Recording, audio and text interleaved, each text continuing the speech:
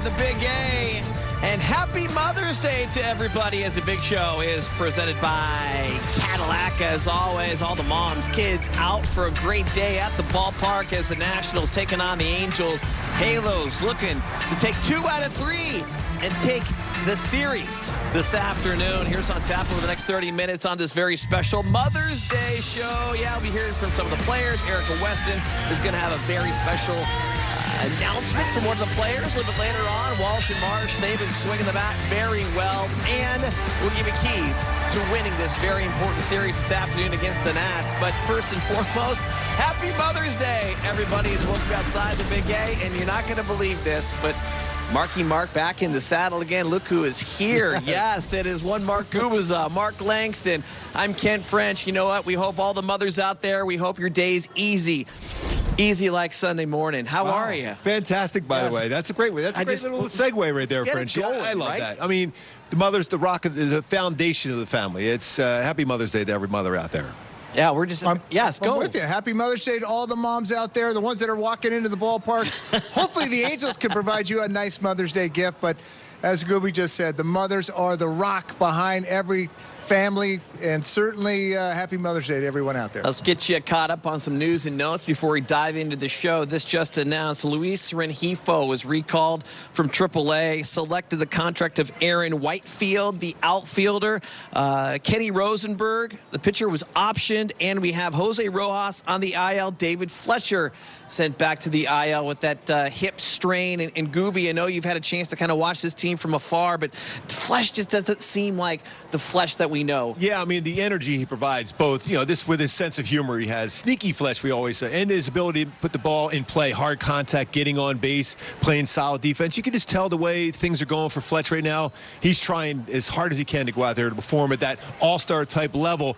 But it's been a struggle for him, so I think it's a good idea for Fletch just to take a step back and go, I got to do what's best for myself and for the team, and when he's back being healthy, he's going to make this team that much better. Yeah, Langer, it really shows the depth of this team, though. When Fletch isn't in there, you got Velasquez playing a great shortstop. Tyler Wade's going to be playing second base today, so it's nice to see that depth. If you can't have Fletch, really, they don't skip a beat. That's true. You're right. Defensively, this is going to kind of the heartbeat of this ball club is the defense that they've been able to play. You don't miss a heartbeat with Velasquez at short. Tyler Wade's done a nice job at second base. Of course, you're going to miss David Fletcher, but watching him run down the line yesterday, you could tell something was not right. Yeah. He was running as hard as he could, just wasn't going anywhere. This is something the Angels need to address, get this taken care of. They tried to do it earlier, put him on the IL, and it's just not right to see David Fletcher out there struggling when you see him running a little bit. So hopefully they will get to the bottom of that.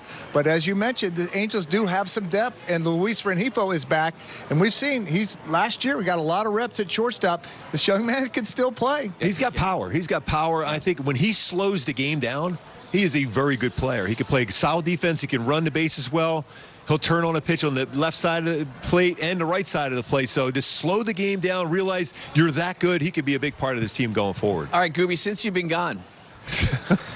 That's a little Rainbow song. That's Richard Blackmore's Rainbow. Just getting it going. You know, I got a lot of sugar this morning. My little pastry chef was getting it going early this morning. Hey, you know what? From afar, though, again, I want to get your perspective on a couple guys who've been heating it up. Jared Walsh was 0 for 14 at one point in time, broke up that perfect game in Boston. Brandon Marsh was 0 for 19 with 15 Ks at one point in time. But these guys are starting to swing the bat. Yeah, Frenchie Langer, when you're able to perform at that level at Fenway Park, right? It's a stressful place to play, and be able to have the ball, hit the ball over the green monster, to hit one down by the pesky pole for a home run. Big moment home runs in that series for Walsh. You could tell how much he means to the team. We know he's a elite defender. Could do a lot of things very, very well. Brandon Marsh was chasing some fastballs that would elevate it early in that road trip, but he's starting to see the ball, bring it down a little bit in the strike zone. And when you go dead center field, like he did yesterday for a 2-run home run, that tells you he's starting to see the ball. He's making sure it's down in the zone where he's driving the ball.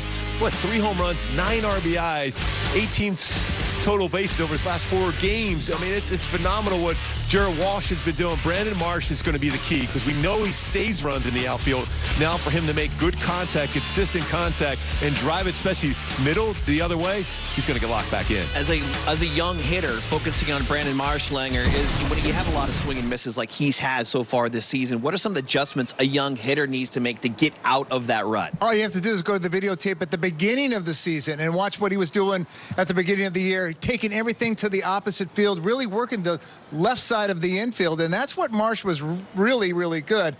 Saw him pull off on that last road trip. A lot of balls on that outer half. Seemed like he was just pulling off him a little bit. That home run yesterday, that ball's on the outer half. He drives it to dead center. That is a sign that good things are to come. The Halos want to keep these two guys hitting the ball because at the top of the lineup, maybe the best leadoff hitter in baseball right now in Taylor Ward. It's incredible. I joked around yesterday. I said he's doing more walking than my dad did as a mailman. I mean, he's seeing the ball so well. He's not chasing pitches. And when you're a young hitter, especially a guy that all of a sudden, hey, your manager says you're our everyday right fielder. Sometimes you press a little bit. You try to swing the pitches that aren't necessarily in the strike zone. That's not the case. I mean, his on-base percentage is absolutely amazing this season. 484 on-base percentage, OPS of 1168. So not only is he being patient, but when you're in the strike zone, he's hitting fastballs, he's hitting breaking balls, and he's crushing the baseball. But it all set up by the fact he's not chasing. And Langer, we both know that because we got some walks in our games when we were on the mound. When you face a hitter that's not chasing out of the strike zone, that makes it very difficult to get out. No doubt about it. Those guys that keyhole you are just frustrating when you're the guy on the mound. But I think one of the bigger things, too, is the guy on deck is Mike Trout behind him. Trout gets to watch every pitch that Ward takes. Ward will work that 6 or 7 pitch at bat. Trout has a really good idea when he steps to home plate what that guy on the mound is featuring. So it definitely helps Trout with the patience of Taylor Ward and obviously getting on base. Hopefully Trout, when he starts hitting the ball out of the ballpark, he's going to have guys to drive in instead of those Han Solo shots. May the force be with you. Yes. I still feel that Taylor Ward right now, because of his patience, he's setting up some pitchers that they're going to throw him a fastball middle part of the plate, and he's going to ambush it. He's really good. When you look at historically in his career, he's got great numbers, great OPS and slugging on first pitches put in play. So he's going to get one of those today, and he's going to do some damage. What a luxury for Joe Madden, by the way. So Taylor Ward has the #1 OPS in all of baseball. We got a guy named Mike Trout. He is third. So your top 2 guys in that lineup are right there in all baseball. This is pretty impressive. Now let's move to the mound. And Patrick Sandoval. And Gooby, I think before we missed you for a while, he didn't have an ERA for his first 15 innings to start the season. He lost in Chicago, but he still went 6 innings. What are you looking forward to today? First of all, it's like a golfer hitting every ball right down the fairway. Every once in a while, you have to hit the ball in the rough to make sure you figure out how to get people. We can all relate to that, I think. So, I mean, but he's throwing the ball exceptionally well. He's kind of figured out language. We've talked about a lot off the air. He's slowing the game down to using that lower half. He's not jumping, firing towards home plate. He's staying a little bit longer over the pitching rubber. And his changeup is absolutely incredible when you think about it. 57.8% whiff percentage versus his changeup. 17 strikeouts with his changeup this year, and hitters know he's throwing it. They know he's throwing it, yet they still can't make good contact. Do you call this, Langer, a bounce-back performance? I mean, he still had a very solid outing against Chicago, but he's been, lights out prior to that. I mean, what are your expectations for him today? Yeah, tough critics. If you give up a couple of runs, right? That's considered a bad start. No, he's pitched incredibly well this year, and the thing that's really impressive, you just talked about it, Gooby, the last 2 starts, he's really slowed the lower half down, sinking everything at the top. The changeup, we all know, that is his bread and butter pitch, but it is set up with that fastball. That fastball command sets everything in motion, and when he's able to stay over the mound long, that sets up that good, consistent release point. That gets him in that strike zone, and that sets that changeup in motion. But for Patrick Sandoval, I think we're seeing him get to that next level. Yeah. The Angels have always envisioned him as a front-end rotation piece. We're seeing it. I think he is. I mean, I look at overall stuff on the staff. Yeah, you have Shohei Ohtani, you have Noah Syndergaard, you got Michael Lorenzen, you have so many good arms. I think potentially wise, Patrick Sandoval could be that guy at the top of the rotation because a lefty throwing that hard with those kind of secondary pitches, you just can't teach that. Let's show you some of these secondary pitches and what they look like when they cross the plate. This is our play sense. And Langer, these, regardless if it's a righty or lefty, these are tough pitches to hit. And that's the big adjustment. We saw that slider emerge last year. He had troubles with lefties, not anymore, because that slider is definitely the key to that and keeping the lefties in check. And a couple of years ago, lefties were hitting well over 300 against him. Now they have not had a hit all season long because of that slider. That keeps those lefties in check. If they pull off that front shoulder at all, it's going to be a long day for him. Well, when you think of it, he's got 2 devastating out pitches going east to west. The west going in there down and in with the slider, then going the other way with the changeup. So when you have that kind of ability on the lower third, and you also have to throw his fastball in that same spot. When you throw a fastball as a lefty, arm side fastball at the knees, and then you back it up with a changeup, they're tracking away. Then if that slider starts in that same plane and goes down and in, that's why we like him a whole lot. All right, boys, this is the 9th series for the Halos this season. They've won 5. What's it going to take to win their 6th series? This score one more run to the other team. So good. Hey, you know Lionel Richie played last night, right? Yeah. Guess how long he played for? All night long. Come on, stay with me here. No. Stay with me. Yeah, I'm trying. You know what we need that. No, because you're getting me out of here, so I'm not going to say a word. That was Denny Hockey. He got me on that one all night long last night. All right, it's time to go. It's all after really good seeing you, though.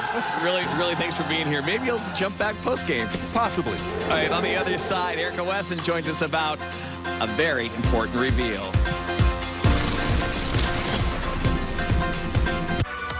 Every night. Wow. Everything you need to see. Get all the highlights with the fastest hour on television. Quick Pitch, late nights and every morning, only on MLB Network. Today, I consider myself the luckiest man on the face of the earth. Jackie Robinson searching home run into the left field stands. Here comes Roger Maris. There's a new home run champion of all time. I don't believe what I just saw. Cal Ripken Jr. has reached the unreachable star. This crowd on its feet and in unison. This one has a chance. Home run! Mike Piazza!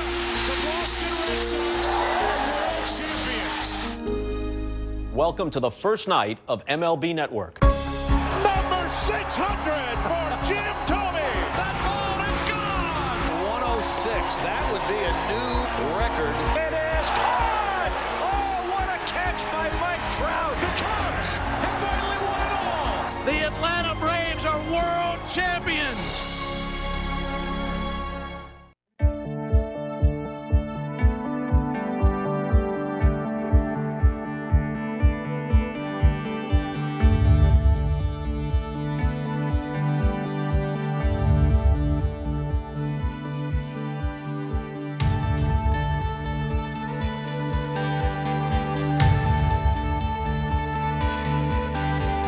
Moms out there on Mother's Day in Halos hoping to reward those moms with a series win. Hopefully they'll take game 3 of this series against the Washington Nationals. Certainly a very special afternoon, and there's going to be some very special stories told throughout the course of the day. One coming from our own Angels organization.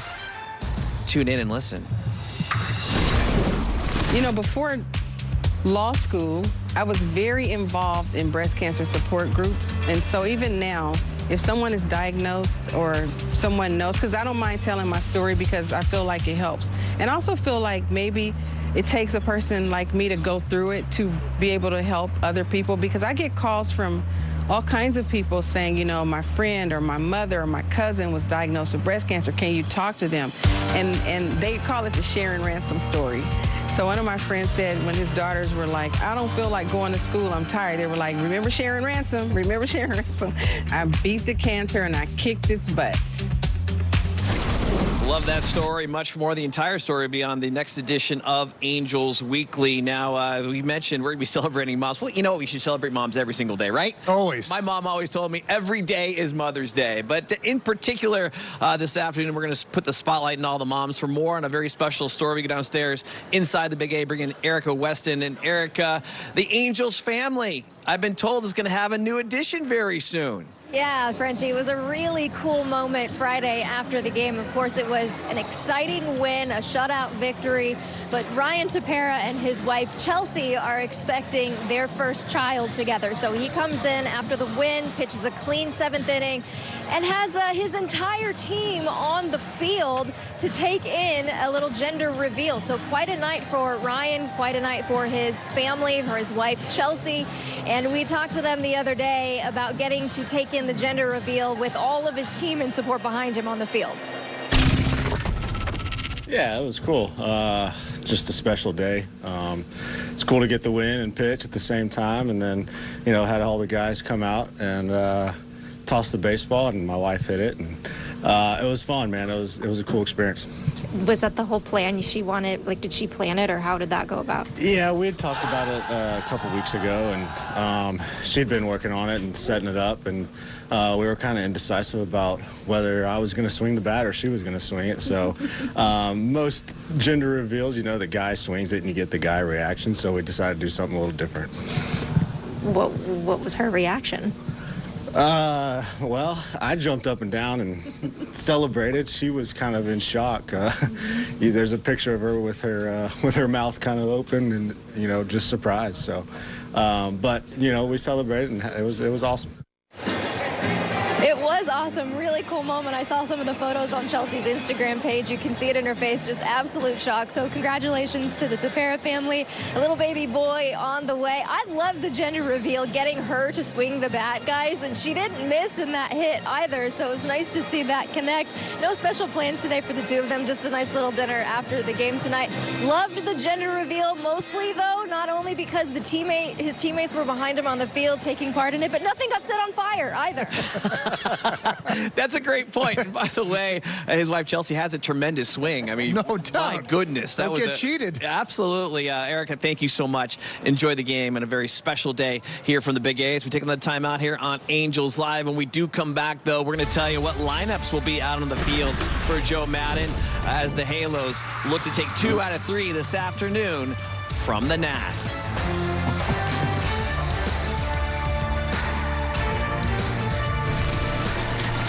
Today, I consider myself the luckiest man on the face of the earth. Jackie Robinson searching home run into the left field stands. Here comes Roger Maris. There's a new home run champion of all time. I don't believe what I just saw. Cal Ripken Jr. has reached the unreachable star. This crowd on its feet and in unison. This one has a chance. Home run!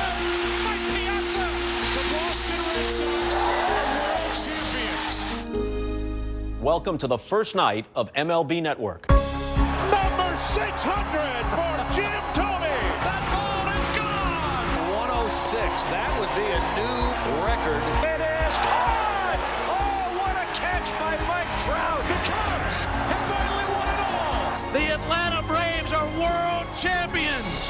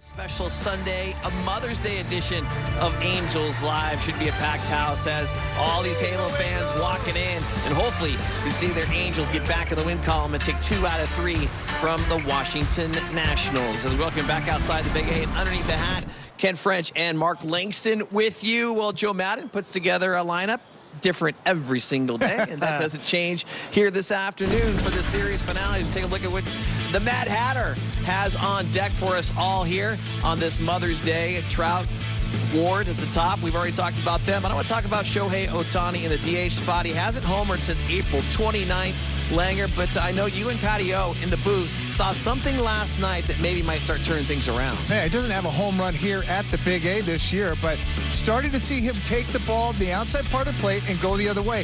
3 at-bats in that game last night.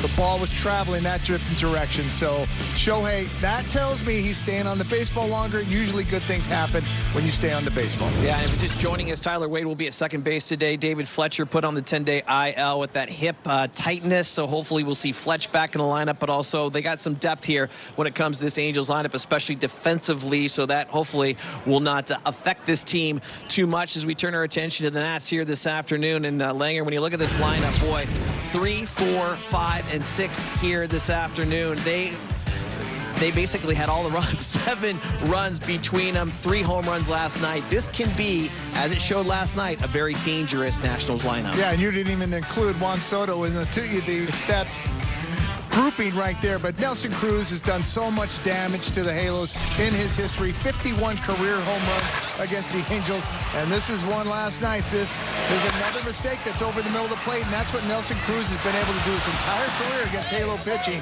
is when that mistake is made, he doesn't miss it, and he did last night. And that was a big home run in the game. That's after the Angels kind of creeped their way back in that game last night, and that home run, and then it's just too much damage, and the Angels really had a hard time trying to play catch-up and were unable to play catch-up. He struck out 4 times last night, but the one swing that went over the fence was probably the biggest of the evening. As you know what, the Angels, though, hoping they can give their moms a gift the day after Mother's Day. Why? Because all season long, when the Angels win, you win. Well, moms win every day. I'm talking about fries from McDonald's. Yes, you can redeem free medium fries with a $1 minimum purchase at participating SoCal McDonald's. Download and register on the McDonald's app as we get ready to take our final time out here on Angels Live. We got to love those hats. The boys getting ready to do some damage to the Nats and bring a W in the win column. Final thoughts before the first pitch, right on the other side.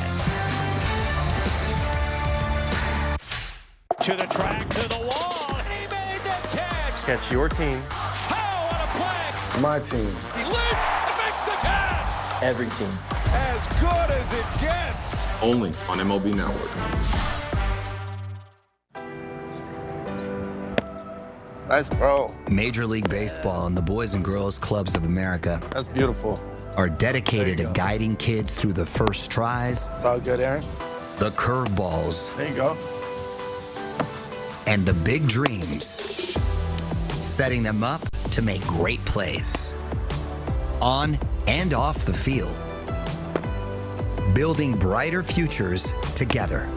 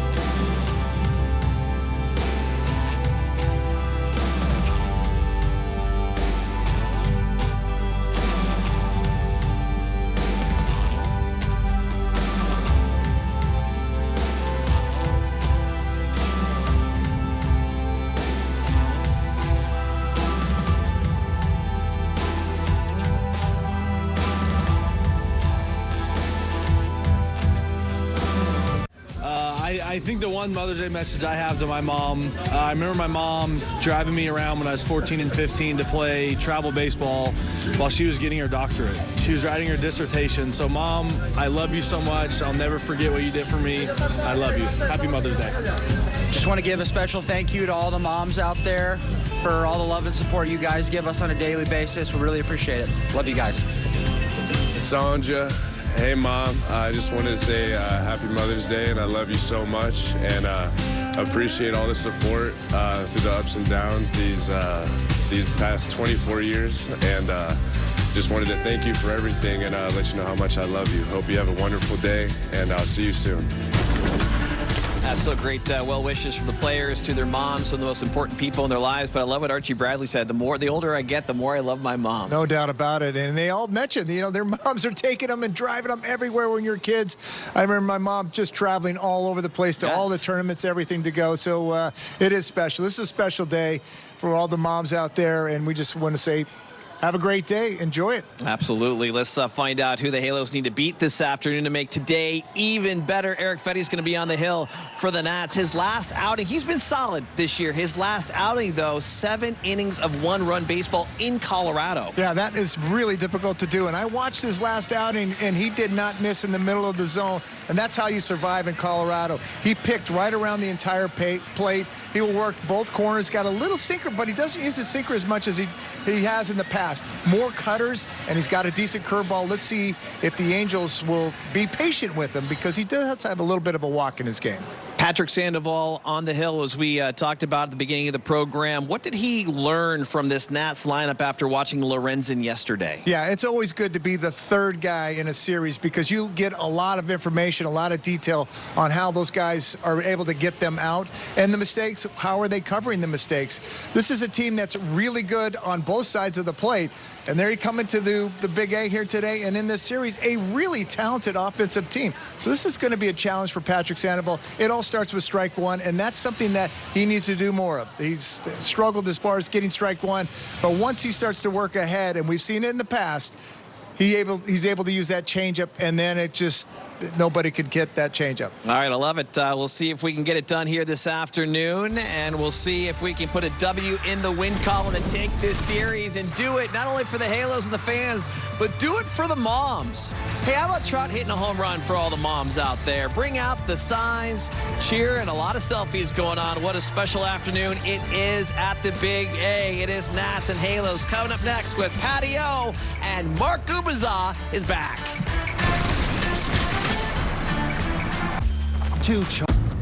Here at MLB Network, we believe routine checkups are key to staying sharp.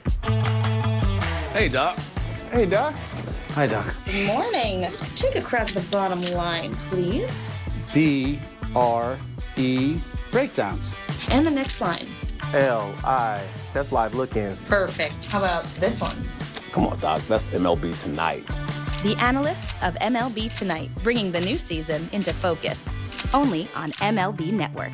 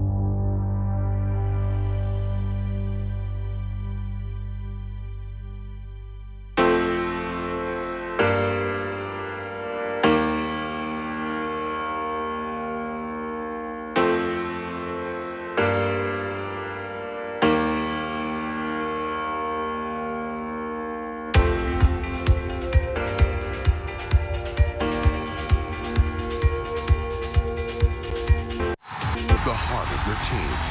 The heart of LA, Valley Sports West. The heart of a fan.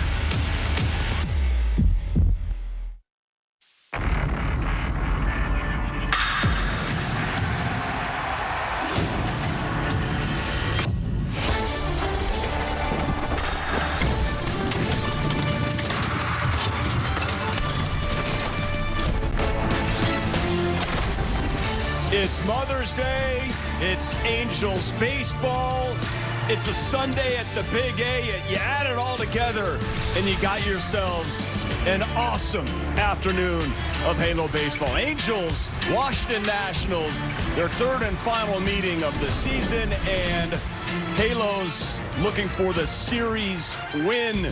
Get back to winning ways, and everybody is in full support of all the great moms out there, because we all know without you, none of it would be possible. Look who is back. Mark Gubiza, we certainly missed you. Patrick O'Neill, welcome everybody to our broadcast booth. Gooby, welcome back. And yes, indeed, you're here for the W and the series victory. Yeah, Patio. Happy Mother's Day to all the mothers out there. It's a Sunday fun day, and what a way to get a W and win a series against the Nationals. It's got to be done today, Patio. It sounds perfect. Time for you to start a new Ironman streak, by the way. Another 16 straight years. More on that in the broadcast. How about the two Georgia boys, the two bearded boys, and Jared Walsh and Brandon Marshall? We could go cold, but not right now. They're red hot. Patio, I mean, to do the things that you do in those big moments in Fenway Park, really, especially when you think of Jared Walsh, those moments where you know the team needs you to come through with some big swings, and he does that going over the Green Monster. He was 8 for 17, 9 RBIs, an OPS of 15-29 his last 4 games past the pesky pole. But also last night doing the same thing. He's staying back on the baseball, getting his pitch in the zone, and doing some serious damage. We know he can pick it at first. Loving that cowboy hat. But speaking of cowboy hats and getting it going again, Brandon Marsh, he saves runs in the outfield, but he's been swinging the bat well his last 3 games. 2 home runs, 3 RBIs, and especially that home run right here, dead center field. He's letting that baseball travel. He's bringing it down in the strike zone. He was chasing some pitches above the strike zone during that road trip, but locked in right now. We know he can save those runs with the glove, but I love his energy he brings. Everybody wears that hat beautifully, but I think Brandon Marsh, he's perfect. Absolutely. Yeah, and this is going to be a great game. We got Patrick Sandoval on the hill, Erick Fedde going for the Nationals, Mike Trout out there signing autographs. Happy Mother's Day to all. On the other side, lineups and first pitch and Angels baseball. 2 charbroiled patties, bacon, and melty cheese, dressed in sweet and tangy Carolina Gold barbecue sauce. Respect the drip for just 3. Today, I consider myself the luckiest man on the face of the earth. Jackie Robinson searching home run into the left field stands. Here comes Roger Maris. There's a new home run champion of all time. I don't believe what I just saw. Cal Ripken Jr. has reached the unreachable star. This crowd on its feet and in unison. This one has a chance. Home run! Mike Piazza! The Boston Red Sox are world champions.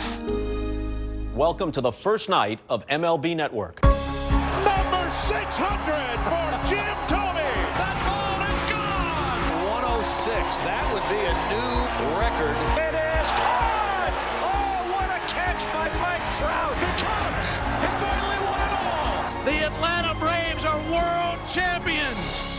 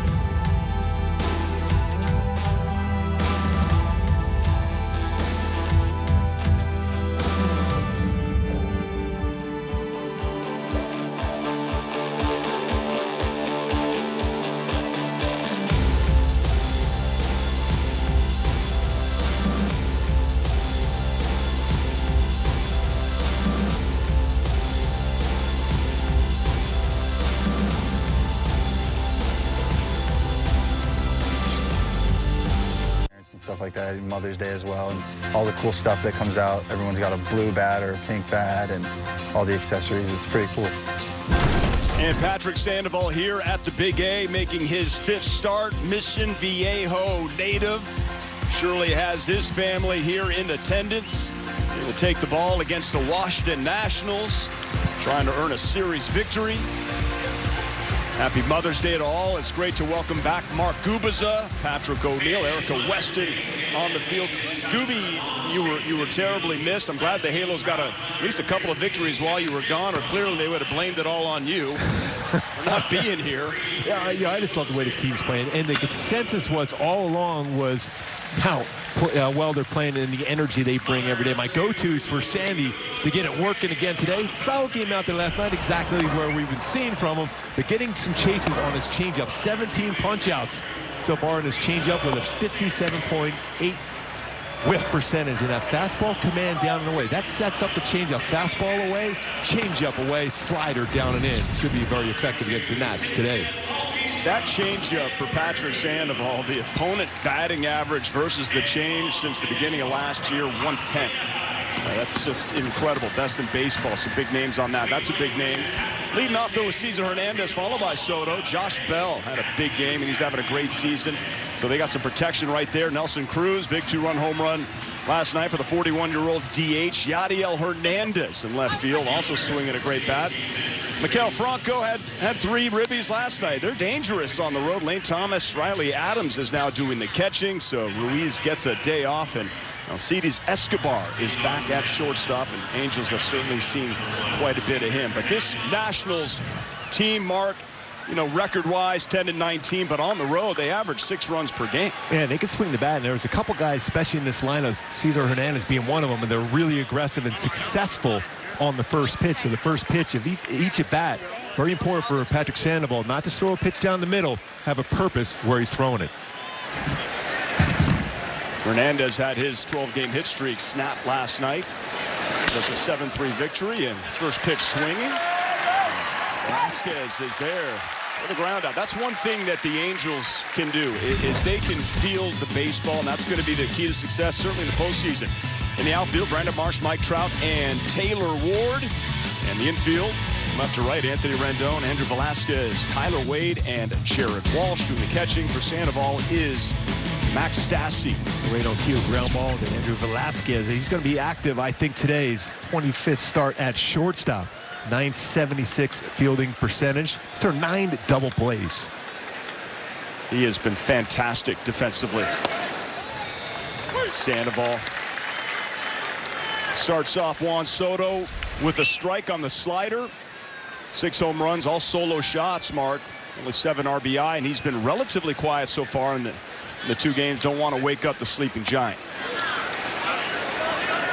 I mean, you often hear that, you know, solo home runs don't hurt, don't, you know, lose a game. But as a pitcher, that's a run given up. So you want to make sure you make some quality pitches. If he's going to hit one out against you, it's got to be the other way, and make sure he hits one of your pitches. Is that a mistake pitch? Big time shift to the right side, and Soto tries to go the opposite way. He's got that pink Mother's Day bat. As far as players that you like to watch in baseball, Juan Soto's got to be at the top. And Acuna Jr., Tatis Jr. I mean, as far as opponents, I mean, they bring an energy, they bring fun to the game, and tremendous all-around talent. You can swing, you can run, and it's the energy. I love his energy, Juan Soto. This is smile, the way he takes pitches.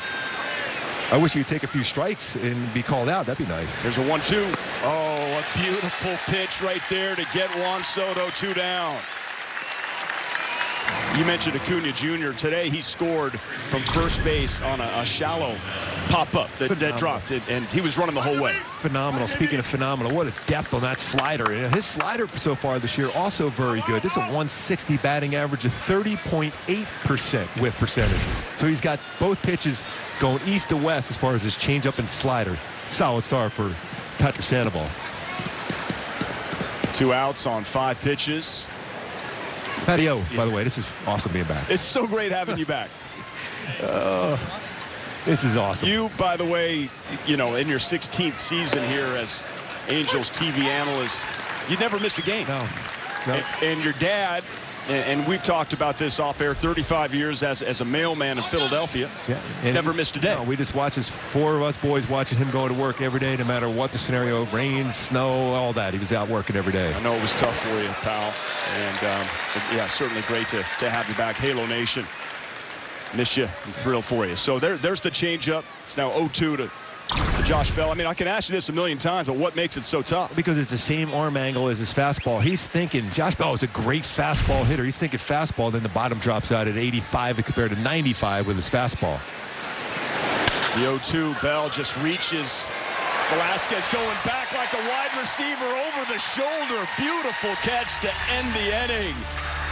And the smile right there shows it all. The range of this guy. Just like in the schoolyard back in the Bronx. Bottom of the first coming up. Getting outdoors is all about the experience, the thrills, the rides, the memories. We put that in a bottle. Clean ingredients like coconut oil, activated charcoal, and shea butter. Everyman Jack, naturally derived, outdoor inspired. Prescription eyewear can be really expensive. But here's a secret. Glasses don't actually cost that much to make. Surprise! Especially when you design your own eyewear and then sell it directly to your customers. Like we do. Oh hi, we're Warby Parker. Our glasses start at $95, including prescription lenses. And the best part? You can try 5 pairs for free at warbyparker.com. This is the planning effect from Fidelity. Ben isn't worried about retirement because his plan is backed by the team at Fidelity. A group of investment professionals manages Ben's IRA for him, analyzing market conditions and helping him stay on target. He gets one-on-one coaching when he wants some advice and can adjust his plan whenever he needs to. And now he's so prepared for retirement, Ben is feeling totally zen. That's the planning effect from Fidelity.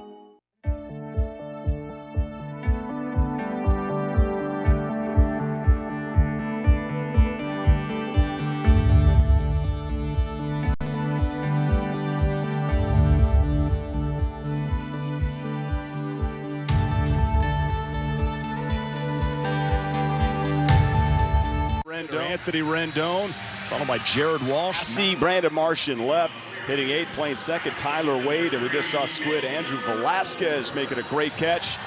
And 2 big outs for Joe Madden. And his club here in the rubber game of this series on Mother's Day. Here's Erick Fedde. Gooby is a 18th overall pick for the Nats back in 2014. Taylor Ward takes strike 1. Now, he's not overpowering as far as his fastball. It's going to be 90-95. So it was a cutter, a very effective one. A good curveball, an occasional changeup. Big, tall right-hander, 6'4", 29 years old, from Las Vegas High School there, and also UNLV. Effective first from Sandoval, and a great catch by Velasquez to end that inning. Ward pops it up right side. Bell on his way over. Looks to have a play. 1 down. My go-to to be successful against Erick Fedde today, and the approach you have to have. You have the power, that hanging curveball. And occasionally that curveball stays out over the plate, and that's when you got to try to drive it. And drive his fastball in the air, especially his 2-seam fastball, susceptible to the big fly, 313 batting average and a home run. When you drive that fastball in the air, that sinker, bring it up. Mark, the Angels have the highest OPS on non-fastballs in all of baseball. That's 700. It's on base plus slugging. This guy, a big reason for that, Mike Trout. Just curious your opinion on in between pitches before Trout crushes one, and you know what that tells you about the patience and what the Angels as a team are looking for at the plate. Well, especially when you face a guy like Erick Fedde, you're trying to make sure you bring him down in the strike zone. That first pitch through the Trout was a cutter upstairs. So he's going to try to get hitters to chase upstairs and to go a little bit higher. It's difficult to hit that ball on the line. You pop it up or strike out, but bring it down in the zone. There's another one of those cutters upstairs. It looks inviting for a hitter. It's like a sharp, late-breaking slider, a cut fastball. Wondering with that swing, yeah, what Trout was looking for there, or what he thought it was. Here's a 1-2. Fedde working pretty quick. Check to swing, and it's 2-2. One thing about Mike is he can fall behind 0-2, 1-2, and he works himself back into the count, and then he looks for a mistake. You just feel that Trout against Fedde today is going to get one of those cutters out over the plate, and that's when he'll drive the right center field. Missed upstairs, full count. Went a little Michael Lorenzen grunt cut fastball.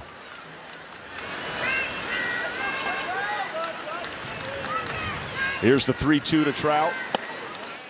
Oh, that one just missed. And that's ball 4. You mentioned Lorenzen. We all wore our Vans. Gooby, all of us. We saw you with the picture on Twitter. We got on the broadcast, and you know, Langer over there, he got his, and you know, Lorenzen took the L, so he's taking responsibility for that. You know what? Just a couple little flares got him, and you know it's tough to back up a game like you had the game before, where he was absolutely dominant in Chicago. Especially when you haven't started in a while, you went to a different area you haven't gone to in a long, long time, and then the 8th and 9th inning, it's tough. Even though you feel good, your stuff might not be quite as crisp. So Trout on with that walk, 1-out walk. Here's Shohei Ohtani. Really focusing on using the opposite, you know, going the other way in his approach of late, and had a base hit last night, hit it hard.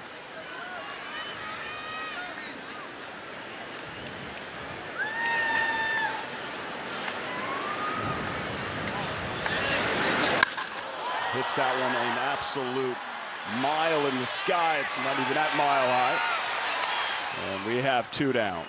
My Hyundai key for the game today with Erick Fedde on the mound. We're going a little Fedde wop.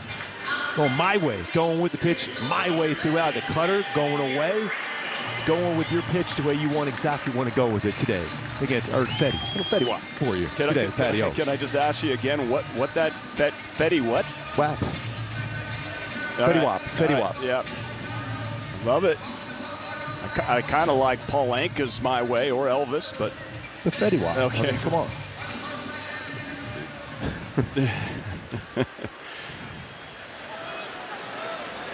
Didn't Paul Anka write the theme to the Tonight Show also? Anyway. Went to high school with his daughter, Amanda, married to Jason Bateman. About to get him in the booth here at some point.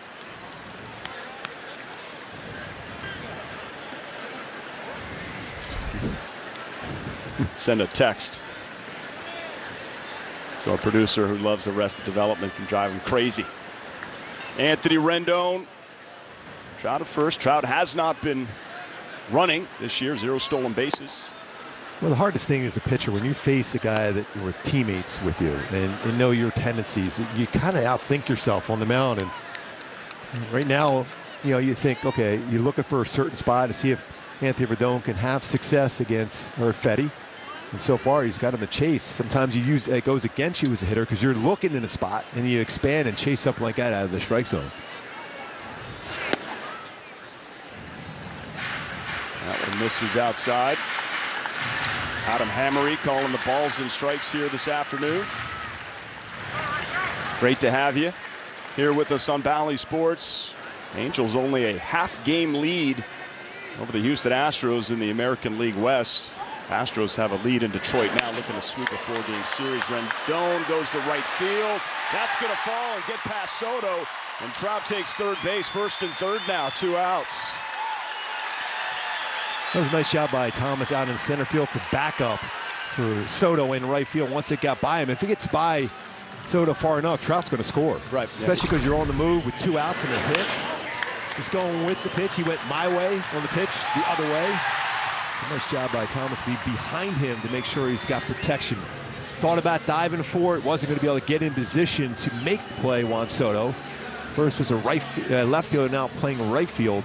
5 outfield assists. Last year as Trout cruises in to 3rd. We've seen Victor Robles the first couple of games at center field doing a great job. And Thomas backing up Soto. So an opportunity now for Jared Walsh. 1st and 3rd. 2 down, no score, bottom of the 1st.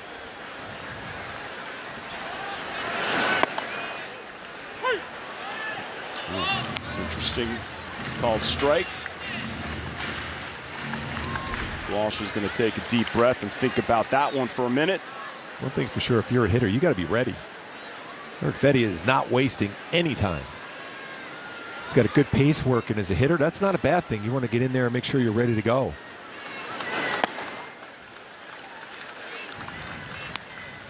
So when it comes to, RBIs, right there, Jared Walsh, those are some big names. Seems like a quiet 19 in a way, leading this team, and Ribbies. Jose Ramirez leading the way with 29 already. Rendon has 12 himself. He's at first. Trout with 13. Almost the same exact spot. But he will stay inside the lefties with his cutter. 296 for batting average for lefties against Fedde. 2 home runs, 333 versus right-handed batters with 1 home run. So he tries to get in on the hands with his cutter, but if he leaves that over the plate, that's the baseball lefties have done some damage against. Especially even his curveball stays in that same plane, that swing path for a lefty. That one misses. Next pitch will be 20. The very least, Halos making him work here in the first.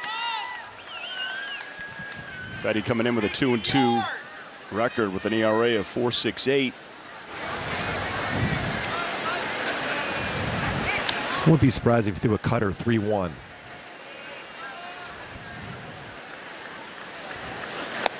And he walked and bases are loaded. So a walk to Trout, single by Anthony Rendon. And a walk to Walsh brings up Max Stassi. He's getting around his cutter. That was a cutter. And usually you think that's going to go in on the right. That just leaked out over the plate. So getting on top of the baseball is important when you throw a cutter. That ends up being a flat pitch. Fortunately for him, stayed out of the strike zone. Walsh, he was ready to jump on it if it was in the zone. Would you like to see a couple of pitches here from Stassi, or do you want to just be in attack mode if you get something? I'd like him swinging at the first pitch. And he does, but that was a tough one, though. He was anticipating a first pitch fastball. Instead, out in front of the curveball, 0-1. 5 for 9 with a couple home runs. The first pitch put in play for Stassi this year. So that's why he's going to be aggressive, anticipating a pitcher trying to get ahead with the bases loaded. Stassi, 3 long balls, also has 8 RBIs. Early in this game, chance to put up a nice crooked number here on Mother's Day. Series tied 1 apiece. 3rd and final meeting between these 2 clubs this year. Owen's hit to short. Escobar goes the easy way to second. Bases were full, but they're left that way. No score.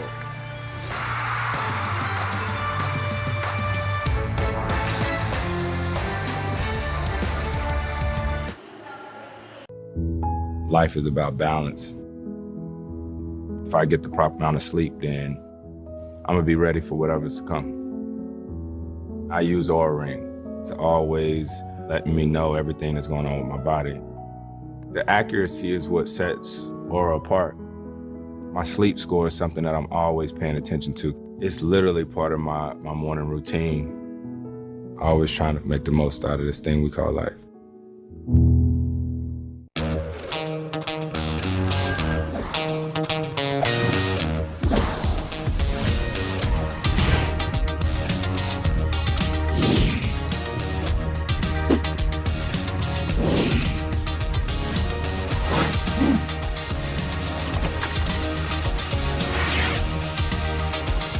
ButcherBox. We deliver high-quality meat to your door. What happens next is up to you.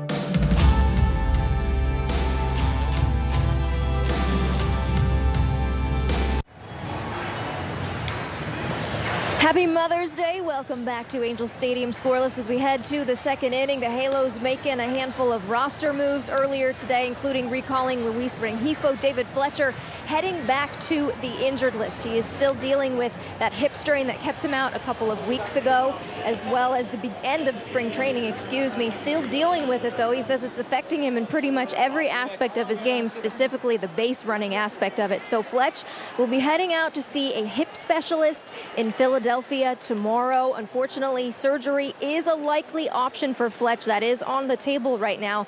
Same doctor that gave him those cortisone injections a couple of weeks ago just didn't get him that relief that they were hoping for, but Fletch does expect to be back this season, guys. I hope so. Thank you, Erica. It's important for him just to get right, and he was out here doing his best to play through some pain, but I think whatever it takes. And I think defensively, Mark, the Angels have been able to make do with, with Wade and Velasquez and Mayfield, and now Rengifo up, who's been having a great year at AAA, slashing .313, .384, .525. The other moves, as you saw, Aaron Whitefield recalled from AA and just flew in from Alabama to get here in time for the game. He's from Brisbane, Australia. He's 25 years old, and he's been crushing at AA. So Aaron Whitefield also up. But here's Nelson Cruz. Yeah, we are all huge fans of David Fletcher. The way he plays the game of baseball, how consistent contact he makes, how great defense. Gold Glove finals at third base and at second base already in his major league career. Steve Fletch to get back and being healthy and doing those special things we're so used to seeing him in his Angels uniform, his hometown team. A big-time fan favorite. So best to Fletch as he heads back to the injured list. The 1-2 misses to Nelson Cruz. Patio, this is a big inning right here for Sandoval. Even though it's only the second inning, when you have a chance like the Angels had, bottom of the first, bases loaded, sometimes you want to get some runs, get a little breathing room, but that gives the momentum to your opponent after they won the game yesterday. It makes it even more important to put up a 0 this inning.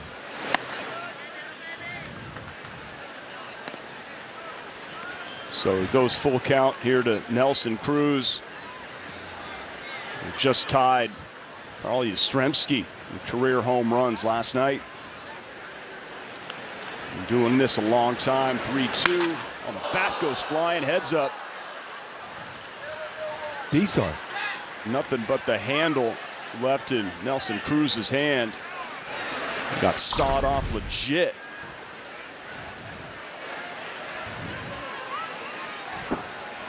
Well, this is a little bit of the handle left. I mean, what's the deal? I mean, that's either. I mean, I know he's a really strong man, but on the changeup, the end of the bat. How the grip of that pitch, you can see a real good view for Sandy on that delivery on his changeup.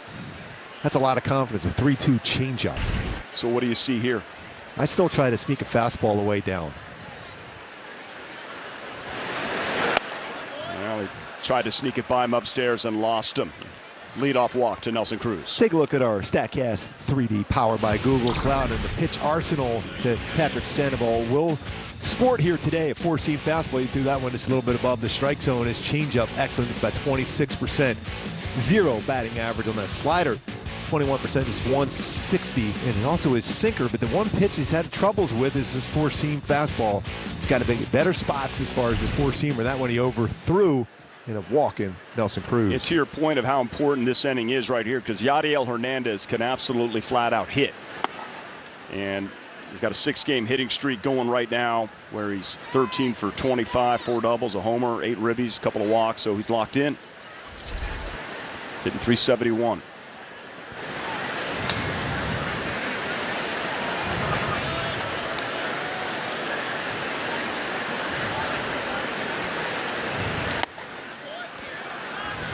Good time to go out and talk to him. Want to settle him down. Sometimes that front hip opens real quick in his delivery for Sandoval. You just slow it down. You have Nelson Cruz at first base. There's no reason to be quick to the plate. No disrespect to Nelson Cruz, but he's up there to try to drive the ball out of the ballpark, not run. So give yourself a better chance to have balance over the pitching rubber. See if you can get a ground ball, double play, one ground ball, double play, turn behind Sandoval so far this year. 33.3% ground ball rate, a little bit lower than normal for Sandoval so far this season, though. So he gets a ground ball. Walsh goes to second to get Cruz not in time. Close play at first base, but Hernandez running well, beats it out. One away. May want to look at it, but I thought he beat it out. Yep, thought so too. Nice job there. Jared Walsh to make sure he had a good feed to second base. You want to get the lead runner. And sometimes when you see Nelson Cruz is running inside, that forces a difficult throw for a left-handed throwing first baseman. So he was going towards the grass. It forced that throw a little bit further away towards the bag. That's a veteran move by Nelson Cruz. Yep. Keeps a double play from being turned. Has to be a tough throw, I would think. I know they make it look easy, but you got to make the throw and know in your mind you got to get back to that bag real quick. You got to find it. Walsh has good footwork. Brings up Maikel Franco. And the only other thing that Jared Walsh, when they look back on this, maybe you step on the base and then make the throw. Then it forces a tag at second base with Nelson Cruz running. Was there time for that? Because it was a little bit further away from the base. You figure you still had a pretty good shot, but it's a left-handed thrower, especially you can see his throw's tail. He had to throw a little bit further away because it's going to run right at the base runner. And possibly, you know, by making that decision, you keep the double play in order here. Otherwise, you might not get Cruz if you step on first. And it's going to still take a perfect throw going back to the base and then going to be off balance. You'd rather get the runner at second, so you keep a double play in order. I know it's one of those quick reactions you have to have if you step on the base and it forces a tag play, but you still get the lead runner at second. You still have a double play in order. Franco has a double play in his game this year. That one. We got it. We got it. Double play. Patrick Sandoval, perfect pitch. DP ends top half of that second.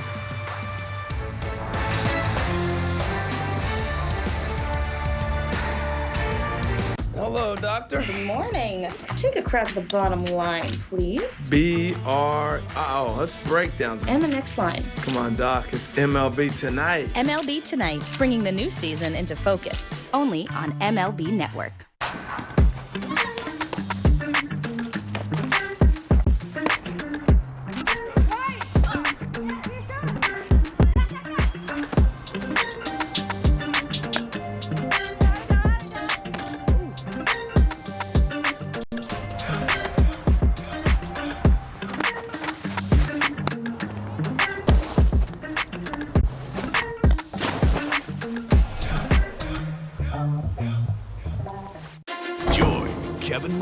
I'm just a dude that loves baseball. And Steven Nelson. I'm nervous as hell, man. On a quest for legends worthy of the sacred prize. I thought I lost my mind, but it's unpredictable baseball coverage that will have you on the edge of your seat all season long. So keep it locked here on MLB Network all day. Swing into action and join the adventure on Intentional Talk, only on MLB Network.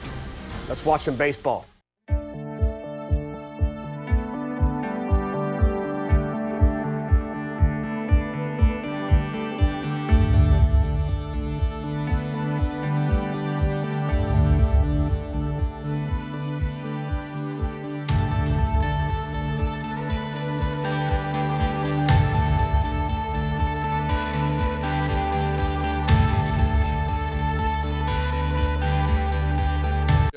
Hey Mom, I just wanted to say happy Mother's Day and I love you so much and appreciate all the support through the ups and downs these past 24 years and just wanted to thank you for everything and let you know how much I love you. Hope you have a wonderful day and I'll see you soon.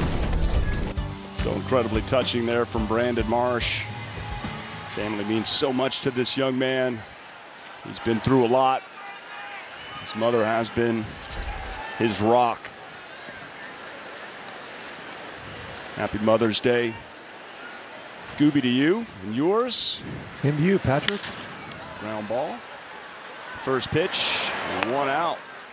Looking back to that double play, the way Sandoval approached Franco, I mean, he started him off with that curveball for a strike, slider, and then that fastball. But you can see how difficult it is. No double play is routine anymore when you have the shift on in the infield. As a second baseman, you have to get to the baseball and then flip it over to your shortstop on the move. Usually when you think of a 4-6-3 double play, it's you flip it over, but it's you have to wait back and then flip to your shortstop, covering the base, stepping on the bag, and then making the throw.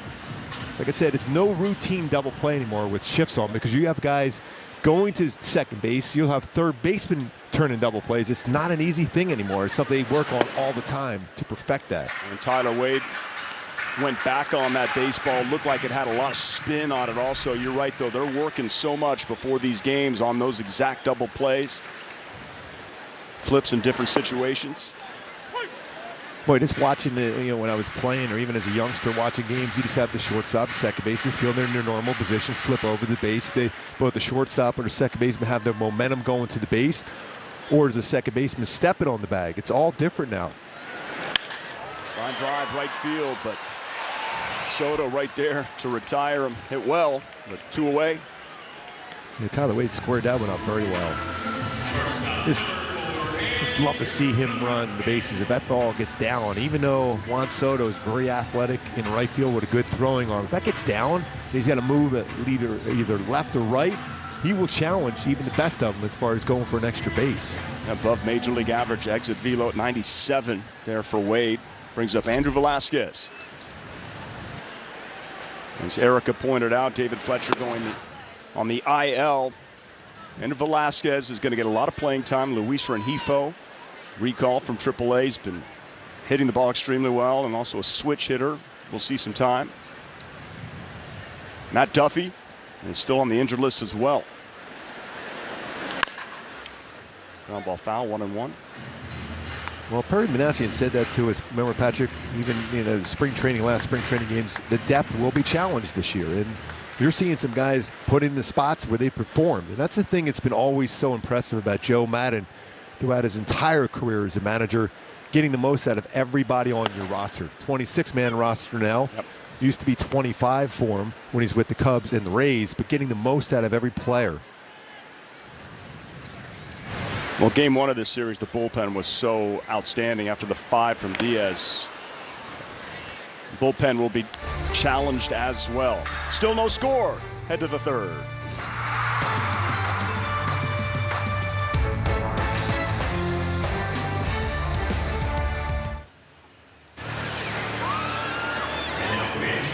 The game is changing, and so are the shows that talk about it. MLB Network's Off Base. What's going on, everyone? A modern baseball show for the modern baseball fan. It doesn't get much better than sitting around and talking baseball. Only on MLB Network. You want that home run feeling? Then step in the box and let it rip. Get ready for the Major League Baseball Junior Home Run Derby. Compete in your communities and swing your way to the 2022 Junior Home Run Derby Final during MLB All-Star Week in Los Angeles. Get your community involved by hosting a local derby. Sign up for free at jrhrd.com.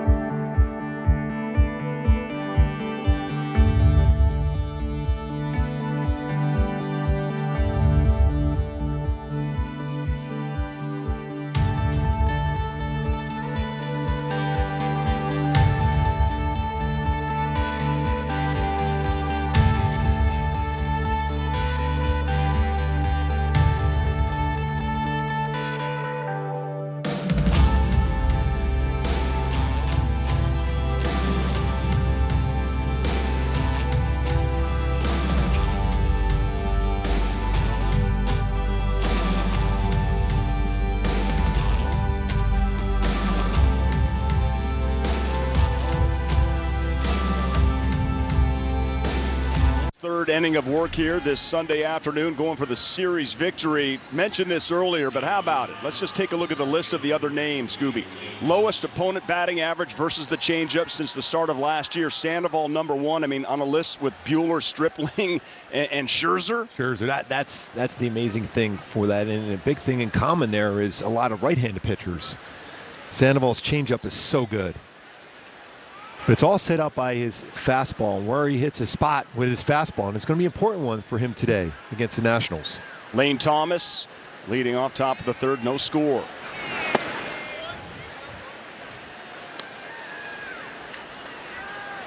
Sandoval, that's his 22nd pitch, through 8 in the first, 13 in the second.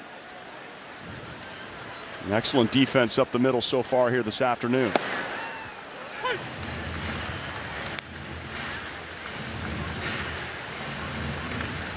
Looking forward to seeing Syndergaard throw tomorrow. Tampa Bay Rays are in town for 3. Take care of business here first. And certainly will be a tough series. That's a great changeup. So good. Our view right here from up here, you could see how far out in front Lane Thomas was on the changeup. Sells it, throws it, great arm action, and way out in front, no contact. 1-2, got him. Second strikeout. The amazing thing, Patrick, is coming into a game, you know Sandoval has a great changeup. Yet, you're still seeing so many swing and misses versus his changeup. That tells you how good it is. It's like Shohei Ohtani, especially when you go back to last year with his splitter. How many swing and misses and chases, even though you think, okay, I know a changeup's coming. I know there's a good chance it might not be in the strike zone, but you still go after it because it looks like a strike to start with, and then it's out of the zone. I think the numbers back it up. It's the best changeup in baseball. Top whip percentage on one pitch. You see DeGrom with the slider, Kimbrel with that knuckle curve, Sandy with the change, Cousins slider. I mean, it's, you know, Burns has the curve. I mean, whip percentage of 52.2. Of course, that game against Seattle, 32. If Sandoval gets a lot more confidence, a better feel for his fastballs, both two-seam and four-seam, he'll just dominate. 2-0 pitch to Riley Adams, catcher for the Nationals. It's now 2-1, catches the corner. That's still a work in progress, his feel for his fastball. And because he has two such unhittable pitches, he kind of shy away from his fastball, but he shouldn't because he's got a good one, but he has to hit his spot with it.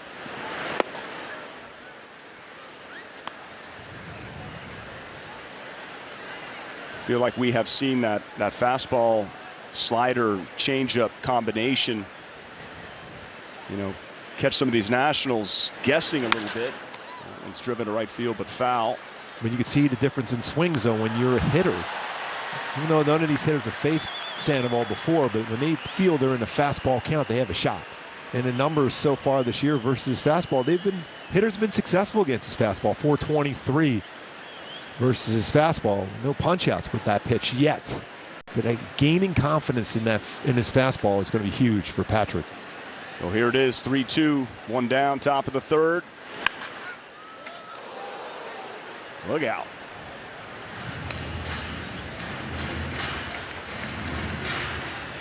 Whole crowd over there behind the Angels dugout was like, whoa.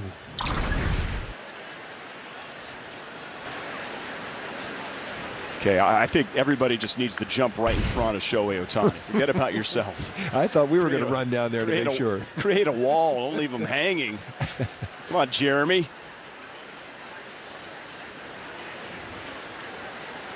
Another 3-2 pitch. Foul back.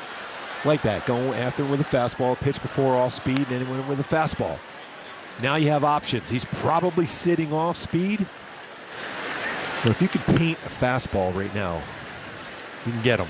Because he's definitely looking slider or changeup. I would find that really interesting if he goes fastball. And he lost him. And so far today, when you look at his changeup and slider and what success he's had with those two pitches, slider, nasty one to Juan Soto, got him to expand. He's got such a great eye. And then you got the changeup just fading down the other way. And the spin rates on the two pitches are amazing. The spin rate on a slider, which is a +1 at 2645 RPMs. That means it's got some bite to it. Changeup doesn't have the spin. That's what you want generally at 1628 as far as RPMs on his changeup. You don't want a lot of spin on a changeup. You want to have the illusion if it's just floating in there and then the bottom drops out. Such a cool graphic. Escobar, number 9 hitter, after the walk to Riley Adams. Takes a strike. See, that was a catcher that was thinking along with Sandoval. He thought, okay, fastball, I'm late. He's going all speed. And he was able to lay off a pretty good changeup. It was close enough to get it chased normally, but he didn't. 1-1 to Escobar. Had a triple in game 1 of this series. Only triple of the season for the Nationals. But Escobar has a lot in his career, north of 50, more than Mike Trout. He's always had good speed. Hits the ball pretty well the other way on the ground. That's why I'm surprised that the infield is set up like this.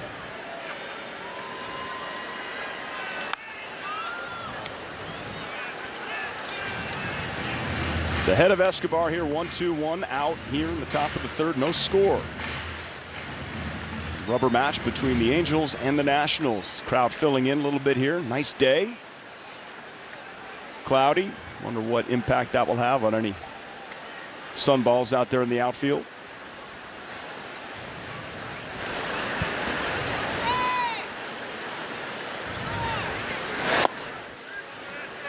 Two and two. Bit cool to start this game, Mark. In the upper 60s, 68 degrees. How do you expect the ball to travel on a day like that? As the sun gets out now and brighter, the baseball will always carry much, much better here at the Big A in the daytime. 2-2. City's approach right there is to try to hit the ball the other way. He's anticipating a changeup away, fastball away. He had a pretty good take, Escobar, to that slider he pitched before. So he's looking on the outer half because he knows that Sandoval has plus pitches at that part of the plate against him. Not an easy guy to double up, but a ground ball at short could get you a shot at it. It's a ground ball, gets past Walsh. Runners at first and second now, one away. Thomas thought about making a turn, but Taylor Ward has a great arm, so made sense to stay right there. Yeah, Escobar's approach that entire bat never changed. He was looking that way the entire bat. And usually you think as a left-handed pitcher, you're going to look to try to turn on something, but fastballs away, change-ups away. He was looking that way. And that's why you brought up the defensive alignment of the Halos there. Now you have a guy who's very, very successful on the first pitch, so you got to be careful this one. Cesar Hernandez, 12-game hit streak snapped last night. The Nationals have the most runs in baseball on the road. They're 7-8 away from home, but only 3-11.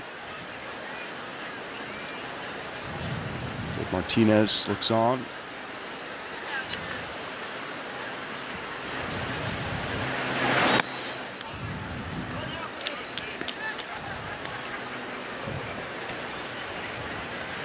Cool hats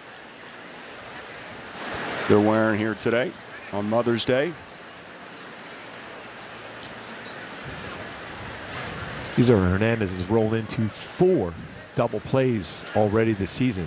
As a team, 30, the Nationals, including one today, giving up 31. Double play ended the second inning. Falls behind 2-1. Juan Soto on deck, followed by Josh Bell. Keep in mind, second time through, the Nationals have never seen Sandoval, just like the Angels when they go back around the bottom of the third. Second time through against Erick Fedde. Never seen him before. Angels haven't played the Nationals since 2017. Ground ball, that's going to get through. Thomas is going to stay put. Desar holds him there. Bases are loaded for Juan Soto. One away in the third. This is not how you want to draw it up. It is, again, it's a soft contact. Sometimes you can't control exactly where the ground ball is going. You think they're off the bat there. You got a shot at a double play ball, but the way the defense is set up, it ends up being a ground ball base hit, back-to-back ground balls. It found the hole and got to the outfield. Now this is a big, big moment here with Soto at the plate. Angels had the bases loaded themselves back in the first. And unable to scratch anything across. Max Stassi grounded into a fielder's choice, but look out here. Juan Soto hacking first pitch, sends it to left field, but foul.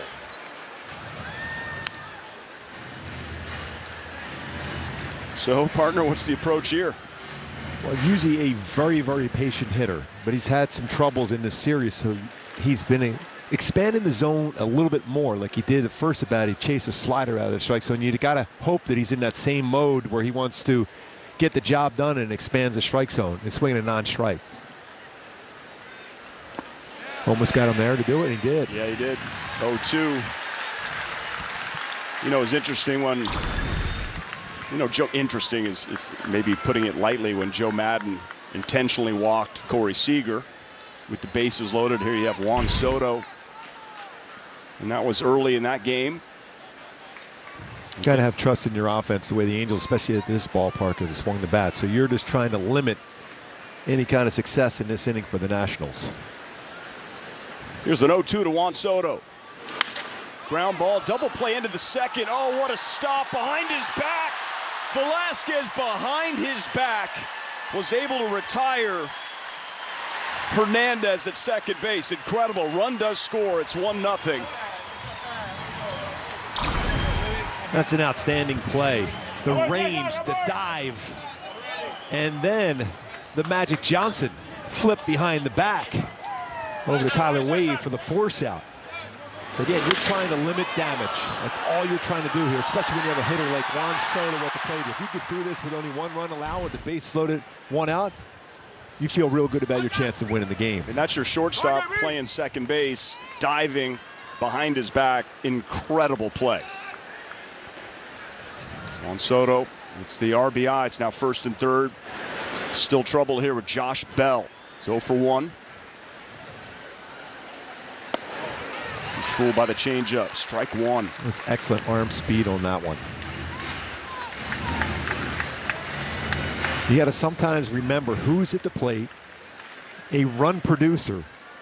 So they're more apt to be more aggressive and chase some pitches, and that's the thought process you have to have if you're Sandoval.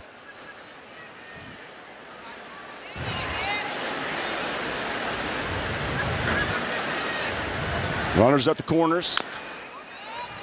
Little tapper at the plate. Sandoval ahead of the count 0-2.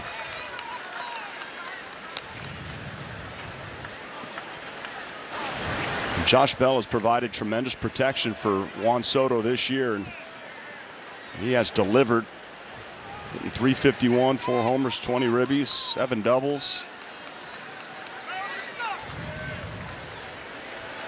And he had the horse in the Kentucky Derby yesterday.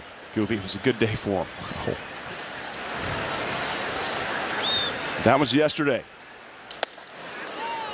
94 upstairs. He almost got him to chase that. And Josh Bell was kind of frustrated that he thought about going after that pitch, even though he knew that was not a strike.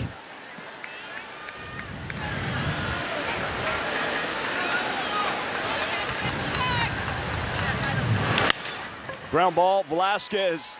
The defense by this young man. I mean, that, of course, that's easy. He makes that play in his sleep. But this one, our Arco top-tier play, Gooby, come on. Squid showing the range on the flip, too. Force out, huge.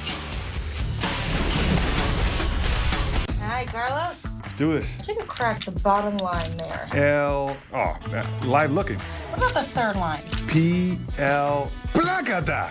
MLB Tonight, bringing the new season into focus, only on MLB Network. I love the Boys and Girls Clubs because they help you believe that you can make it to the big leagues. Big leagues of what? Law. Art. Construction. Baseball. How'd you guess? With the help of Major League Baseball, the Boys and Girls Clubs of America help kids make it to the big leagues of anything.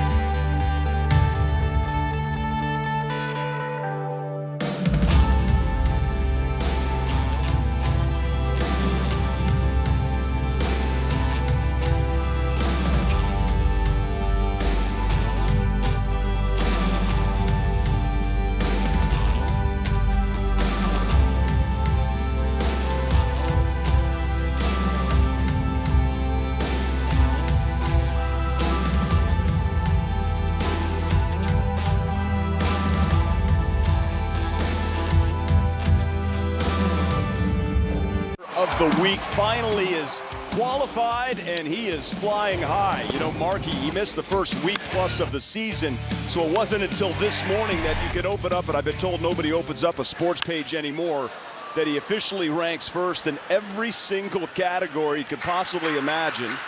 Come on, show it to us one more time. I just love the walk percentage, too, because that means you're forcing pitches in the strike zone to be successful. That's your job as a hitter when you're not chasing pitchers' pitches. Loved your line in pregame show, though, that he reminded you of your dad. He's walking more than my dad as a postman 35 years back in Philly. It's the on-base percentage. I really thought it, and if anybody listening would certainly knows that I certainly thought that he had that home run, but Soto caught it at the wall to end the game last night. But that's a good swing, though. When you hit a ball that hard the other way, that means you're tracking the baseball well. You have trust in your hands. You're letting the baseball get a little bit deeper in the strike zone. Yes, it wasn't successful, but it was still a good swing. So good count now, 3-1. Sandoval had to work there, Mark, in that third inning. 29 pitches, a total of 50, but only one run came across thanks to Andrew Velasquez. That flip behind his back, we'll be seeing that one for a while. There's a walk for Taylor Ward, bringing up Mike Trout. Of course, Mother's Day big to Mike and his family, Mom Debbie. Now look at the Trout family. Yes. That is awesome. Teal, Tyler, Mike, Jeff, Debbie. Great family. Trout hit my mom a home run. Hashtag best mom ever. And you know somehow Trouty's going to do that today. It's Mike Trout. Mike putting out a nice post for his wife, Jess. Mother of his baby boy, Ducky. Trout with a walk back in the first. Ward here with a walk. Lead off the bottom of the third.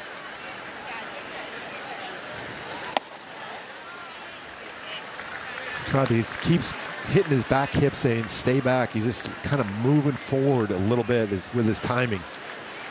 Does that when he wants to make sure he stays back a little longer. Just hits his back hip with his fist.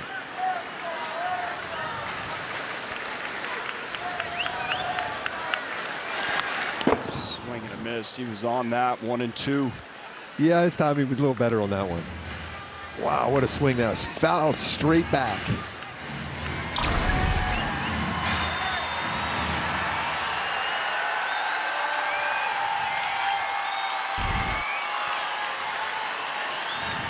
Would have loved to have seen the launch angle on that bad boy.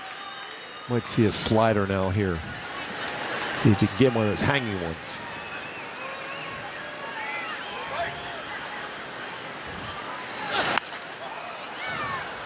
Here Fedde with the grunt. It's fouled back to the upper deck.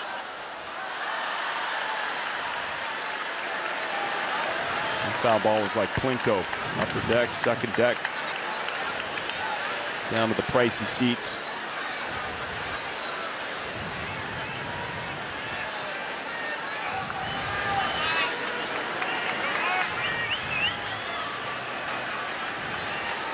Trout just needs that one miss in his zone, and he will do damage. Fedde gets it past him on that cutter. Trout goes down. Out number one. Trout has seen a bunch of cutters from Erick Fedde in this game in the first two at-bats. Now he can feel as a hitter where the catcher's set up. He wanted that cutter to start off the plate and bring it back to the inside part of the plate. Sometimes as a hitter, you feel it's supposed to be inside, but it's out over the plate and you're unable to make good contact with it. So his cutter's been very effective so far. 8 strikeouts and a whiff percentage of 15.5% with his cutter this year. But so far it's been effective for Fedde against the Angels. Shift on for Ohtani, who has been going opposite field approach every single at bat since Boston, it seems like. All of his at bats last night, here today, rocket of a fly ball.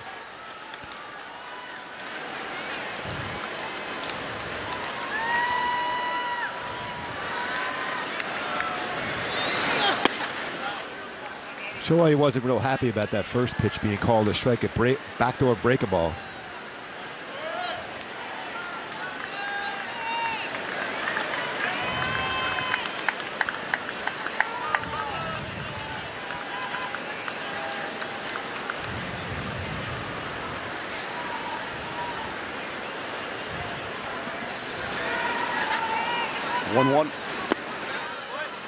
Ohtani looking for his first home run in front of the home crowd this season. He's got 4 on the year. Last one coming in Chicago. He had 2 in 1 game in Texas, another one the next game. But really only one home run in about 19 games. Trying to backdoor break a ball again.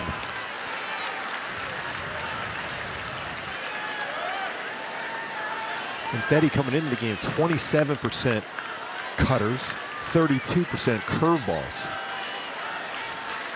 He's throwing quite a few cut fastballs today. Shaking off that one. So much room to the right side. Walked him. Let's take a look at our Frontier play sense and the opposite field approach that Shohei Ohtani had last night. You've seen how he's just staying back. He's got that toe pointed down, his eyes tracking the baseball, letting it get a little bit deeper with the thought process. I can still drive the ball hard and go the other way, because eventually the pitchers are going to go inside against me, and that's when you turn on it. But you have to have that talent and ability to drive it the other way to bring those pitches on the inner half to be successful. Another good at bat there for Shohei, even though a walk. A couple of decent at-bats already today, on base twice. That's 4 walks already for Erick Fedde. A lot of traffic in that first inning. Got out of a 2-out bases loaded jam. First and second. Now here in the third, Anthony Rendon, who singled back in the first. Truly just a matter of time, Mark, until Anthony Rendon just starts to explode. One of 3 players in the last 40 years to lead MLB in RBI and win a World Series. Ryan Howard and JD Martinez. Boy, Hernandez is playing shallow in left field. A lot of room, left center, and then down the line playing shallow. He's challenging Rendon to turn on something. He goes right field, opposite way. That's trouble. Foul.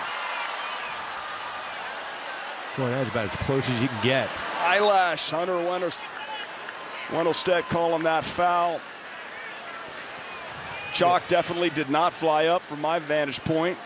Yeah, he was right on that, Hunter Wendelstedt.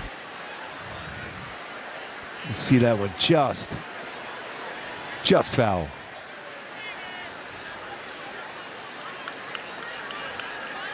So close. Everybody back. And not Chalky, no response at all from Anthony Rendon. Like, oh, all right, it's foul.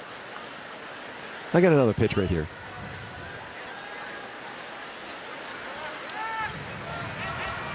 It's like Roland Garros. We're looking for a spot.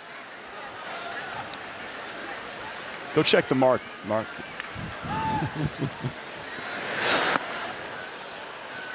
Nope. 2-1.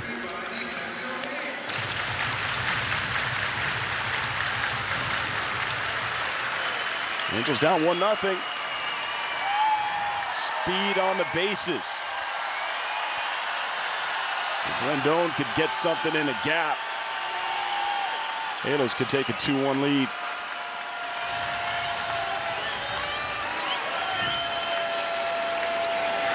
Rendon hits it well.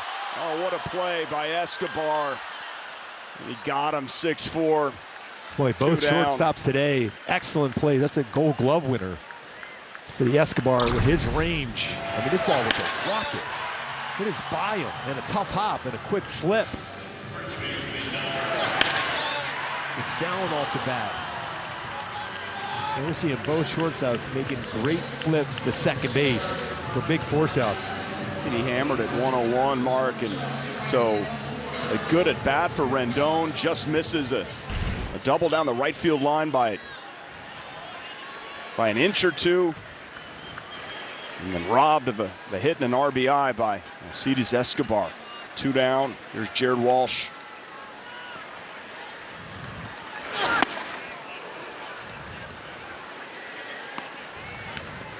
A lot of cutters. And his cutter is the upper third of the strike zone. Jared Walsh is asking if that was indeed in the strike zone.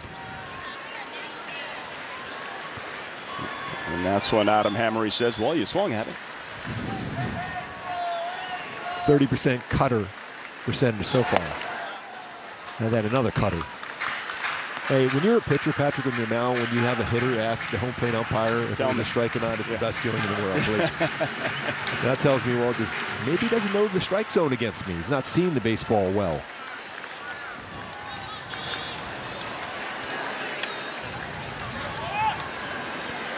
There's the 1-1.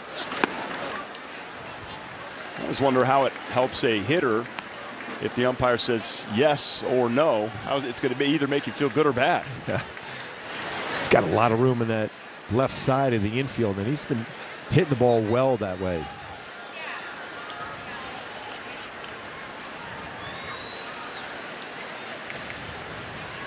Franco, the lone infielder on the left side.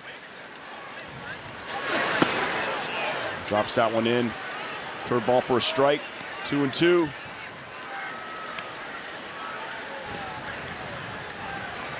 Two on, two out, 2-2 count. Erick Fedde's been grinding. Boy, 2/3 of the time this season, really, on this count against lefties, he's going to throw a secondary pitch. That means a cutter, slider, or even a changeup curve. He's that cutter again. He really grunts hard on his cutter.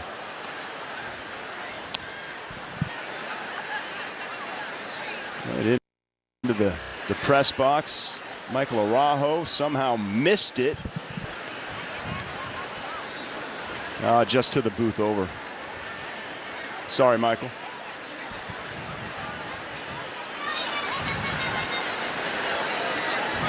PA announcer here at the Big A.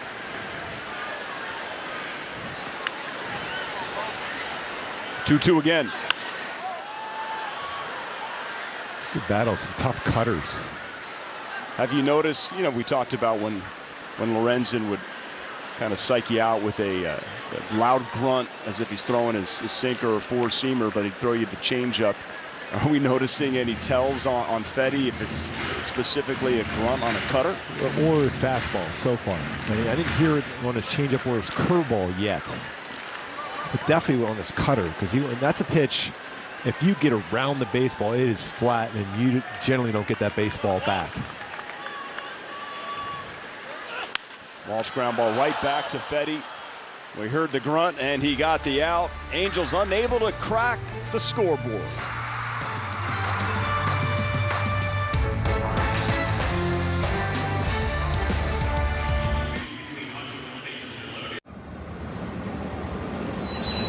Hey, it's me. The summer breeze. I just flew back into town. Let's get outside.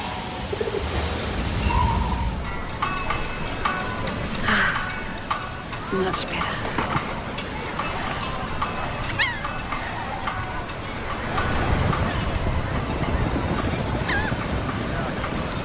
Want to know what other guys are saying about RexMD.com? This was my first time using telemedicine, and I'd recommend this process to anyone. The total experience was amazing. I couldn't be happier with the product. Here's how RexMD.com works. Just fill out a brief survey, and if appropriate, you can try a starter pack of generic Viagra, which are currently available to new customers. Your consultation is free. There's no copays, no doctor office visits, and your shipping is always free. RexMD.com is now offering starter packs of generic Viagra. Visit RexMD.com. With the Game Time app, I paid 60% less than this guy. What? And it's not just sports tickets. It's also concerts. Performances, too! Oh, come on! Download Game Time. Last-minute tickets, lowest price, guaranteed.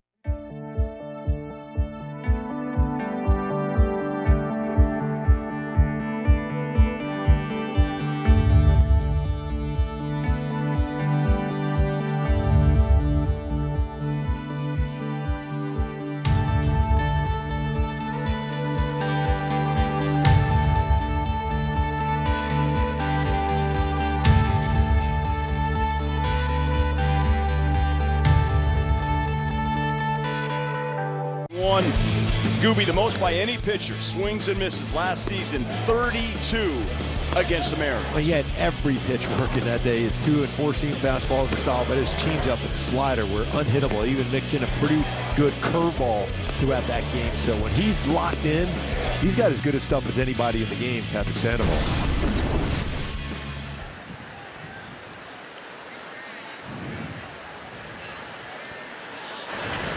So Sandoval has pitched 3 innings so far, 1-run baseball. Seen some good defense, an incredible play up the middle from Andrew Velasquez. 6 outs via ground ball today. Back to his normal self as far as getting a lot of ground ball outs for Sandy. Falls behind Nelson Cruz, 2-0. 39th on the all-time home run list, tied with Yaz. 452 in his career.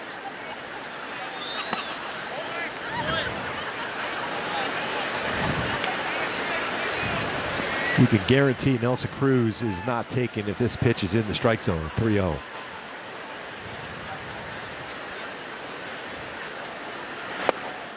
Wasn't in the zone, and he walked him.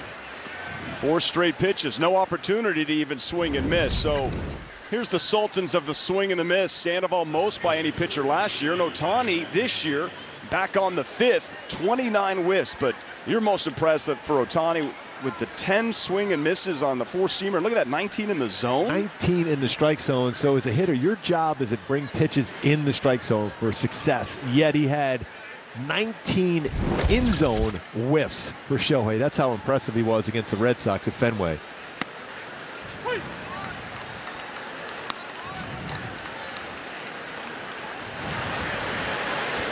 So look at the whiff percentage comparison between Sandoval and the starter Erick Fedde.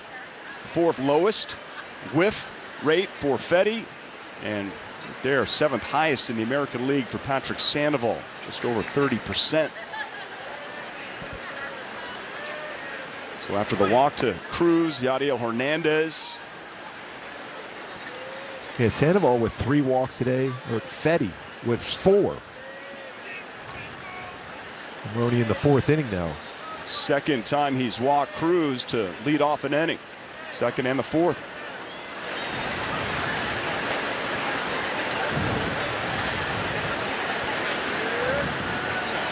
Got some great defense behind you. Let him play, but that's going to be a base hit. 1st and 2nd. Nobody out here in the top of the 4th. Nationals leading 1-0.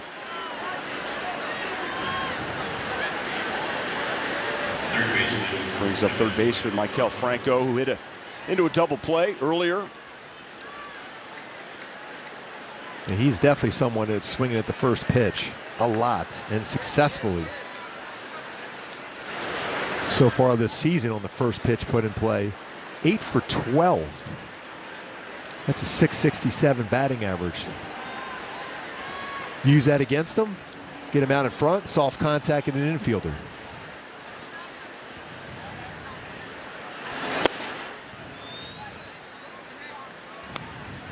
Absolutely 0 in his career. Franco sacrificed bunts.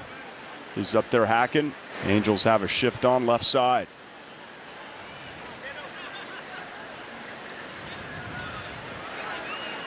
Hernandez can take a big lead. Walsh playing behind him. Foul back. 1-1.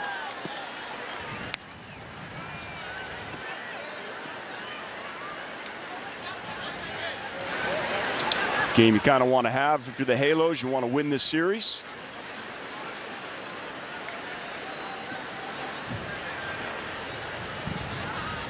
The Nationals have an ability on the road to put up numbers. Batting average, OPS, runs scored. Sandoval has to work, change up. Now you have a hitter behind in the count 1-2, a hitter that will chase non-strikes. He chases a non-strike here. That's your mindset now. And after Jared Walsh, you're the only one on that right side of the infield. If he makes contact on the changeup, it's probably going to be rolling your way. Sandoval loves going back-to-back changeups. 2 strikeouts on the afternoon for Sandy.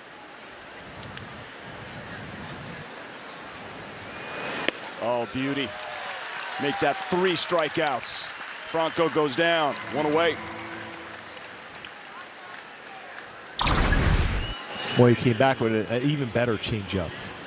Got him the chase, and then it fades down and away. So close enough to the strike zone, you have to go after it as a hitter.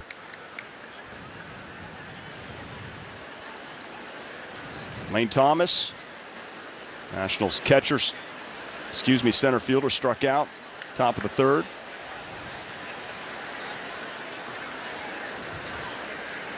He's got some pretty good speed. He'll put some pressure on the defense.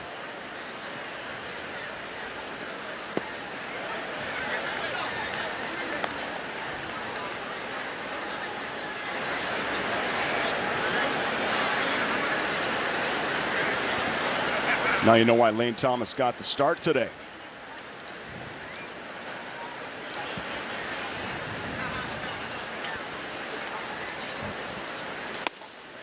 One and one.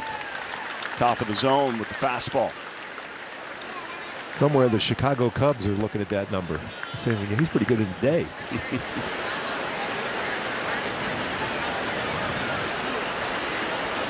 Keep an eye on that at the trade deadline, Mark. 1-1. It's in there, 1-2. Well, you mentioned it in the previous at bat to Franco, how he loves going back-to-back on the changeups. Now you got to think, I'm going to make this a non-strike though with it if I go back with a changeup. The 1-2. Oh, another one. He got him. Back-to-back swings and misses on that changeup. 2 down. His arm action so good. And you threw a changeup the pitch before, and you think, oh, he's going back with another changeup, and he has a little bit better dip to it when he goes for the strikeout with his changeup. Now your focus has to really be on this hitter because you get 2 big punch outs. You're not through the inning. Get a good pitch here, get a 1 pitch out. Now it's catcher Riley Adams. First and second, 2 down, top of the 4th, 1-0 Nats. First pitch swinging. Tyler Wade over to Velasquez. Patrick Sandoval, great job. First 2 batters reach, and he gets out of it.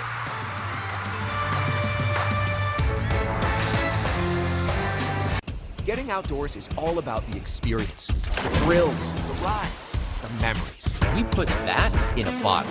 No harsh chemicals, cruelty-free, and recycled packaging. Everyman Jack, naturally derived, outdoor inspired. This is the planning effect. Nina's got a lot of ideas for the future. A lot of ideas. So when she wants a plan based on what matters most, she turns to Fidelity. At Fidelity, anyone can create a free plan, a plan that can change as your priorities do. And Nina's free plan, it leaves her free to focus on what's important right now. That's the planning effect from Fidelity. Prescription eyewear can be really expensive, but here's a secret. Glasses don't actually cost that much to make. Surprise! Especially when you design your own eyewear and then sell it directly to your customers. Like we do. Oh hi, we're Warby Parker. Our glasses start at $95, including prescription lenses. And the best part? You can try 5 pairs for free at warbyparker.com.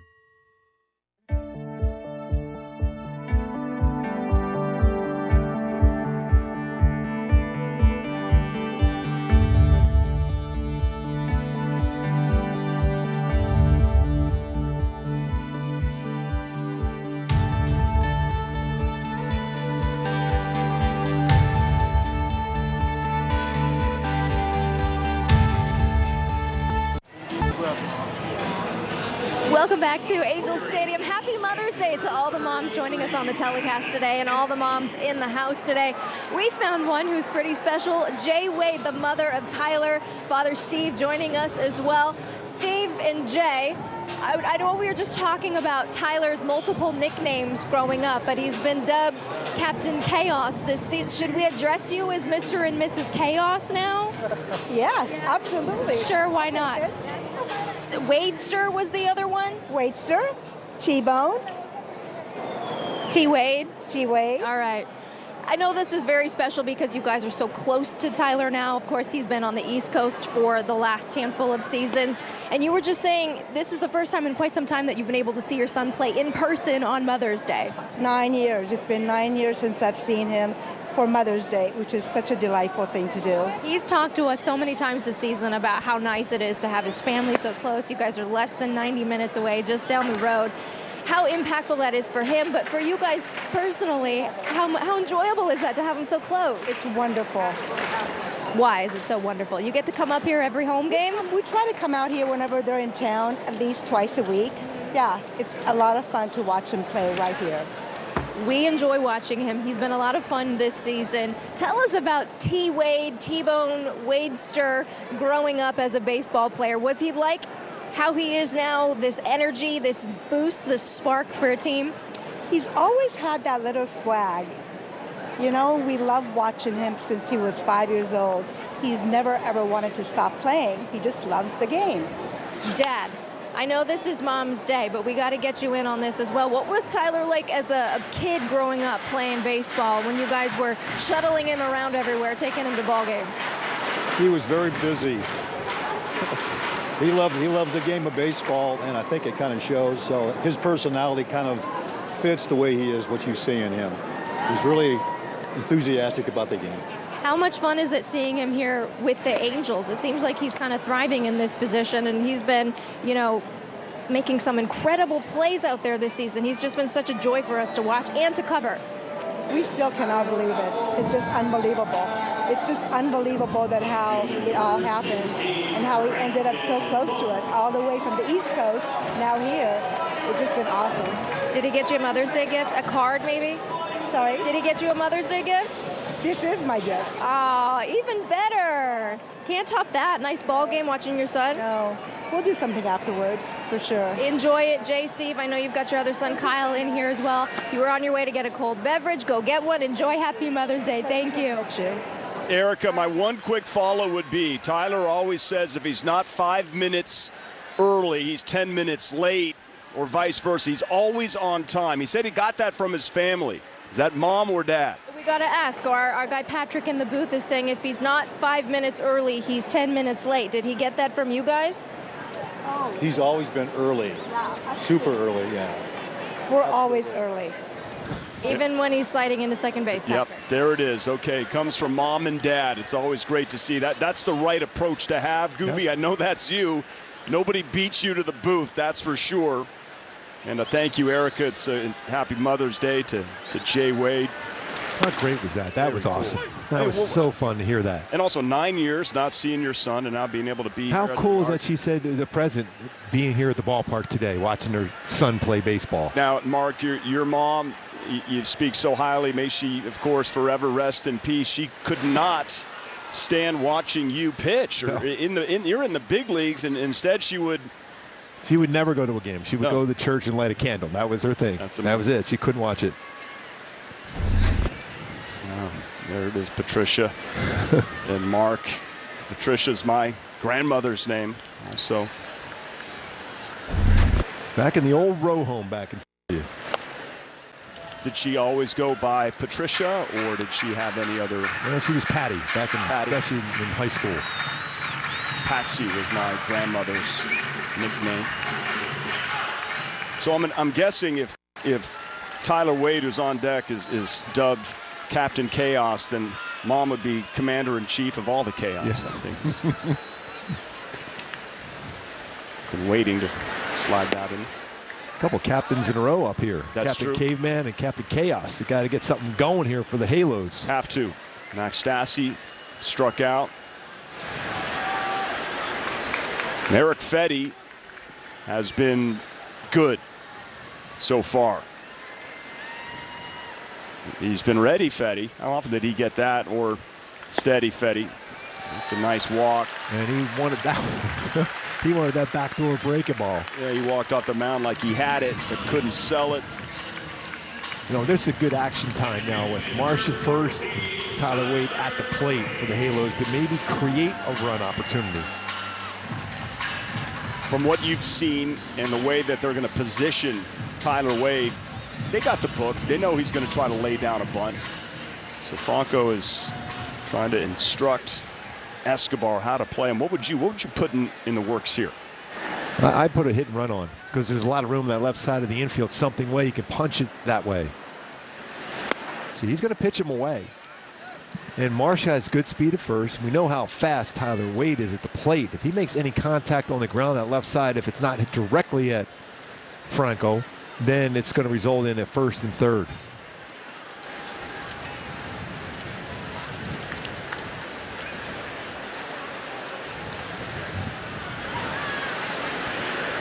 Well, he's leaning. He was indeed. 2 stolen bases in 3 attempts against Fedde this year. 16 in 22 attempts last year alone. So he's given up some stolen bases. Showed he's not a big swing and miss guy. So there's contact to be made. So that's a perfect guy to have a hit and run put on. Marsh has 3 stolen bags on the year.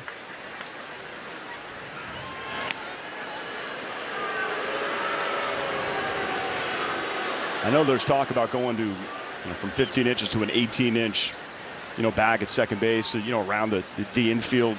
It'll make it more exciting. You can have much more action on the base pass. Guys are going to be taking a lot more chances to have slide at the outside of the bag. A little bigger lead here for Marsh.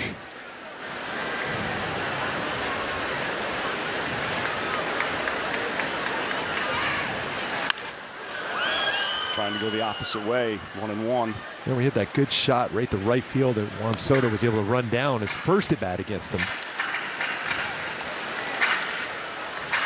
So far, Erick, Fedde's doing a nice job of holding the baseball.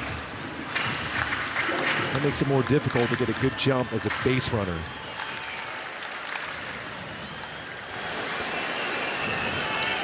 Victor Arano is in the Nationals bullpen, heating up right now. A little picture-in-picture with the Wade family. I'm sure everybody sitting at home can feel what they must be feeling right now watching this moment.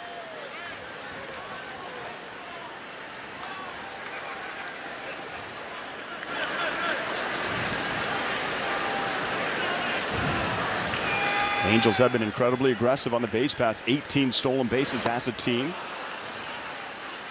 That's a really tough pitch right there for Tyler Wade. A slow curveball dealt with fastballs, cut fastballs, and then a 75-mile-an-hour curveball. You have to try to catch that pitch at the arc before it goes below the knees. Otherwise, it's going to be a tough pitch to make contact with.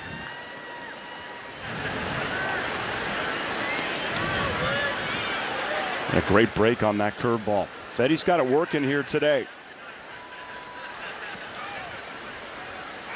Here's the 1-2. Look at that. That's what he does. Mom, Dad. Fantastic. Tyler Wade had so much room to bunt it with 2 strikes. 2 strikes. That's the point, Patrick. With 2 strikes, that means you're playing catch with the bat. That's the kind of feel you have and the confidence you have to put a bunt down. There's a lot of room at place in the infield, and you're just playing catch. And all you got to do is make contact and keep it fair. It's going to be a hit. Not great. You just get goosebumps when you see that.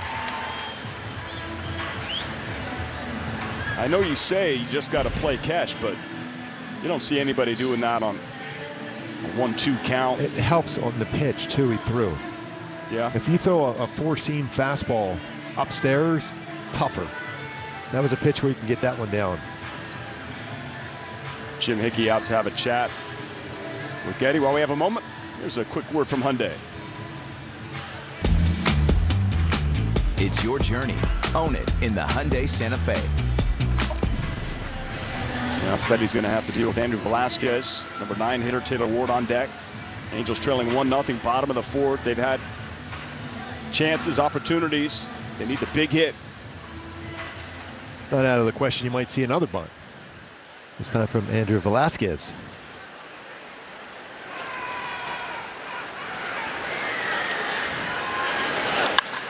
First pitch swing and pops it up.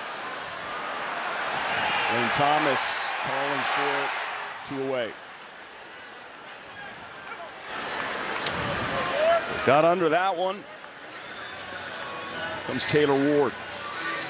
Officially now qualified in every category. And he's the tops in batting average, on base percentage, slugging, OPS in the American League. Need a big hit. He's the guy to do it.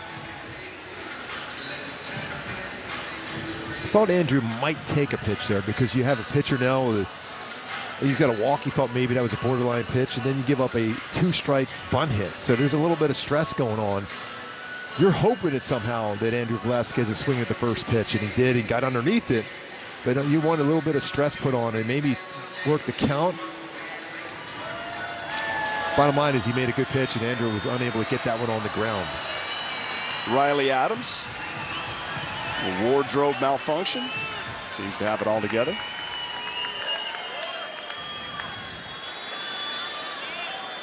Probably only wears those knee pads once a year, I'd imagine.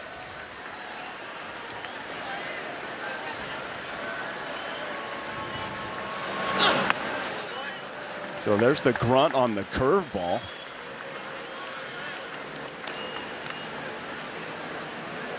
It's 1-0 to Taylor Ward.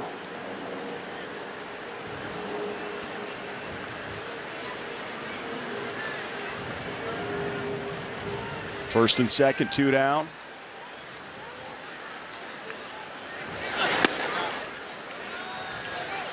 Such patience.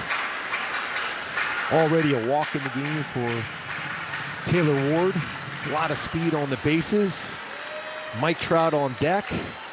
He's got to be sitting fastball hard of the plate, or even a cut fastball hard of the plate.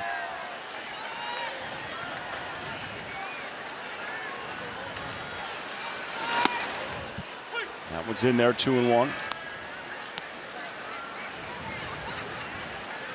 Is that cut fastball?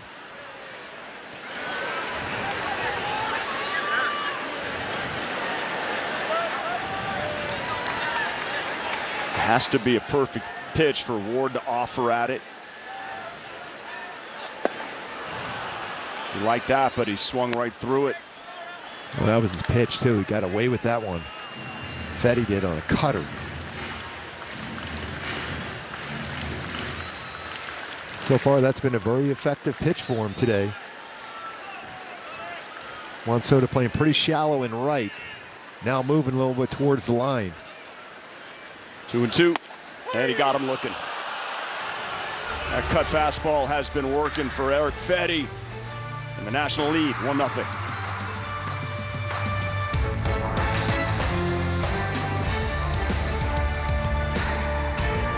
Hello, doctor. Good morning. Take a crack at the bottom line, please. That's breakdowns. And the next line. Come on, Doc. It's MLB Tonight. MLB Tonight, bringing the new season into focus. Only on MLB Network.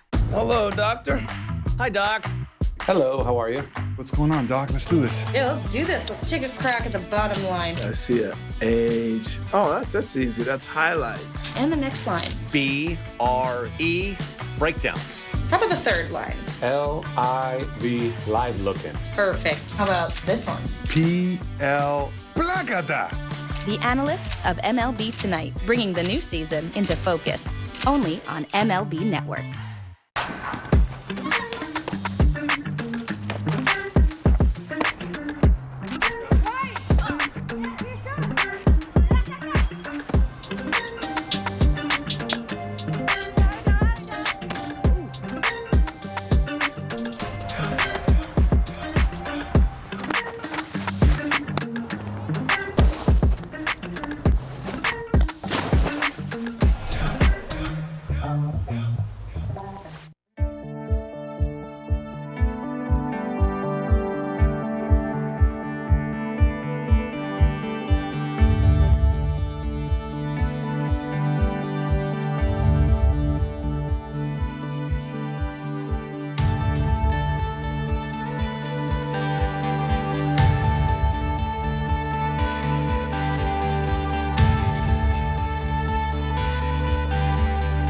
exactly the way the defense was set up. This is with 1 strike. Franco at third, playing it in. Think, okay, maybe he's going to try to bunt.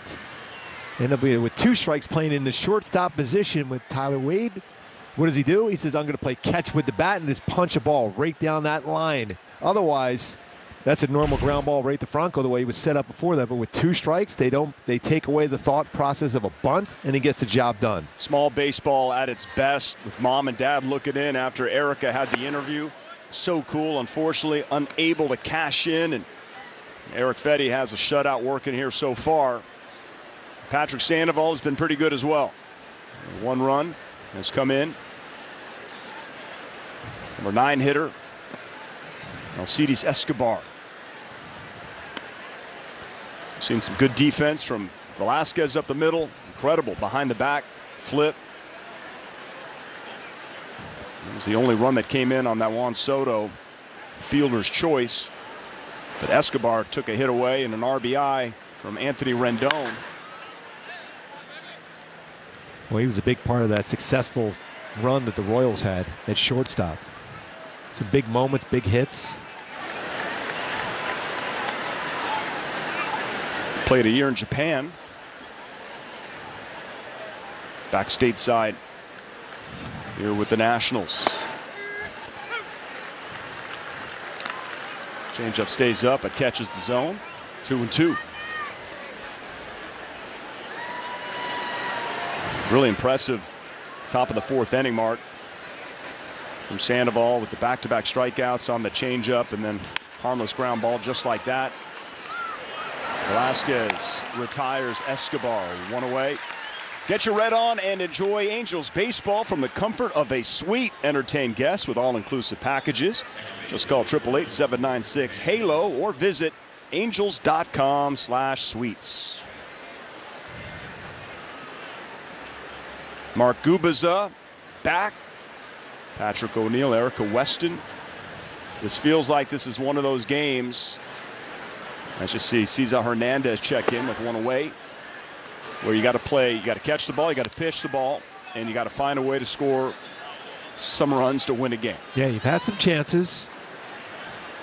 But Erick Fedde has done a nice job of making the pitch when he is needed to. But both teams with the part of their orders up there feel pretty comfortable here in the 5th. Top of the order for the Nationals, you got Mike Trout and Shohei Ohtani. 1-2 in the bottom of the 5th. So 3rd time through for Sandoval. Yeah, 138 first time through, 219 second time through, 286 the 3rd time through this year for Sandoval. 2-1, ground ball. You got to be kidding me. Does he have the arm to get him? Oh, it gets past Jared Walsh. That's going to be a base hit, and he's going to have an error on the play, on the throw. Now he's in scoring position for Juan Soto. What a play that was. What range. And the quick throw and one of those tough in-between hops. But, boy, Andrew Velasquez has unreal range at shortstop. And he gets a lot on his throw, over the top throw. It's one of those tough in-between hops. And unfortunate for Velasquez, he's going to pick up an error on that one. Yeah, sometimes, I mean, not sometimes, those shortstops, they're going to bounce it in there to pick up a little speed. I still remember Davey Concepcion doing that with the Cincinnati Reds. Off the turf? Yep. But it's a tough one, though. It's one of those quick hops like that. So you just hope it hits your arm or glove if you're Walsh, especially with Soto up at the plate right now and man in scoring position. Erica Weston is standing by with another Halo mother, Alana Warren. Yeah, Patrick, we got all kinds of moms in the house today. Alana Warren joining me. I said, you look just like your son and you're a superhero because you flew into action. Just some tough luck this past week in Boston for Austin, but hey, you were there stepping in because that's what moms do. Correct. It was very unfortunate. Very scary. I was away in Greensboro, North Carolina at a conference and got the call from his girlfriend telling me not to overreact and to be calm, but Austin's been hit in the face and he's in the training room bleeding badly. I'm sure you panicked, of course, because that's what mothers do. Exactly. It doesn't matter if they're 26 or 16 or 6. First thing you want to do is get there to see them. You're here. With your own eyes. With your own eyes, which is what you said. You were in Boston for about 12 hours. Now you're here because he's having the surgery on Tuesday as, again, superheroes. But you were here last year as well, taking it in for his debut, a very special moment for you guys. You guys had the whole section, it turned out, with all of your friends from North Carolina to watch. Yes. I always describe it as surreal. Best night of all our lives. We had a pretty rowdy section up here that night that everybody enjoyed it, so still hard to believe. I truly go back and watch the video all the time. You can watch it right there. We're taking a look back. There it is. The whole section of you guys. I know you said after the game you got a bunch of people to bring down. They said how many? How many people was it? 22. That's quite a group. What kind of people were in attendance? You had some coaches that were here as well? Yes, his high school coach, Sam Guy, came. My brother, Kevin, came. Austin's dad, his sister, his girlfriend. His girlfriend actually has an uncle that works and lives here in Anaheim, so he came with us that night. And the biggest surprise was a group from Fayetteville, North Carolina, out here playing softball. Another local coach from our school system, he and his wife and daughters and some other girls. So we really had a lot of hometown folks here without even realizing it. You guys travel in packs, I guess. That's quite a supportive team you have there. Well, it's so nice to meet you, so nice to chat with you. We're wishing him the best. We hope to see him back soon. Just some tough luck, but we're wishing him all of the best and appreciate the time. Enjoy it while you're here. Thank you. It was very nice to meet you. Patrick. Wow, she is so incredibly nice. Thank you, Erica. Juan Soto, ground ball. Velasquez, the shortstop, playing second base. That's an important out right there. Is that Kelly Leak? Is he everywhere? He is everywhere. Kelly Leak. Now, we've been seeing Erick Fedde with all the cutters, right? Remember that? I forget who the pitcher was when I brought up breaking away. I'm going back to my baseball reference, right? Because Kelly Leak from Bad News Bears was also in breaking away, was a cutter. Refund. I'll tell you what, though, Patrick, we were watching that whole at bat unfold against Juan Soto. I mean, Sandoval made a lot of really good pitches against a great player. So here's Josh Bell. Hernandez moved to third base on the ground out. It's 1-0 top of the 5th, but you get the sense this Mother's Day afternoon, and this is going to be a tight, low-scoring ball game. A lot of baseball left.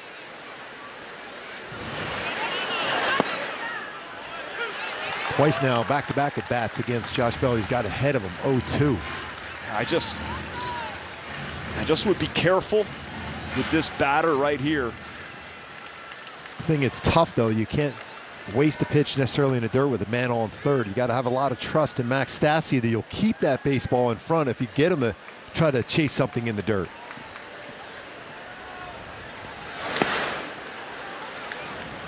Nice job. That'll give you confidence on the mound when you see your catcher smother that ball in the dirt so well.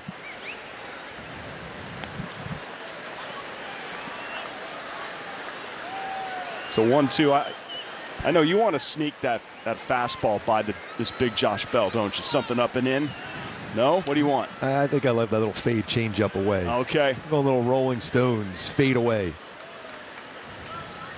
Here comes the 1-2. Patrick Sandoval. Josh Bell. They stood him up with a high fastball. You're right on it, Patrick. Well, setting up that changeup.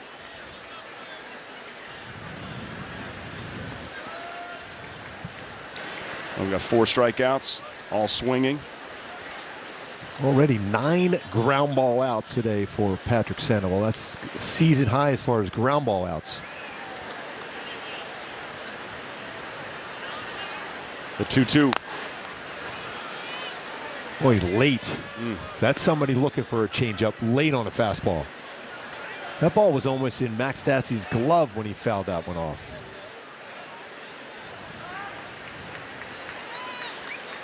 So interesting because very rarely do you see these hitters ever sitting something off speed like a changeup, but that's how good that pitch is. And he gets him to pop up. Just an excellent job by Patrick Sandoval. Third time through this very tough Nationals order. He gets in 5, and we got some big boys coming up in the bottom half.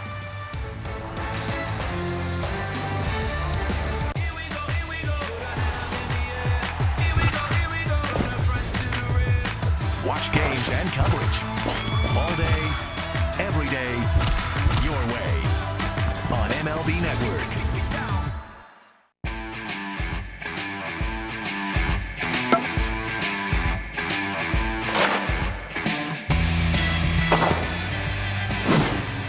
It's time for MLB Pitch Hit and Run, the official youth skills competition of Major League Baseball. Give the kids in your community a chance to compete in the 2022 Pitch Hit and Run Finals by hosting a local competition. Sign up for free at pitchhitrun.com.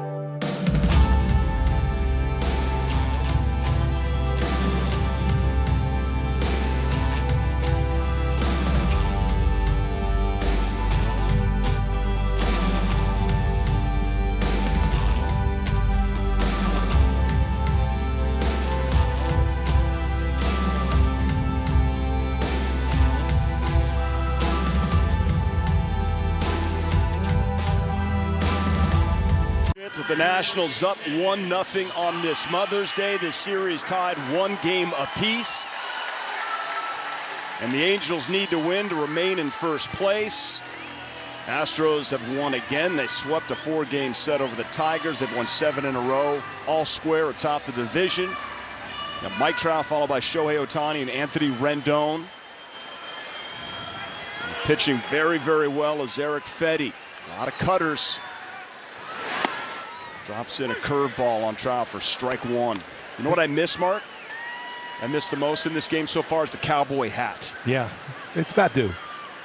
Let's see a couple of those cowboy hats roll in this inning. He's made some really, really tough pitches to Trout so far, even though Trout worked the walk. Threw him a slow curveball. I thought he was going to be ready on the first pitch. He has 27 career home runs when he puts the first pitch in play, Trout. He wasn't quite ready for that one.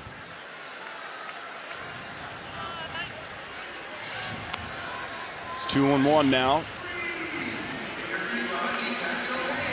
Next home run for Mike Trout here at Angel Stadium will be the most by any player ever. Tied with Kingfish at 160.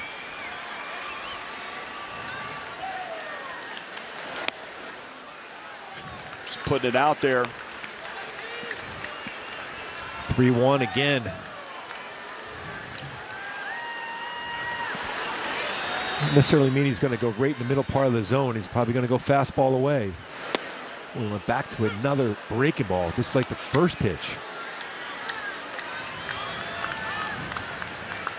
Great feel for the curve. 3-2. Mike Trout flies out, just missing. God, he just got that off the end of the bat. Huge swing.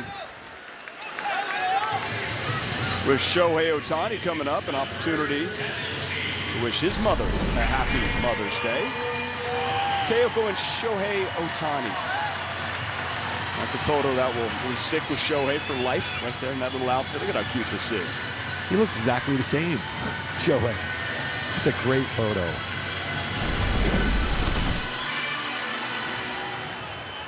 Boy, Trout, you're right, Patrick, just missed that. He got 3 curveballs in that sequence, and Trout, when you look historically, has crushed curveballs. And if he barrels that one, it would be long gone. It's twice today where Shohei's been called on a strike that he felt was off the plate. That looked like it was about a half a baseball off the corner. Big cut, 0-2. So far, Riley Adams has done a real nice job with Erick Fedde on the mound today. Adams doing a nice job of setting a good target.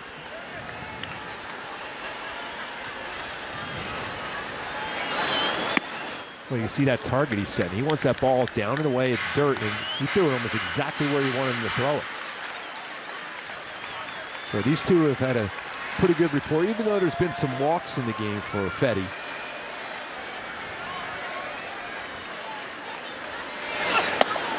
There's that grunt again, misses 2-2.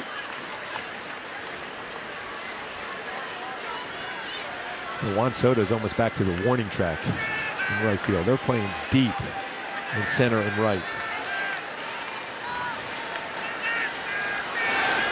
Ohtani drives that one, but foul.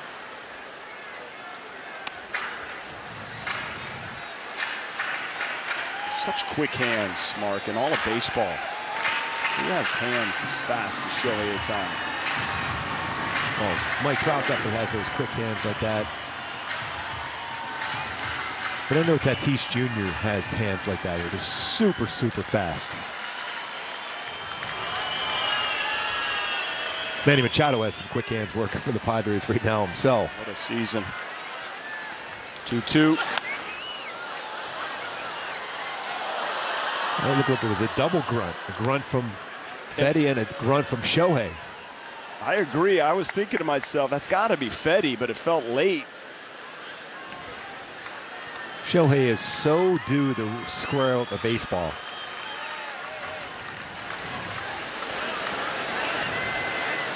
The 2-2. Able to square that one up, pops it up. Wayne Thomas is there for the second out here in the bottom of the fifth.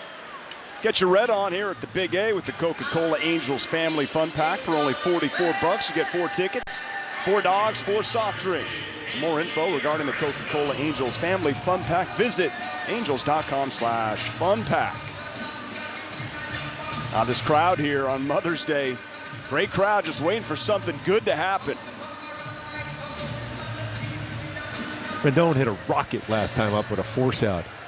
Alcides Escobar made a great play on it to get the force out at second. See if he can have another good swing.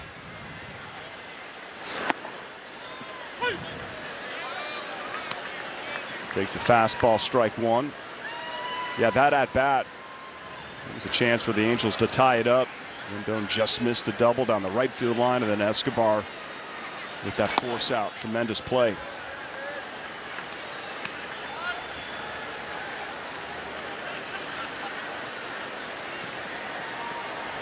This is one of the best performances of Fedde's career. The amazing thing about the Angels versus a cut fastball, their OPS, the best in the game, an 841 versus a cut fastball and a batting average of 300 versus a cutter. Erick Fedde's cutter has been very, very effective. He's thrown quite a few of them today. He's been a better pitcher on the road in his career. His 32nd career road start. He's 10-7 with a 4.58 ERA at home. 7-15 with a 5.81.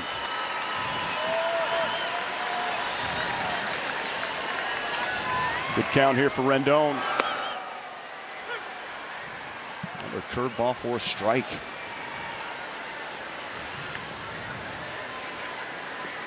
Does he try that curveball again?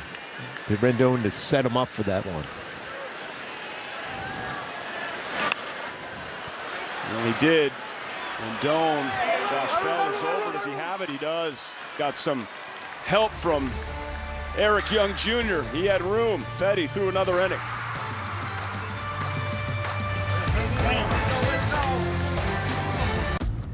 Here at MLB Network, we believe routine checkups are key to staying sharp. Hey, Doc. Hey, Doc. Hi, Doc. Good morning. Take a crack at the bottom line, please. B-R-E breakdowns. And the next line. L-I. That's live look-ins. Perfect. How about this one? Come on, Doc. That's MLB Tonight. The analysts of MLB Tonight, bringing the new season into focus. Only on MLB Network. Using the old baseball stats only gives you part of the puzzle. But when we challenge ourselves using advanced tools and modern thinking, you'll see the bigger picture. Challenge all things baseball with MLB Now, only on MLB Network.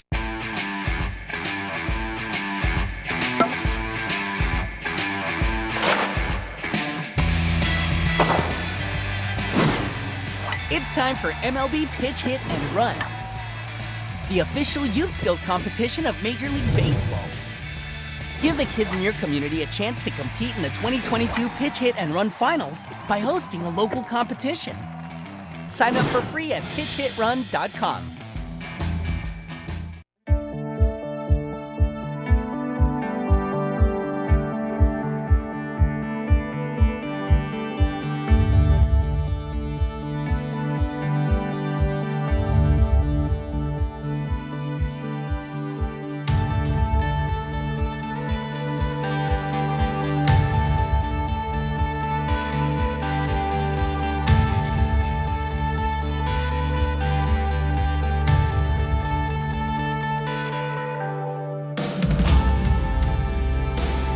Daily basis. We really appreciate it. Love you guys.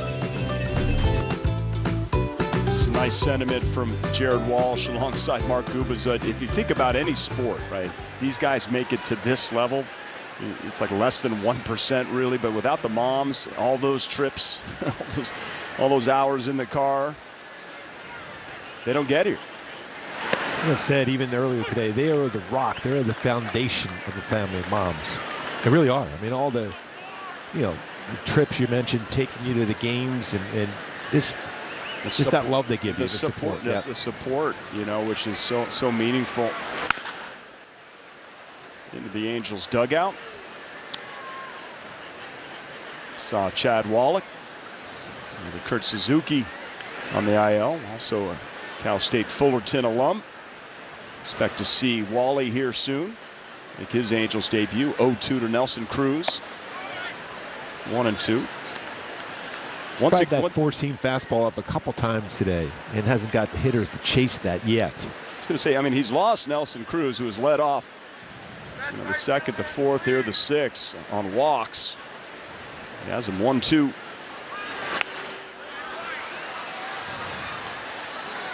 Right, nice play by a fan. He's got a little baby in his lap, made the catch. We'll go toddler. Either way, good hands. 1-2. Oh, shattered bat. Velasquez off his glove. And that's going to be a base hit.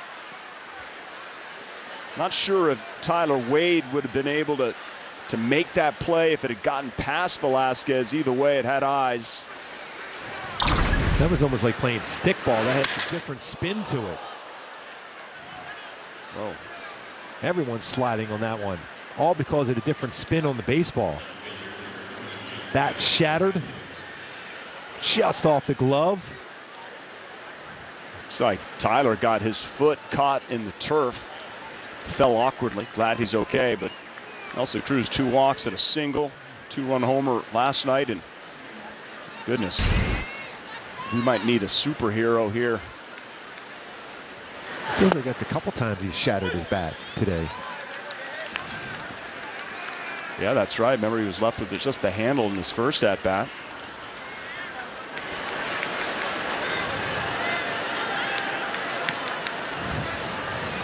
That's some movement now in the bullpen for the Angels.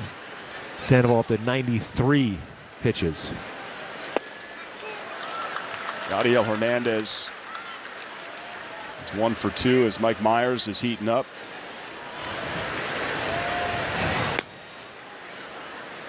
A reliever up for the Nationals as well. I don't think that Erick Fedde's afternoon is done just yet. 1-2 to Hernandez.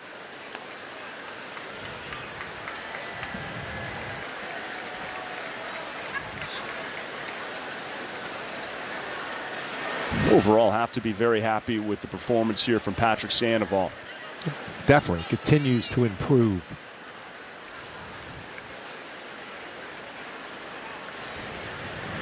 Swing and a miss. I'd like to see that. A four-seam fastball strikeout.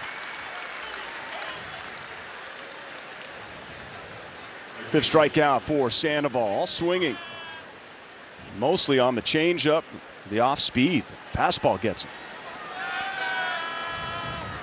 How about a nice little double play here? Get out of trouble. Get out of this inning. Try to heat up the bats.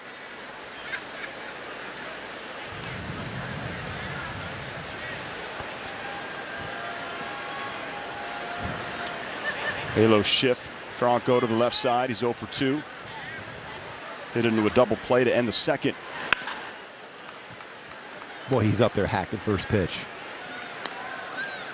Some hitters are very comfortable swinging at the first pitch. And he's had a lot of success with the first pitch this year when he puts it in play. Usually lends you to believe as a pitcher when you're going against a hitter that's aggressive on the first pitch, he doesn't want to be behind in the count. That means he's more apt to chase something out of the strike zone with 2 strikes. Like Anthony Rendon hasn't touched the ball all afternoon.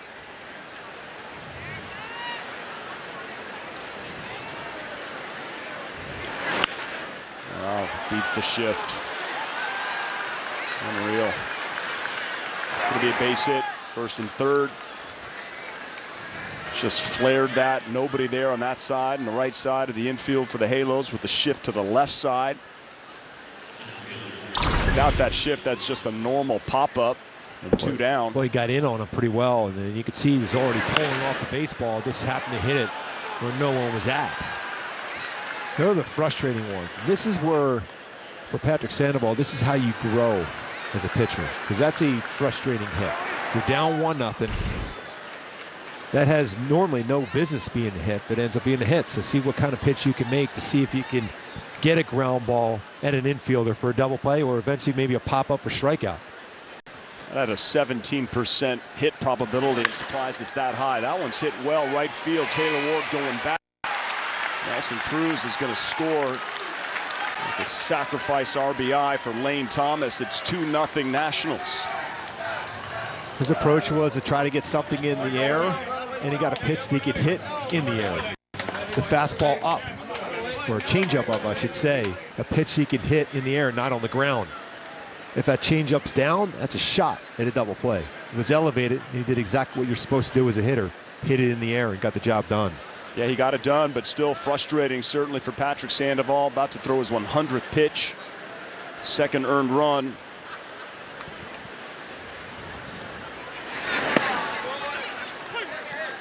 Strike one now to the catcher, Riley Adams. A lot of work in that third inning. Only 1 run came in to score.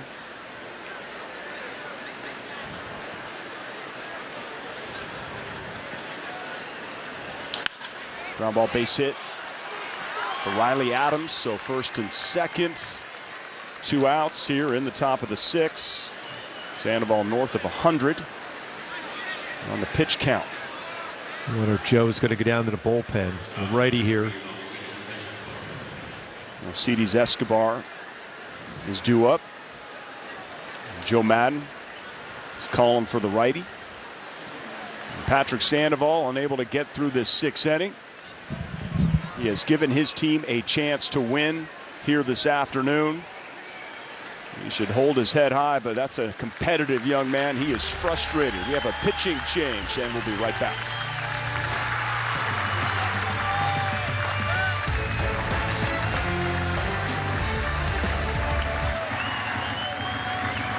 Using the old baseball stats only gives you part of the puzzle. But when we challenge ourselves using advanced tools and modern thinking,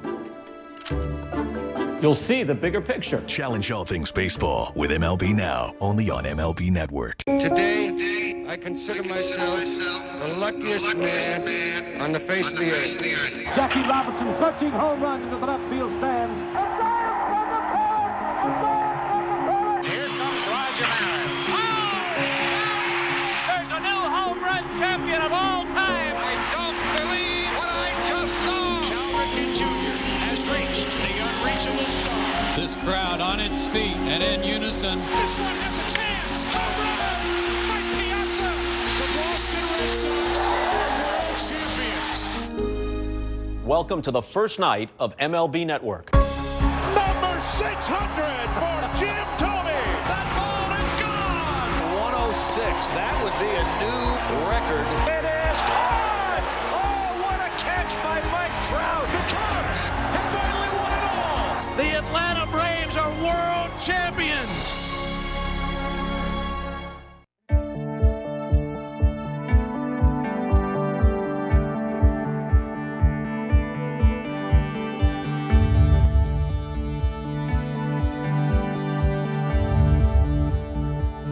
About Hyundai's advanced technology and award-winning safety, visit buyhyundai.com or see your SoCal Hyundai dealers today.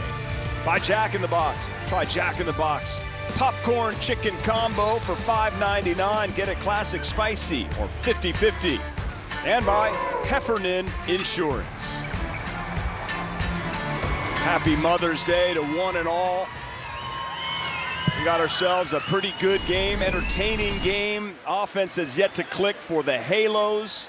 Patrick Sandoval has been relieved by Mike Myers. Sandoval went 5 2/3, 7 hits, 5 strikeouts, 3 walks, 2 earned runs. Escobar Caught him on the swing, it looked like. Looked like he did, Mark. 0-1. He's like, can you check? You don't have to ask the first base umpire to check. If you see that as a home plate umpire that you thought he swung the bat, you can call it. Adam Hammery behind the plate says, I got this. First and second, 2 down. I think, Mark, this would be my interpretation of Patrick Sandoval, is that I feel good about him every time he takes the mound. Yeah, every time everybody I've talked to said there's a chance he could throw a shutout or a no-hitter. He's got that type of stuff, and he's learning how to pitch. There were some hits against him today that normally maybe aren't going to be hits, but they just found the spot. There's at least 3 hits that you would thought off the bat he got a shot, but it just found the hole. But you still go out and compete like he did. You have a chance of winning every day. I mean, that's the competitive nature of anybody in this position. You can relate to it, certainly. I know you're a pretty fiery guy when you were on the hill. You want it. You want everything right then. You want to give your team a chance. You want to go the distance. But he has to learn in certain situations how to do it. Getting there. Yeah.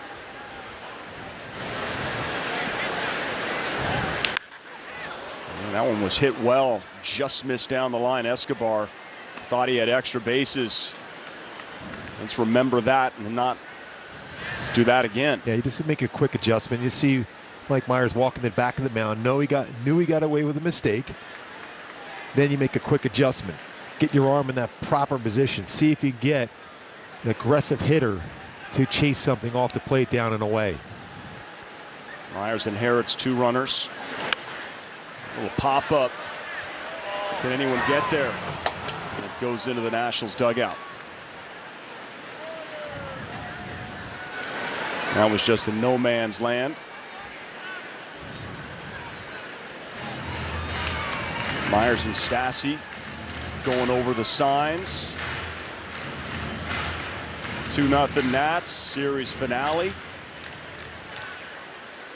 Interleague play. Angels have been very successful in interleague action.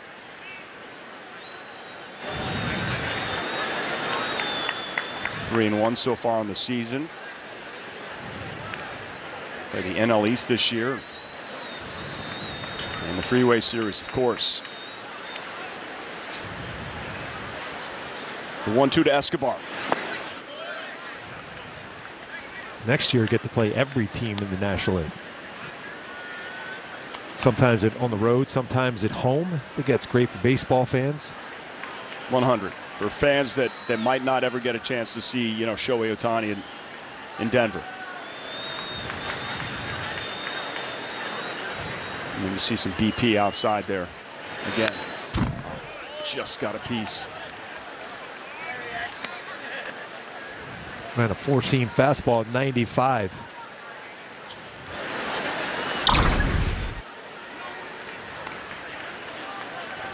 Right straight back.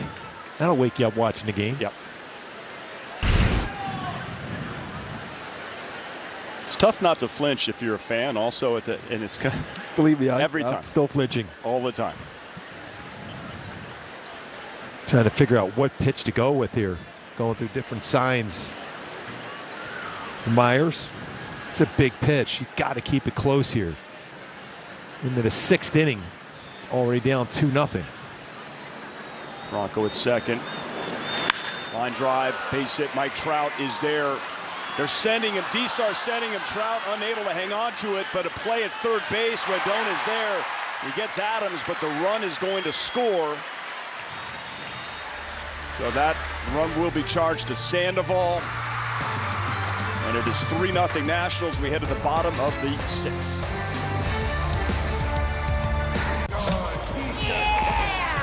Nice. What?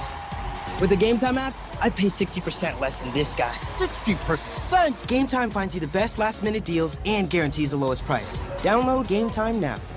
Nice shirt.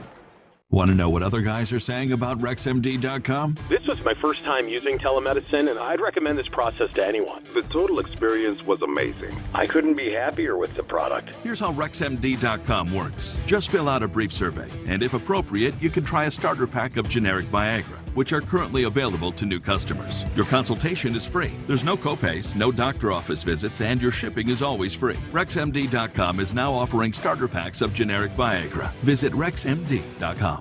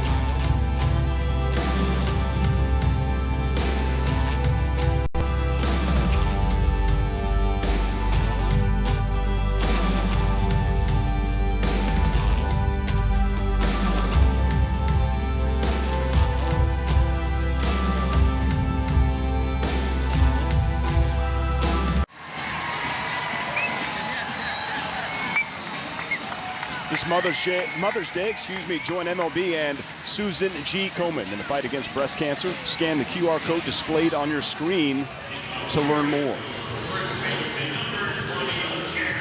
3-0. Nationals. They score 2 in the top of that 6th inning. Mike Myers comes in, Gooby, in relief of Patrick Sandoval. Runners at first and second. He had a 2-strike pitch to Escobar. Trout came up, he was going to try to fire it home to get Franco, and he was able to get Adams at third base. But what did you see on the pitch, possibly from, to Escobar on that? A lot of the strike zone on that one, and Escobar had some pretty good swings throughout. Eventually, the play at third base, but it was a lot more of the strike zone. You're trying to get him to chase something out of the zone, and he was able to hit that one right back up the middle. And Trout trying to charge that and get in position to throw. Recovered and made a strong throw to third base. It might have been a play at the plate. Don't know that for sure, but again, it was too much of the strike zone against Escobar, who's had a pretty good game swinging the bat. So it's 3-0. New Nationals pitcher. That'll do it for Erick Fedde. Josh Rogers is now on in relief. 5 scoreless innings for Fedde on the hill for the Nationals. But his day is done. Perhaps a good thing, maybe once you start getting that third time through. Martinez makes the move to the pen. It's Jared Walsh 0 for 1. Bottom of the 6th.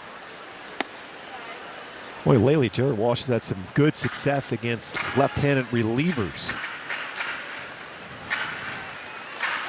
Rogers will have to face 3 batters. Do you think Martinez made the move to get this matchup here?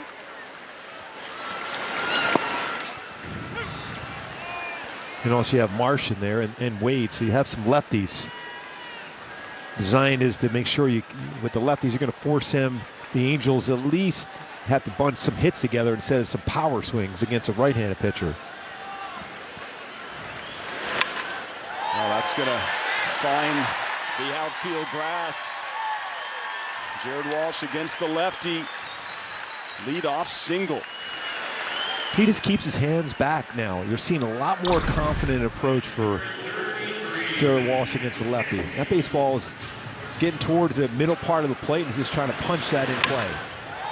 Didn't try to do a lot with it. Yeah, it's not great exit velocity, but you put it in play. Chances are, a big part of the field, you got a shot at a hit. Angels only had 2 hits in the game off of Fedde. It's hit number 3. There's Max Stassi.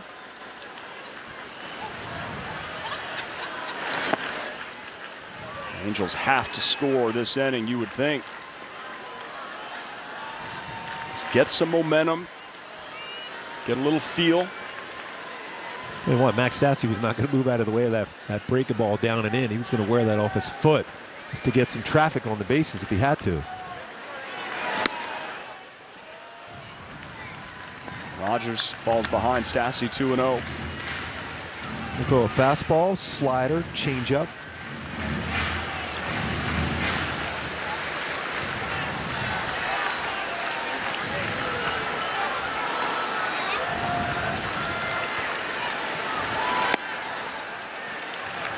Hasn't found the strike zone yet to Stassi. Starting to hear a little murmur in the crowd here, Gooby. He's 18 innings pitched. He's given up 4 home runs and 5 walks so far. Green light. Okay, first and second. He walked him on 4 pitches. Might get a visit out to the mound. Jim Hickey.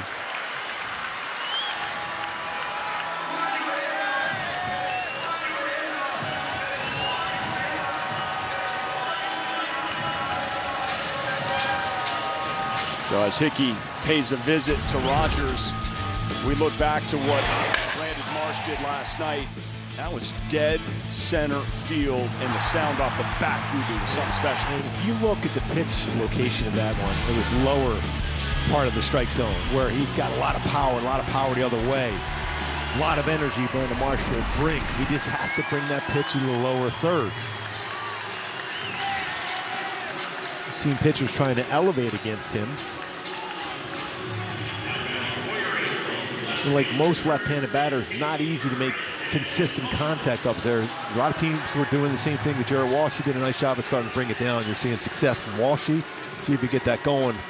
Last 3 games, a couple home runs, 3 RBIs for Brandon Marsh. Big moment for the Halos here. Boy, if he could pull a ball down the right field line, he's running forever. First time either of these two have faced each other. Nobody out. Offered at that one, strike 1.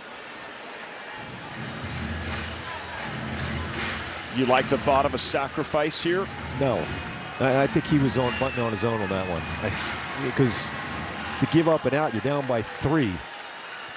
And you have your 8 and 9 hitters, another lefty up, and Tyler Wade on deck. I just want to see Brandon Marsh get a pitch on the inner half and hook it down the right field line. Let's watch him run. Walsh at second, Stassi at first, nobody out. Does not swing at that one, 1-1. Or attempt to bunt, as it were.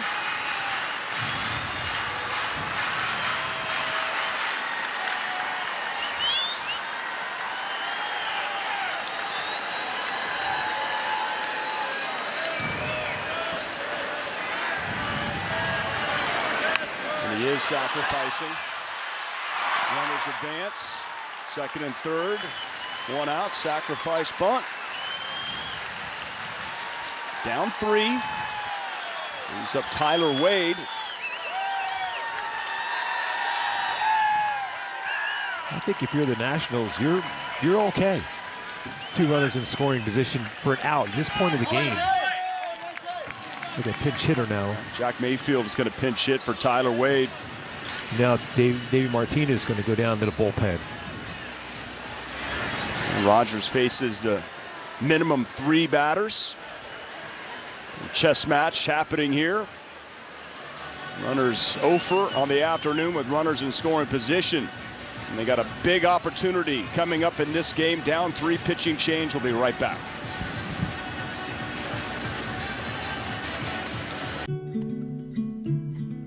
You spend 1/3 of your life in bed. That's why at Bull & Branch, we hold ourselves to a higher standard.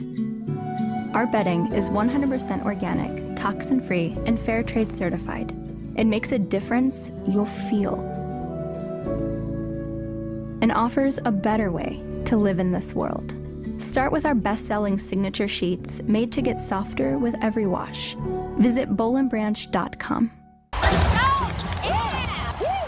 With the Game Time app, I paid 60% less than this guy. What? And it's not just sports tickets. It's also concerts. Seriously? Performances, too. Oh, come on! Game Time finds you the best last-minute deals and guarantees the lowest price. Am I underdressed? Download Game Time. Last-minute tickets, lowest price, guaranteed.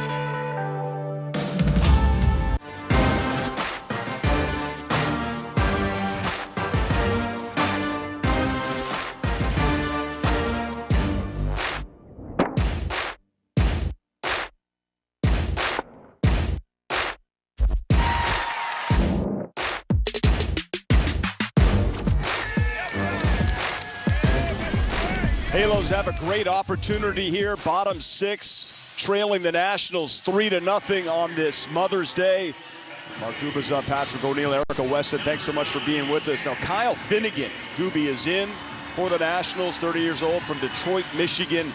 Last year led Washington relievers in games with 68 and strikeouts with 68. Martinez goes to his top gun right here. Yeah, fastball 94 to 97. Has some tail action to it. He'll throw a slider and his split finger changeup. Likes to throw his fastball first pitch to righties, and Mayfield loves to swing at the first pitch. Jack Mayfield pinch hitting. Takes strike 1. That's a tough spot. Almost unhittable.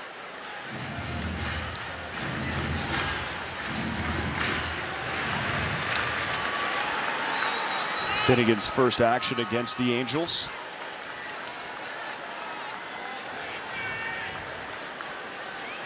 Walsh at third, Stassi at second. 1 down. I think the interesting decision that we'll have to, check in with Joe Madden after the game. With, I'm sure Eric Weston will be asking other reporters about the decision to sacrifice there, down 3-0. The Angels line post game. If you can get some runs across here, then yeah, it's a non-conversation, but it's very important now for Mayfield to get at least 1 in now.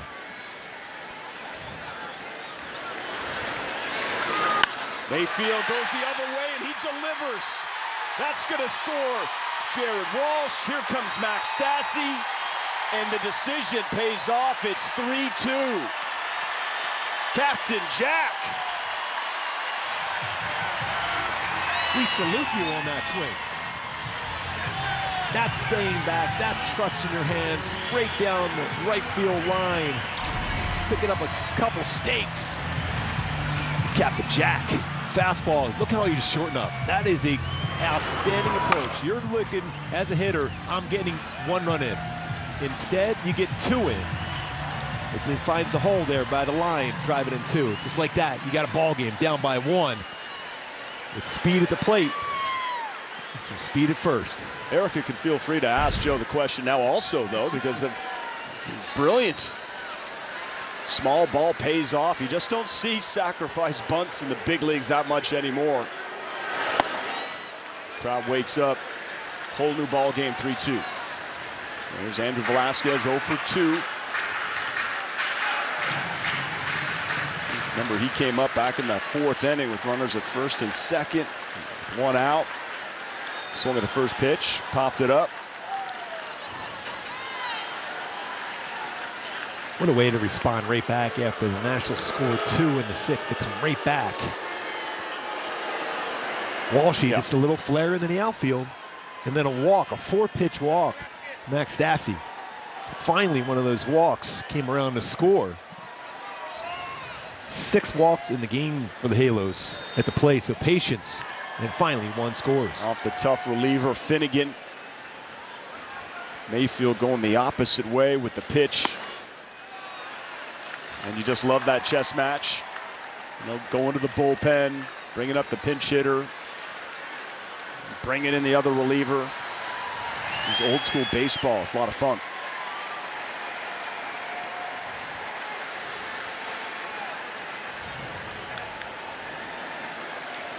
To Velasquez. Oh, what a knock here would do. Get this crowd on their feet, bring up Taylor Ward.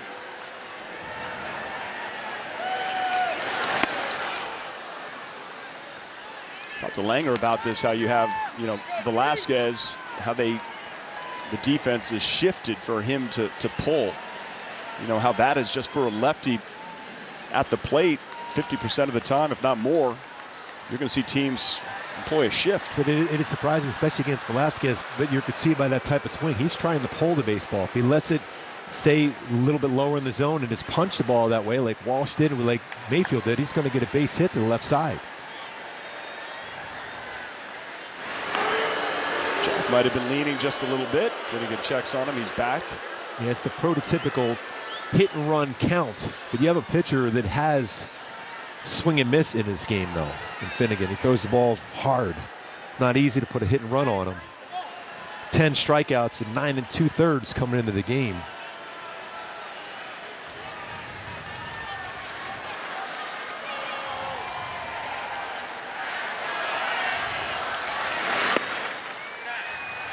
That misses.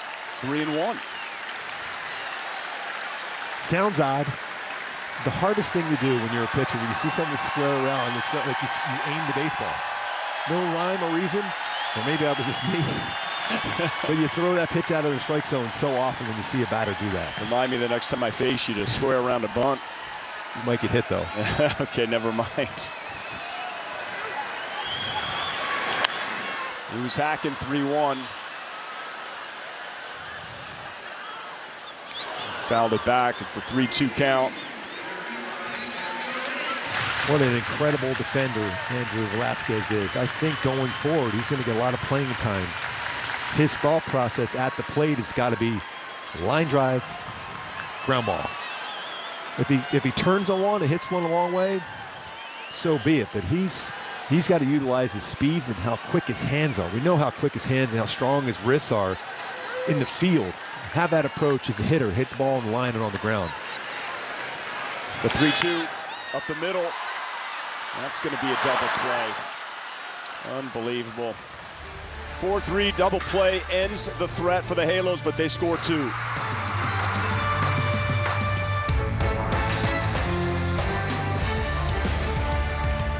There's something about a park.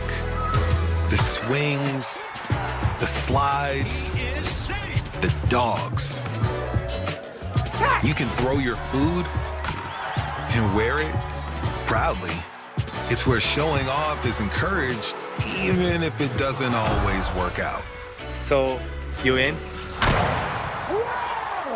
It is showtime!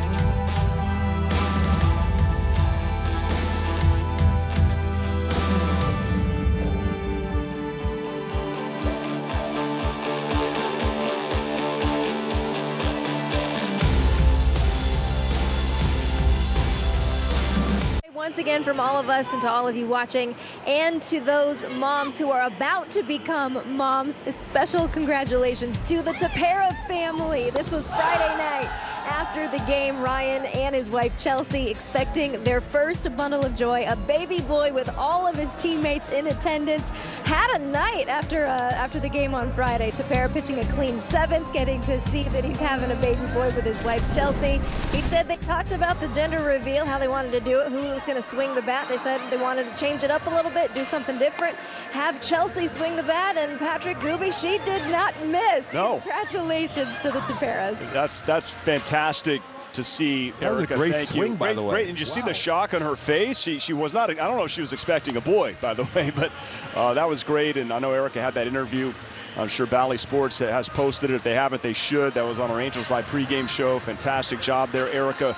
My partner here, I want to congratulate Mark Gubaza and your wife Lisa. You will be grandparents. Your firstborn, your daughter Nicolette, is expecting twins, and Gooby, I know you have to be absolutely thrilled. And Erica mentioned for those expecting mothers and twin girls, was there a gender reveal for Nikki? Yeah, we got to cut a cake, and we're wondering, okay, what's going to happen? Is it going to be a boy, girl, boy, and then boom, twin girls. Wow. So yeah, be a grandpa. So there was only one cake for the. Yeah. Maybe there was some multi-layered. You know what? Congratulations, though, pal. Really, yeah. we're thrilled for you. Yeah, Nicolette and Craig are my son-in-law are doing outstanding. Oh, that's great news. That's great to hear. Well, you are going to be a busy man, Lisa, too. That's just going to be a thrill. We're thrilled for you. Absolutely. Can't wait to do all that shopping on the road, bringing home some cool little things for the little girls. All right, so here's Oliver Ortega. And the Angels got 2 in the bottom of the 6th. Double play ended that threat. But in the bottom of the 7th, it'll be the top of the Angels batting order. Oliver Ortega facing Cesar Hernandez. You got to shift on. Velasquez is there, strong arm. That was a close play. Hernandez kind of stutter steps at first base. I mean, by the naked eye, looked like he beat it. Like to see another look. It's a tough throw. It's a long throw. You're a shortstop. You're playing in the outfield. Got a lot behind the throw, but it clearly looked like he beat it out. Yeah.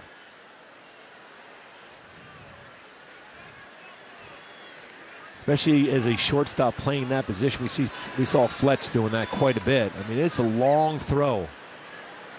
Now that's not an infield single, or is it? I guess technically it's either way.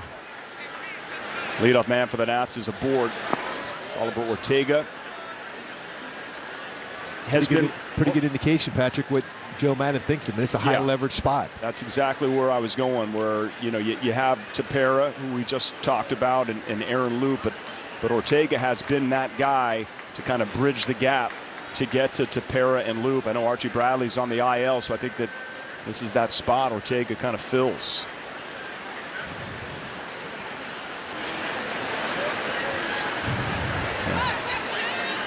Juan Soto just kissed his bat.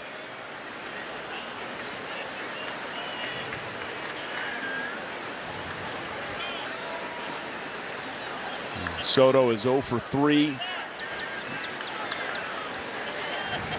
This young man has comparisons to Ted Williams, Barry Bonds. So Velasquez was unable to make that play right there. It was close, but back in the 3rd inning, Mark, I kind of think this is one of the plays of the year. Yeah, dives and then flips it behind the back to get a 4-side. And that's the point of the game. That was a potential big inning going against the Angels. And Soto hitting that baseball. What a play by Velasquez to get to that baseball and then flip it behind his back to get a force out. Tyler Wade at second base. And then Sandoval retired Josh Bell, so the only damage in that inning was that 1 run. What a play by Squid.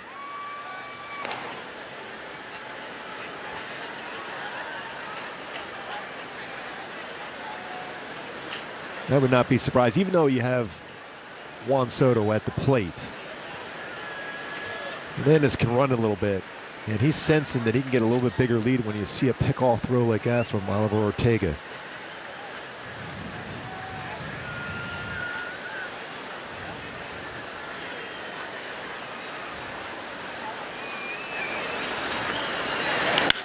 That one's hit well. Right field, that's going to be a knock for Soto. Hernandez, as you said, runs well first and third. Nobody out. And Josh Bell is coming up. Speaking of Bell, how about you join us for Country Weekend Friday, May 20th, as your Angels face the A's at 6:30 p.m. The first 25,000 fans will receive a cowbell. Got to have more cowbell, courtesy of Stremix Heritage Foods. Visit angels.com/promotions for more details. I got a fever. The only prescription is more cowbell, not more Josh Bell. All right, we have a situation here, Mark. Back to business. Very similar to yesterday when the Angels get back in the game and the Nationals respond right back. You don't want to see that happen again.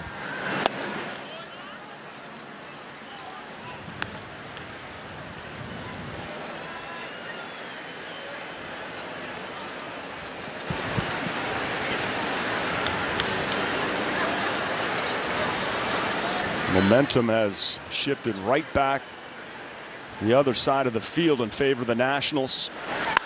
And Bell hits that right field. Get foul. It does.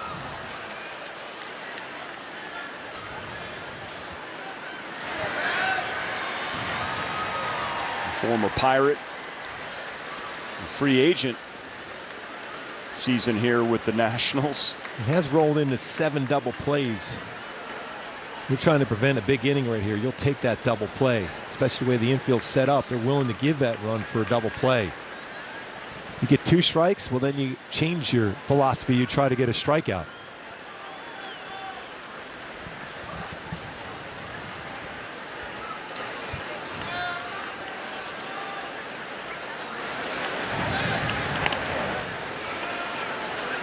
We saw Juan Soto running the bases last night.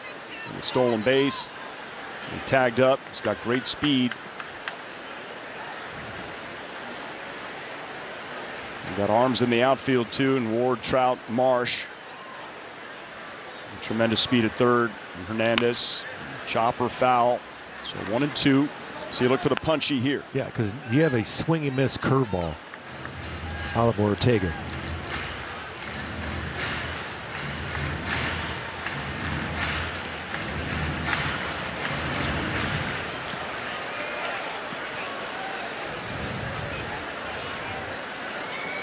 He's got 10 strikeouts in relief.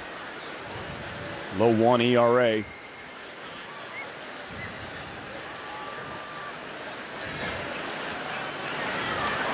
Soto goes. Ground ball gets past Walsh into right field. RBI single for Bell. Hernandez scores. 4-2 Nationals. Soto goes first to third.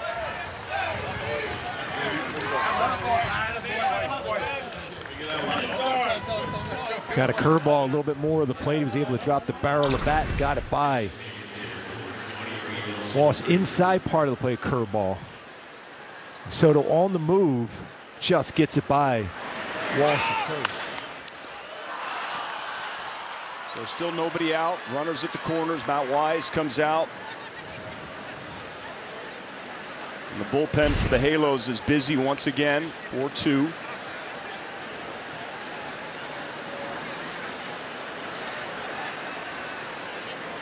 So at this point, with the 2-run lead, why wouldn't you consider maybe infield in to keep the score where it's at? Or what, you know, does it need to be a later inning when you go to that kind of tactic? You still feel you have 3 more chances to swing the bat. So if you can prevent a huge inning, in which now they're in position, if you bring the infield in, it's halfway in. Halfway, yeah. But your percentages become more difficult to come back when you're down by multiple runs. Nelson Cruz. Again, count will dictate this. 2 strikes at some point against Nelson Cruz. Maybe Joe brings the infield in. Juan Soto runs so well. He'll read a ground ball at an infielder. He's going to go. He's going to go on contact, even with no outs. Fastball misses, 2 walks and a single for Cruz.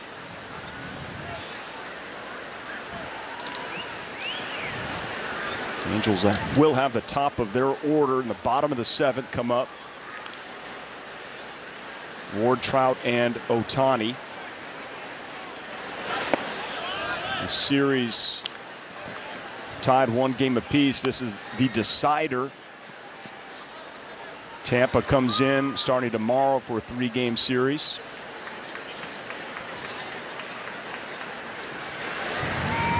Definitely a batter at the plate with a lot of power, but a guy, if you get the ball on the ground and infield, you will get a double play turn. 2-2 count. Remember, Jack Mayfield is in the game at second base now. He's having a chat with Velasquez, maybe going over possibilities here with 2 strikes, where to position Nelson.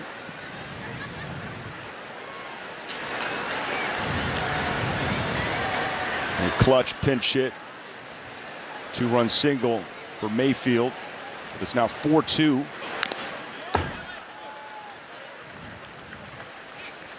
Back-to-back fastballs. Let's see the type of movement Ortega has with his fastball. That had some cut action to it. Could really use a punch out now.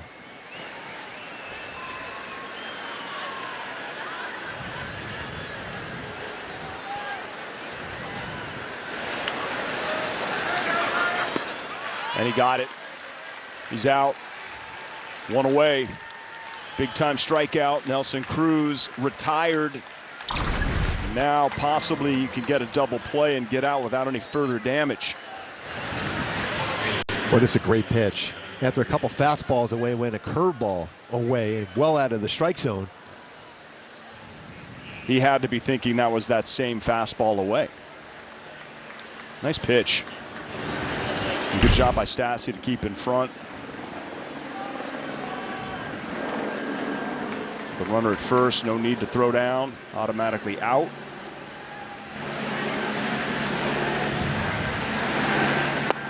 Well, you just feel, Patrick, if you get through this inning and only allow 1 run, you're at home here. You got a real good chance of winning this game. Yeah, so this is a big out. Yadiel Hernandez. It's rolled into 3 double plays this year. And this young player is the real deal. He can swing it.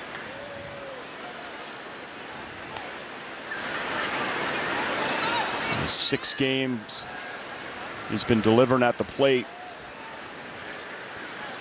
On this road trip, it's been crushing. Had 5 straight multi-hit games.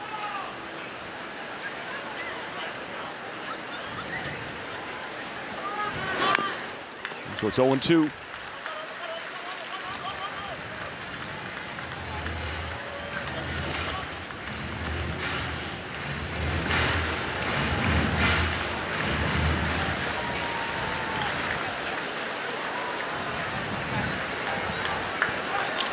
Three singles in this inning and a run.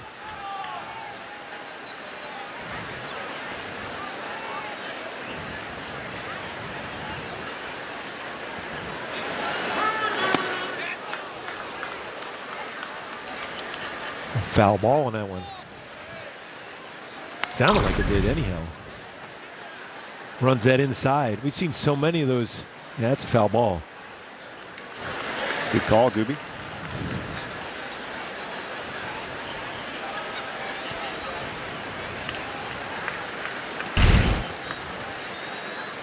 So he's got that fastball, he's got that curve. But a runner at third, does he trust that curve ball? Down and in, yeah. Tried it. Stassi, good job. That's a lot of trust there. That's not an easy pitch because a curveball spinning in the dirt is completely different than a fastball in the dirt. How it spins completely the other way. Fastball will have a skip type action to it.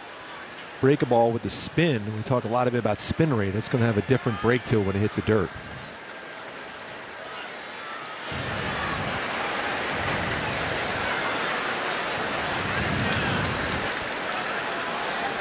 Here's the 1-2 from Ortega.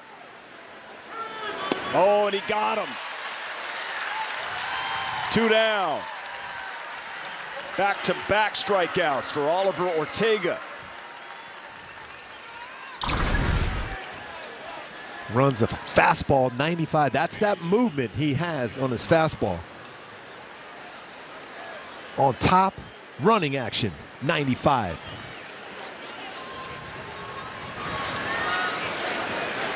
So with 2 down, runners still at the corners. Maikel Franco now the batter.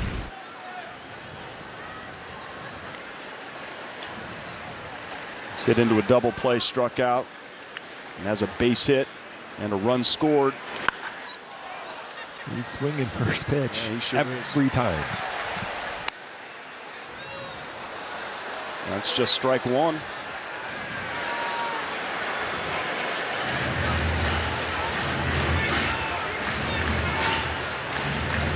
He's coming up big. Runners in scoring position, 379.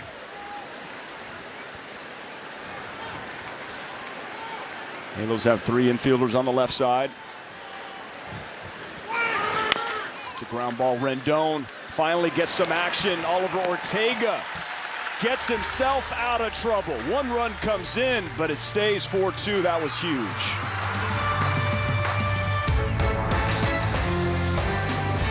Hello, Doctor. Hi, Doc. Hello, how are you? What's going on, Doc? Let's do this. Yeah, let's do this. Let's take a crack at the bottom line. I see it. Age. Oh, that's easy. That's highlights. And the next line. B-R-E. Breakdowns. How about the third line? L-I-V. Live look-ins. Perfect. How about this one? P-L. Placata. The analysts of MLB Tonight, bringing the new season into focus. Only on MLB Network. Hey kids, join MLB Network and your favorite players for a show made just for you. Play ball. It's all the big moments, bat flips, and amazing plays from an exciting week of baseball and tips to up your game. Saturdays, 10 a.m. Eastern on MLB Network. You want that home run feeling? Then step in the box and let it rip.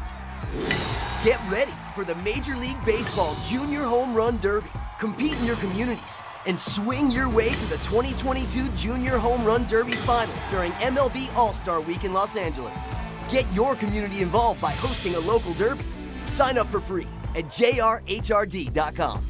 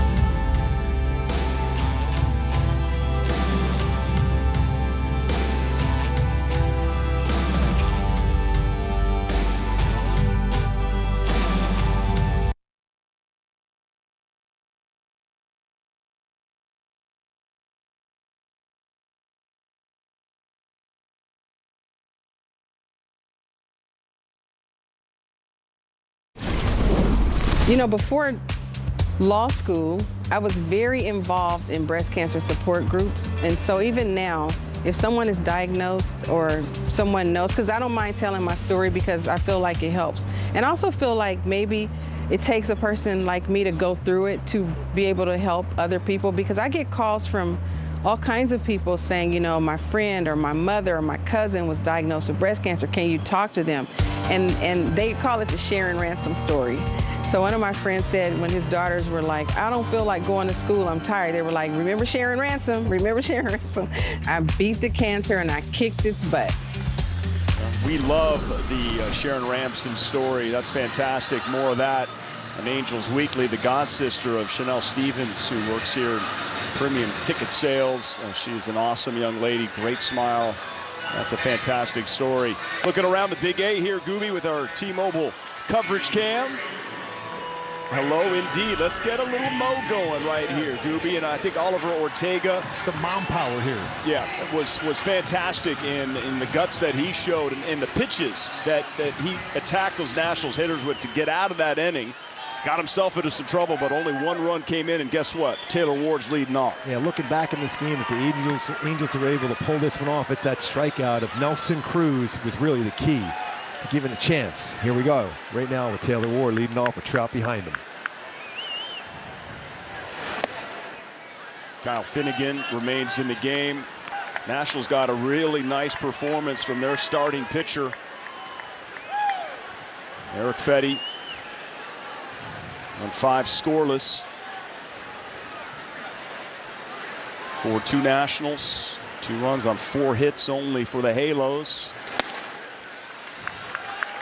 Boy, you've seen a lot of pitches.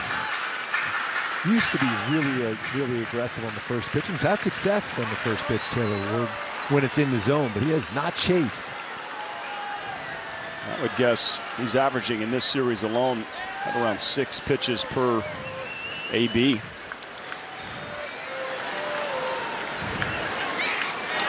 Drives that one right field. Taylor Ward, that gets down for a knock.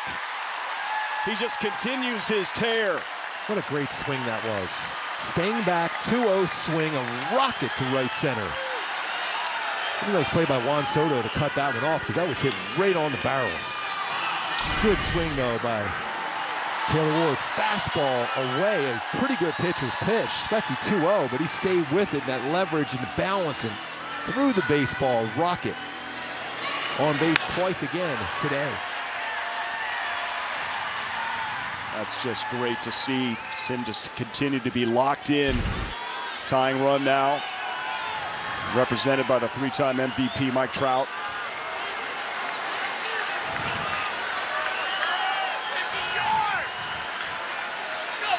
Going inside, fastball.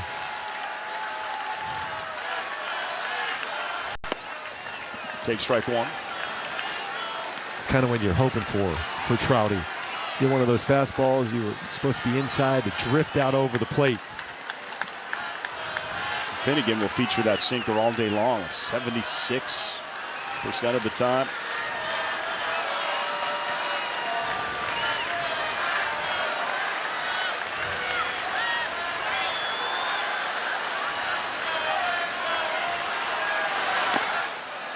Did he hold up?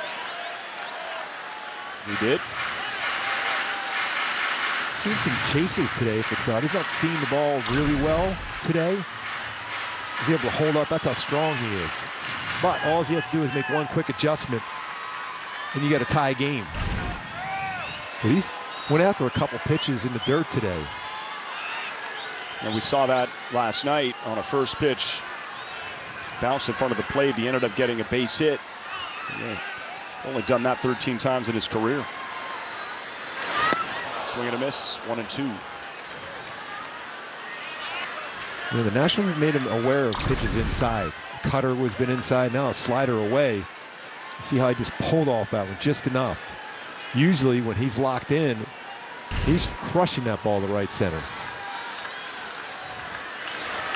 And they made him aware of pitches in, whether it's a cutter in off the plate or even a 4-seamer or sinker in. So they're going back in.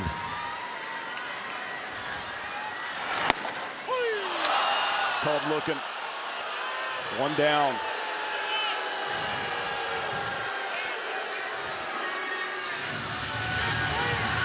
.97-mile-an-hour fastball. And it's a strike with that movement.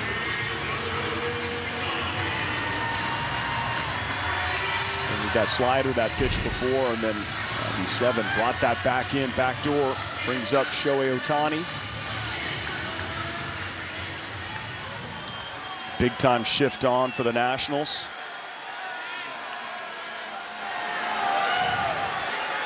We'll throw his split finger change up a little bit more to lefties.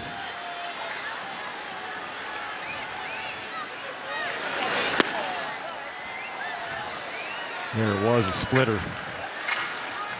Joey knows a little bit about a splitter. Yeah, I would say so. Good call there.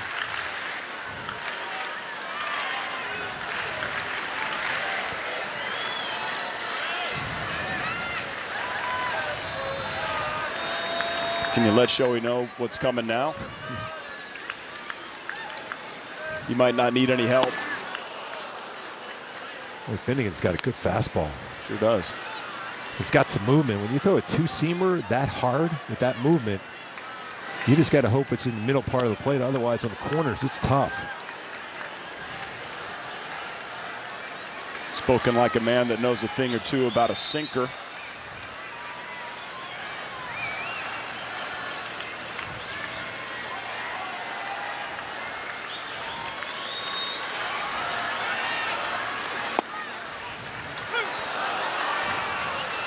Ohtani was hoping that would drop out of the zone. It doesn't. Back to that splitter on the lefty. He has very little spin rate on his splitter. It's like under 1,000 RPMs. So what does that give it the appearance of? And you could see it and read it, but then you're tracking as a hitter, but then the bottom drops out. It's tough to lay off it, especially a non-strike. So this is going to be a tough one. Although he might be going upstairs with a fastball. Slightly up. Watch your lips there, Shohei.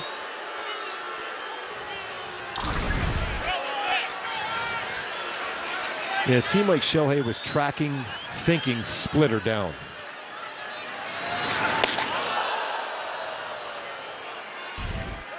Mid to upper 90s. No fun. Here's the 2-2. Struck him out. 2 down, back-to-back strikeouts for Finnegan. Gets through Trout and Ohtani after the leadoff single from Ward. Almost the exact same spot, 97. That's on the inner half against Shohei, was the outer half against Trout. Looking forward to at some point have a conversation with Shohei just to ask him sometimes, do you ever think as a pitcher at the plate, what would you throw? Because we know how well he throws the baseball. Sometimes you get yourself out because you're thinking as a pitcher as compared to what you're thinking as a hitter. Even though he clears the mind so well. It's like two completely separate players. That would be interesting to get his take on that. Here's Kyle Finnegan. And the way he adjusts, how creative he is on the mound. And he knows exactly what he wants to do. During the course of the game, he changes things up. And then he has to go as a hitter and then clear that mindset completely out. He has yet to completely lock in as a hitter yet this season. 0-2 now to Anthony Rendon. Boy, Finnegan's coming in as painting corners. Now you're just looking at your Anthony Rendon. Just try to punch one in that hole between first and second. Like Anthony was real happy about that called strike. Yeah, he's taking a minute here. It looked like it might have touched the lower part of the strike zone. So if he throws that same pitch, you got a shot to punch that one right.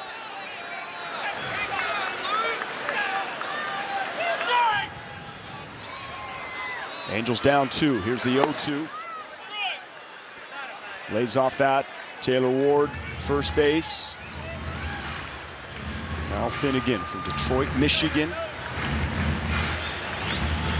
DC Media named him Washington's Pitcher of the Year 2021.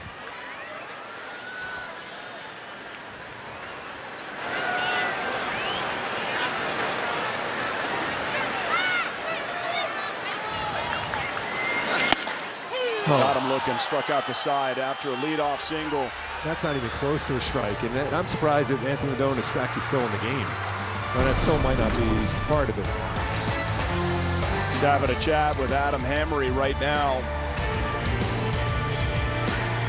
Oh, that looked upstairs for sure. Bummer.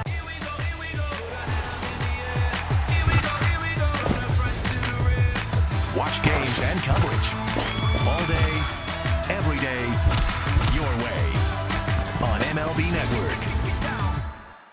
Hello, Doctor. Hi, Doc. Hello, how are you? What's going on, Doc? Let's do this. Yeah, let's do this. Let's take a crack at the bottom line. I see it. Age. Oh, that's easy. That's highlights. And the next line. B-R-E, breakdowns. How about the third line? L-I-V, live look-ins. Perfect. How about this one? P-L Placata. The analysts of MLB Tonight, bringing the new season into focus. Only on MLB Network.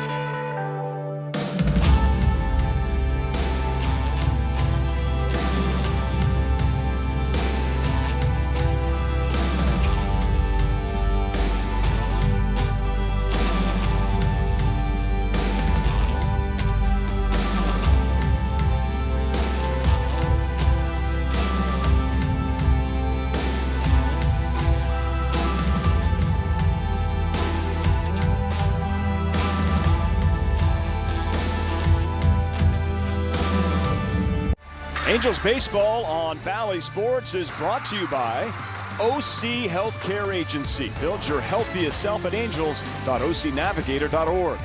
And by your Southern California Cadillac dealers. On this Mother's Day, happy Mother's Day to everybody out there. We're hoping to bring you a Halos victory here on Bally Sports.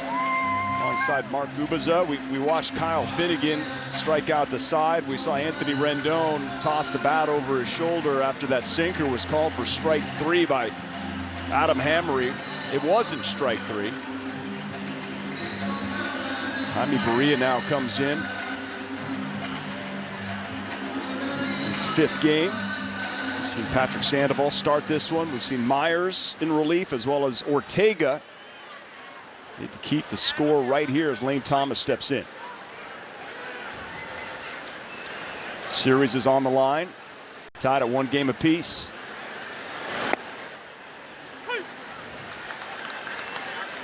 Two-seam, four-seam fastball from Jaime Barria, 92-95. Very good change-up slider.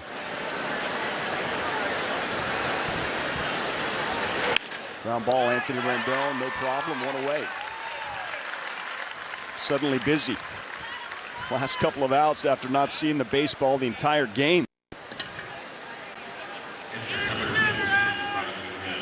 So right now Tampa's taking on Seattle in Seattle. They're tied at 1 in the 10th. They're coming here for a 3-game set starting tomorrow. All these games beginning with our Angels Live pregame show at 6 o'clock. A little travel day on Thursday up to Oakland for 4. A doubleheader on Saturday. Mark, that'll be interesting. Looking forward to that with you, pal. And then at Texas take on the Rangers. Texas is starting to play a little bit better baseball than what the Angels saw earlier in the year. Yeah, they just had a little winning streak snapped, taking on the Yankees, lost 2-1. That back-to-back rainouts in New York for the Rangers against the Yankees. A lot of rain back east. Angels got out of town just in time. Had to deal with a little rain there in Chicago and some weather in Boston. Now dealing with the tough Nationals team. But here's Barria, 0-2. Thomas fouls it away. Excuse me, Adams. Thomas lined out. Adams singled last time up. On base twice. He worked a walk and scored a run back in the 3rd.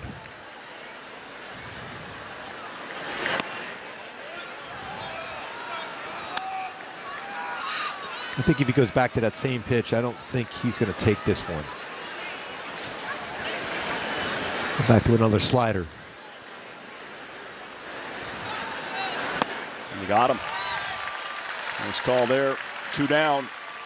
You know, with that doubleheader in Oakland, there's talk that, you know, Jonathan Diaz could be, you know, reactivated, recalled, and make that start. Barria is another one in the mix.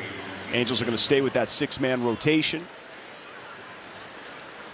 Somebody else for that rotation that I think needs to be, you know, kept in mind is Griffin Canning. Now, still a month away, a little less than a month away, but he's going to start facing some hitters here soon. He has plussed up. Yeah. And if he can stay healthy, he could be a huge addition to the staff this season. So 2 down. Escobar now the batter. Sam Bachman made his Rocket City debut. He went 3 scoreless.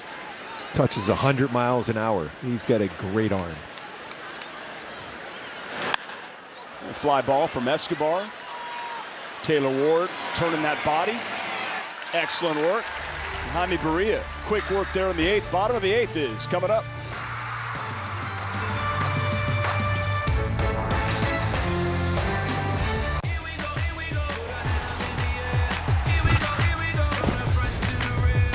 Watch games and coverage all day, every day, your way on MLB Network. Hello, Doctor. Hi, Doc. Hello, how are you? What's going on, Doc? Let's do this. Yeah, let's do this. Let's take a crack at the bottom line. I see it. Age. Oh, that's easy. That's highlights. And the next line. B-R-E, breakdowns. How about the 3rd line? L-I-V, live look-ins. Perfect. How about this one? P-L Placata. The analysts of MLB Tonight, bringing the new season into focus. Only on MLB Network.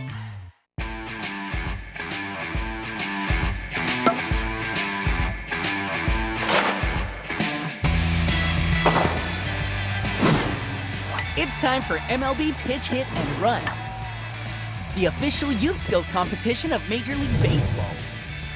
Give the kids in your community a chance to compete in the 2022 Pitch Hit and Run Finals by hosting a local competition. Sign up for free at pitchhitrun.com.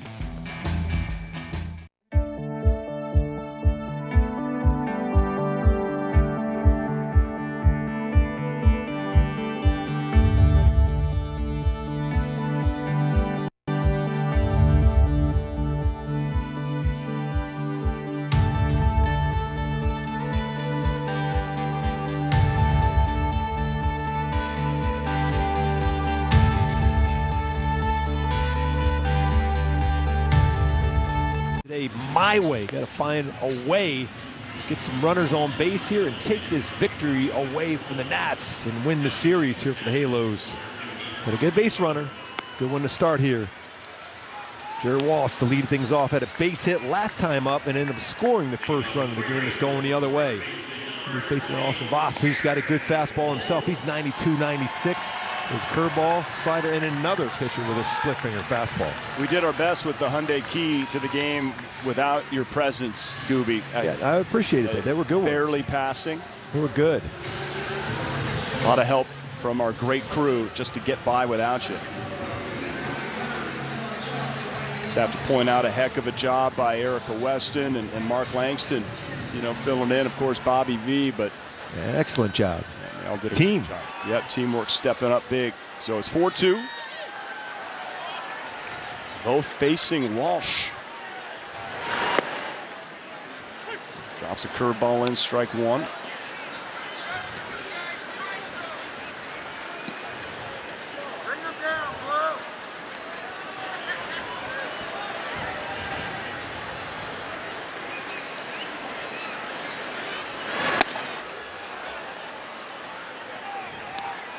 One-handed backhand. Seeing some shift in the infield now for the Nats with an 0-2 count. The cutter has been very effective throughout this entire game for Nationals pitchers against the Angels.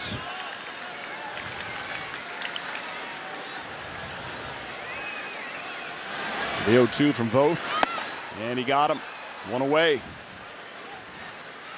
It's 4 straight strikeouts for Angels batters. Brings up Max Stassi.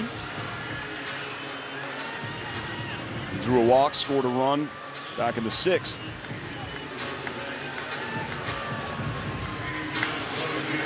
This is a pretty good sequence by both on that. Went from a started with a curveball, a cutter, and then a 4-seam fastball upstairs.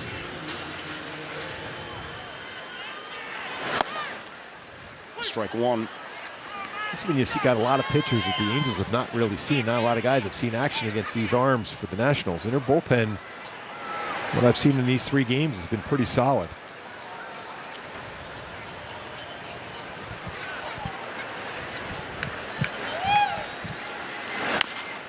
Little chopper. 2 away.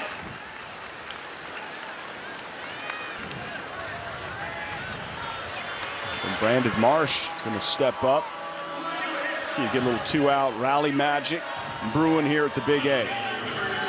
It's the time now as a hitter because you got good power in Brandon Marsh. You're thinking extra base hit here. 2 outs, just get into scoring position. So you're looking for a pitch you can drive.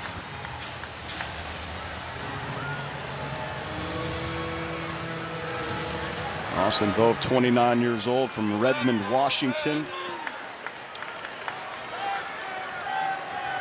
Drafted by Washington, opposite coast.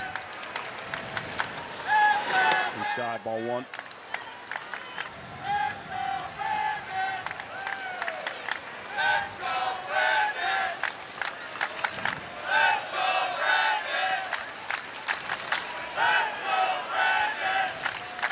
Well, the crowd's rooting for him.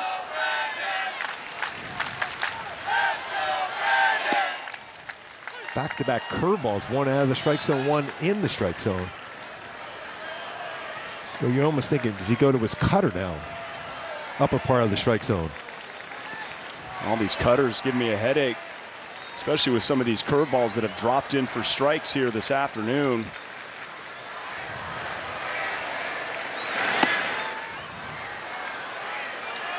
They found something, and you're going to see a lot of cutters from the Rays pitching staff, and they got a good staff as far as they don't throw a lot of fastballs. So they're going to try their cut fastballs, see if the Angels can make an adjustment today, and obviously in those 3 games coming up against the Rays and their pitching staff.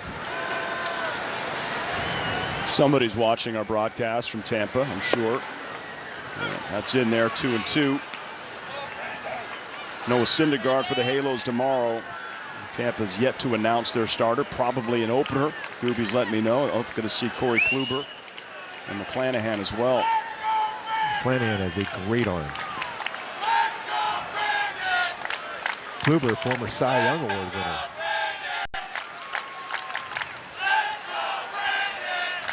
Two down in the 8th, the 2-2.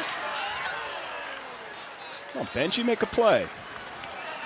What do we say when, Mike Gallego said it's all about the bounces. Count the hops. Yeah, that would be a tough one. It's a veteran move, though, by Benji Gill, letting it go by.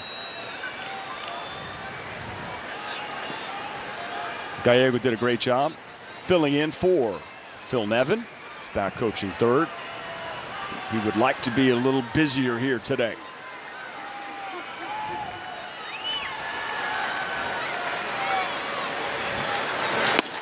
Another one. Austin Vogt strikes out. Marsh looking. It remains 4-2.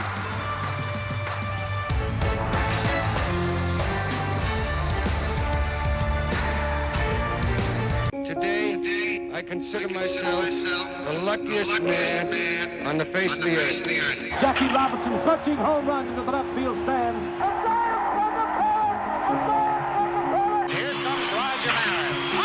There's a new home run champion of all time. I don't believe what I just saw. Cal Ripken Jr.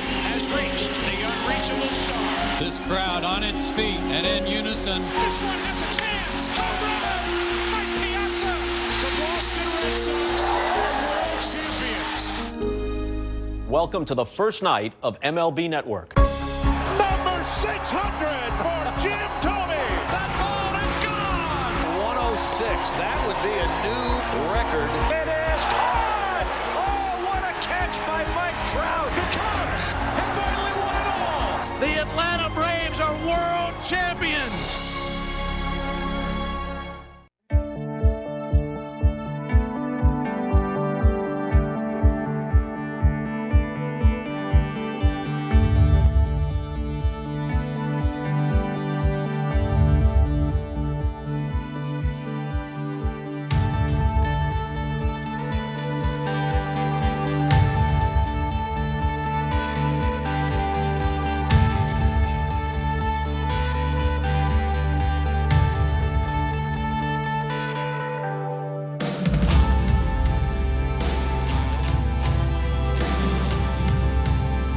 Baseball while she was getting her doctorate. She was writing her dissertation. So, Mom, I love you so much. I'll never forget what you did for me. I love you. Happy Mother's Day. And that one gives me goosebumps a little bit there, Gooby. Archie Bradley, putting it in perspective as you get a little bit older, you really kind of appreciate Mom. And this day's for you.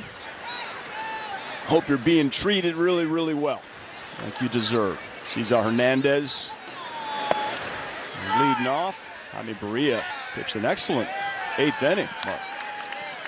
He had everything going. He's got. I imagine he's going to be able to utilize his changeup now with some lefties coming up, some tough lefties. Top of the order here for the Nationals. That one's hit well, but foul. It's 0-2. I'd like to wish my mother, Lee, a happy Mother's Day. She's in. This is a throwback with Poncho Pat with my mom, Lee Taylor Young. She's incredibly talented, loving, giving. Beautiful, your mom. Thank you so very much. And she gives. She's in service to others. She's a minister. She married my wife and I as well. That's awesome. Her husband John, both ministers, and send her our love today. Berea gets Hernandez for out number one, bringing in Erica Weston right now. Erica, yeah, Fedde, don't want to leave you out of this. Absolutely. Gotta wish my mom, Christine, a happy Mother's Day. I have absolutely no recollection of when or where this photo was taken, but I can't deny her killer shades, so I wanted to go with that one. She's actually on the East Coast in D.C. spending the weekend with my brother, so I miss her. I love her. I am absolutely nothing without her. Happy Mother's Day, Mom. Erica, that's some great shades. That was really hard. Can you believe that? I'm not going to take any of my style points from her because she's a boss. If I could just get the shades to go with my poncho, I think we would have something. Do we know the brand? Does she still have them? No chance. I think that was a Slice soda, if I'm not mistaken, in that photo. The photo is dating me, I'm afraid. You guys look great. And please, we look forward to meeting your mother, Erica, and hopefully a walk-off interview at the bottom of the ninth. It's going to take some work.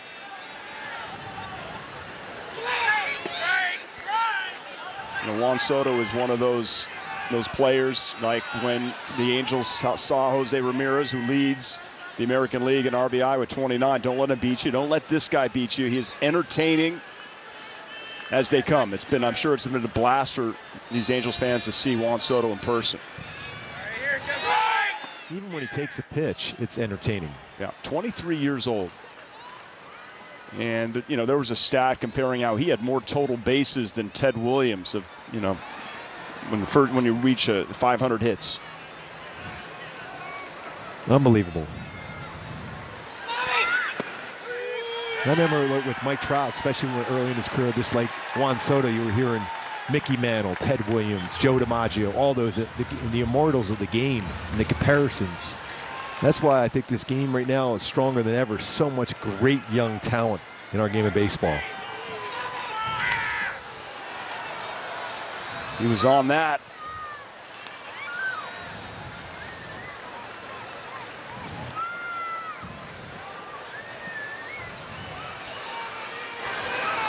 Shadows starting to creep into play just a little bit. Not sure if in the bottom half of the ninth if they'll reach home plate just yet. The 3-2. That one's hit well to center field. Back at the wall, Mike Trout has it at the warning track, 2 down. And it's perfect. He flies out to Mike Trout. We're going to take a look at the difference in the swings. Take a look at our Frontier play senses, even from the get-go as far as their stance, how spread open Soto is compared to that compact stance for Trout. And then where they have their elbows set up and how far their swing path is different. Trout hands up or higher. And the load on the back leg for Soto as far as Trout, he gets that timing on the front foot, a little higher leg kick. This is short stride for Soto, and Trout short through the baseball. Little different swing path, but a lot of the same damage for the two superstars in the game today. Soto's a lot younger. He can get way down there on that knee. It was nice of him to fly out to Mike Trout for you there. We planned that for you, Gooby. That had tremendous carry on it, by the way. Yeah. And it did not look like he hit it that well. Going to take care of Josh Bell. It's a good changeup for Berea. But the difference in the swings, though, but with the same sound and contact at the point of the baseball at the plate and the barrel of the bat between the two, though. It's different swing and approaches, very similar as far as the sound. And the result, and Berea gets Bell to pop up. Rendon shields the sun. Berea does a great job keeping the score right here. We head to the bottom of the ninth.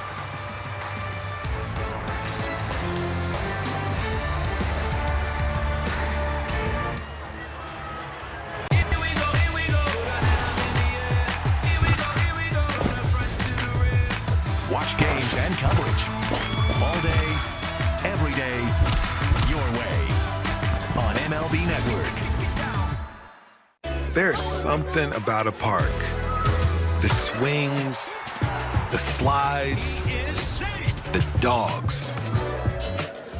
You can throw your food and wear it proudly. It's where showing off is encouraged, even if it doesn't always work out. So, you in? It is showtime! It is Every time he steps up to the plate, goes into his windup, or runs one down. Oh, you won't see a better one than that. He competes not only against the other team, but against the toughest adversary, himself. MLB Tonight, where the best outdo their best on MLB Network.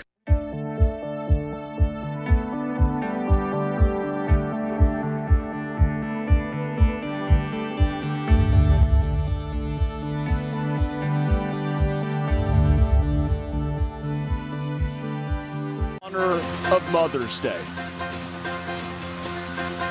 And if you just think about the job it is to be a parent, to be a mother, there really is no tougher job. And really, we just say, we salute you. We say thank you so very much for all you do. And hope you put your feet up a little bit, maybe have a nice, cool, refreshing beverage. Yeah, I saw so many moms walking into the ballpark today. We're on in the pregame show, how excited they were to come with their family to the game today. And just an opportunity just to spend time. That's moms. They're beautiful. They just want to be with their families. Yeah. See if the Halos can do something special here. Erick has had a couple of interviews with some of the moms in attendance, watching their sons play some baseball. Tanner Rainey is now in to try to save this game for Washington and win the series. And leading off is going to be Jack Mayfield. Last time up, big base hit, 2 RBI in a pinch hit situation. This is so similar to what happened last night. As Victor Robles now, defensive purposes, is in center. Lane Thomas moves over to left field. Last night, bottom of the ninth, it was the number 8 and 9 hitters that led off the bottom of the ninth, same as today. It's another power arm out of the bullpen with Luis Rengifo. Make his first appearance this season.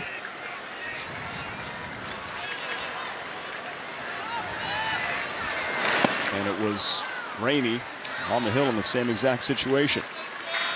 And especially this part of the lineup, all you're thinking about is someone's got to get on base. Yep. That's all. You need someone to get on base to give Trout, or Ward, Trout, and Ohtani a chance to swing here in the ninth. The 1-2. And he struck him out. 6 of the last 7 Angels batters have struck out. It's a tight slider. With the deal with 97. All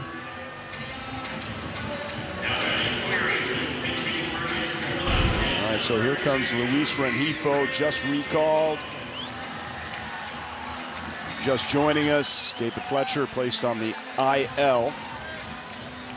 He's got a hip. And Rengifo. Rengifo's got good power against fastballs, especially ones that are upstairs.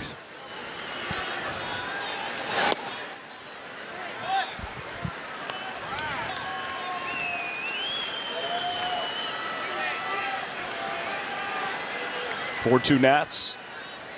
1 down. Bottom of the ninth.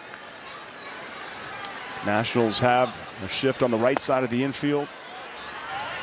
That's a pretty good pitch. Yeah, that looked like that caught the bottom of the zone, but called a ball 2-0. I think if Adams just leaves that there, he's got a chance of getting a call. But when you move the glove that much, you give the impression as if he missed his spot. Yeah, I sometimes wonder why they have to move it quite so much. Now 2-1. That one was right there. Good hack by Luis. It's a good 2-0 hack by Rengifo. We've seen him with some big hits in a Halo uniform. Remember that comeback versus the Yankees.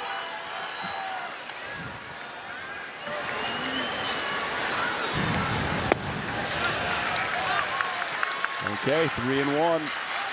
Yeah, you got to zone in. It's got to be a strike if you're Rengifo. Show some patience. Know you have to get on base. A lot of room on the left side of the infield if you wanted to allow Rainey to provide the power and just punch it that way. And he draws the walk. Renifo's been having a heck of a season with Salt Lake. Comes in, sees the debut, draws the walk, brings up the tying run to the plate. And Taylor Ward, AL Player of the Week, leading baseball in nearly every single offensive category, second in baseball in batting average, best in the American League. And a single in the 7th. Also drew a walk back in the 3rd.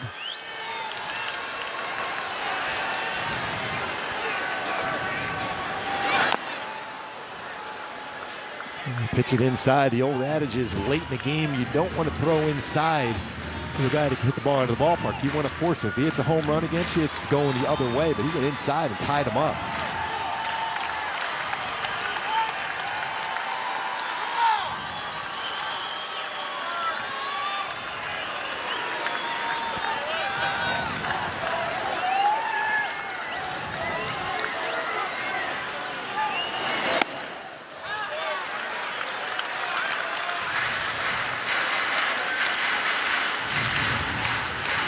The Angels did exactly what they needed to do. That one-out walk by Rengifo sets the stage.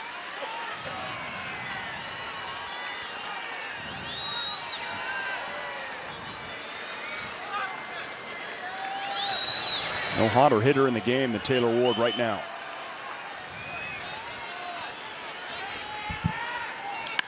And he drives that one to right field. Another knock for Taylor Ward. Rengifo going to third, first and third, one out. And you're bringing up Mike Trout, bottom of the 9th inning. What more can you say?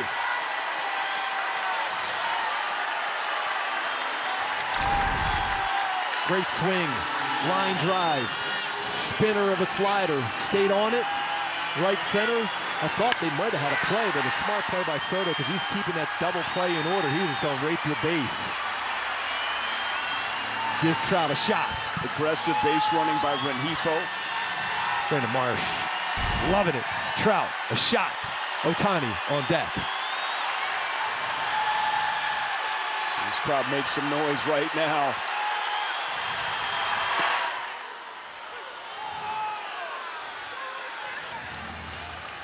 He's not seen the ball. You see him just pound his back hip. But all he needs is that one quick adjustment.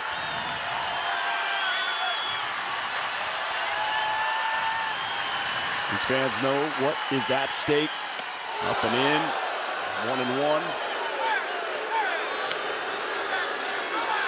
2-run Nats lead.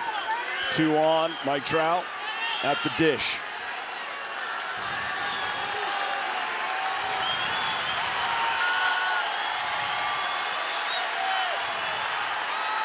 Here's Rainey's delivery. That's his zone, lower third, fastball, 97. He's going to throw 2 type of pitches to Trouty here. 4-seamer up, slider away. Trout trying to make good contact. Defense, no doubles defense. They are playing deep. A flare will fall in nicely, giving Shohei a shot. Rengifo at third, Ward at first. The pitch to Trout. Struck him out. 2 down. Upper 90s fastball, got it by him.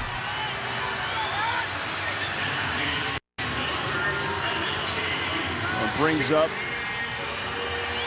the reigning MVP, Shohei Ohtani. 2 down. The bottom of the 9th inning. Halos trail by 2.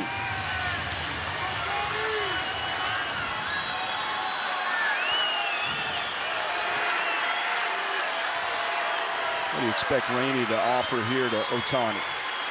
High fastball.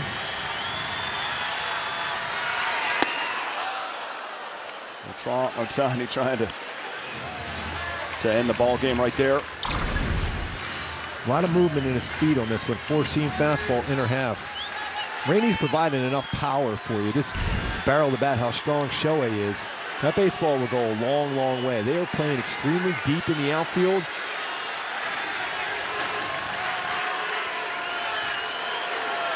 Ohtani drives that one. center field. Back on it is Robles off the wall. Here comes Ward. That's going to tie the ball game. Shohei Ohtani with the double. We're knotted up at 4. And listen to this crowd. Man, he almost won it.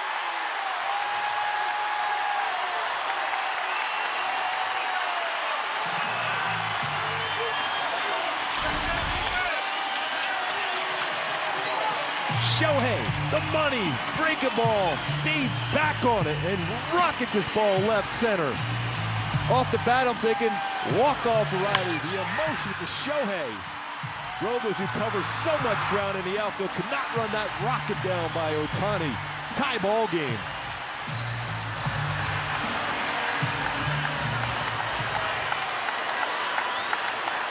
High fives for all the moms out there. We're not done playing baseball. Anthony Rendon. Ohtani at second base. Let's go back to that AB by Rengifo, drawing that walk. Taylor Ward, that single. Rengifo taking third. Ohtani after the Trout strikeout, picks him up, ties it up. Rendon drives that one to center field. Shohei Ohtani's being sent by Phil Nevin. The throw to the plate, Ohtani he's safe! The Angels walk it off and win the series. Anthony Rendon comes up big.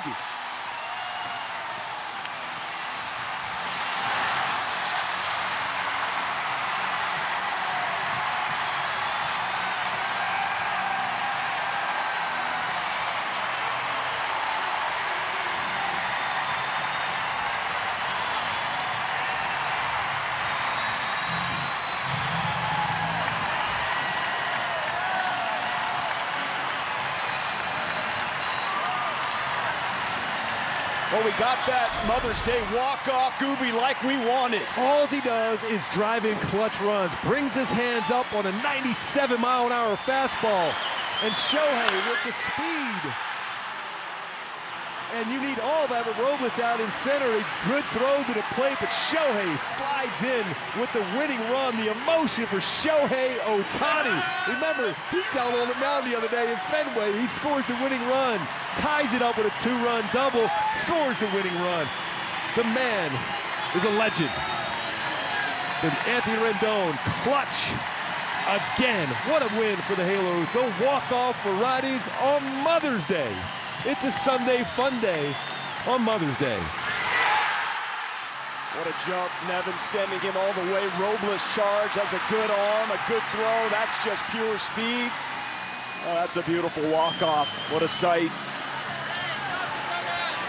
Kind of shocking, really, to come back. It all started, you mentioned Rengifo.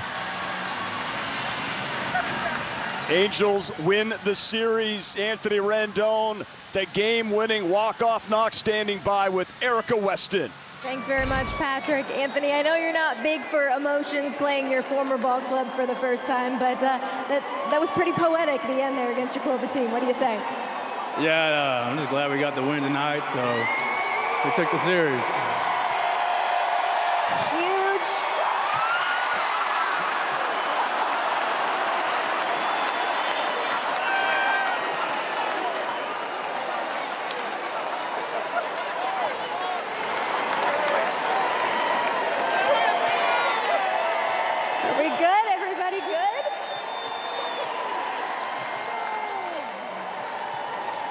All right, before your game-winning hit, Shohei ties the ball game up. How much did that big moment from him help set this up for you to be able to walk it off today? Oh, that's awesome. I mean, that's what we've been trying to do to start the season. It's just the next man in line. So if someone doesn't do it, it's going to try to be the next guy. Last one for you. You obviously come back to win the series. What can these types of games do for the confidence moving forward for this ball club that's having so much fun right now? Oh, yeah, just keep on trucking. It's a long season, so y'all just hang in there with us, and we'll make it exciting. You want to send a Happy Mother's Day shout-out? Happy Mother's Day shout-out to anybody? Oh, yeah, Happy Mother's Day to all you mothers out there. Happy Mother's Day to my mom back in Texas and my wife at home here. Love y'all. Thanks, Anthony. Patrick. Thank you, Erica. Anthony Rendon, you're right. Poetic justice. against his former team, the team he won a World Series with. First time facing them as an opponent. And he steps up in the clutch. Doobie, how exciting was that? Oh, Patrick, I'm not speechless but I'm speechless now. That was an incredible comeback. What a victory. Winning the series against the Nats. Shohei Ohtani, the man is unbelievable. Anthony Rendon, clutch. 4-2 entering the bottom of the ninth. Ohtani with the double to tie it. Then Rendon drives him in to win it. Don't go anywhere. Angels Live post-game show. He's got the win and he's got the speed. Wow.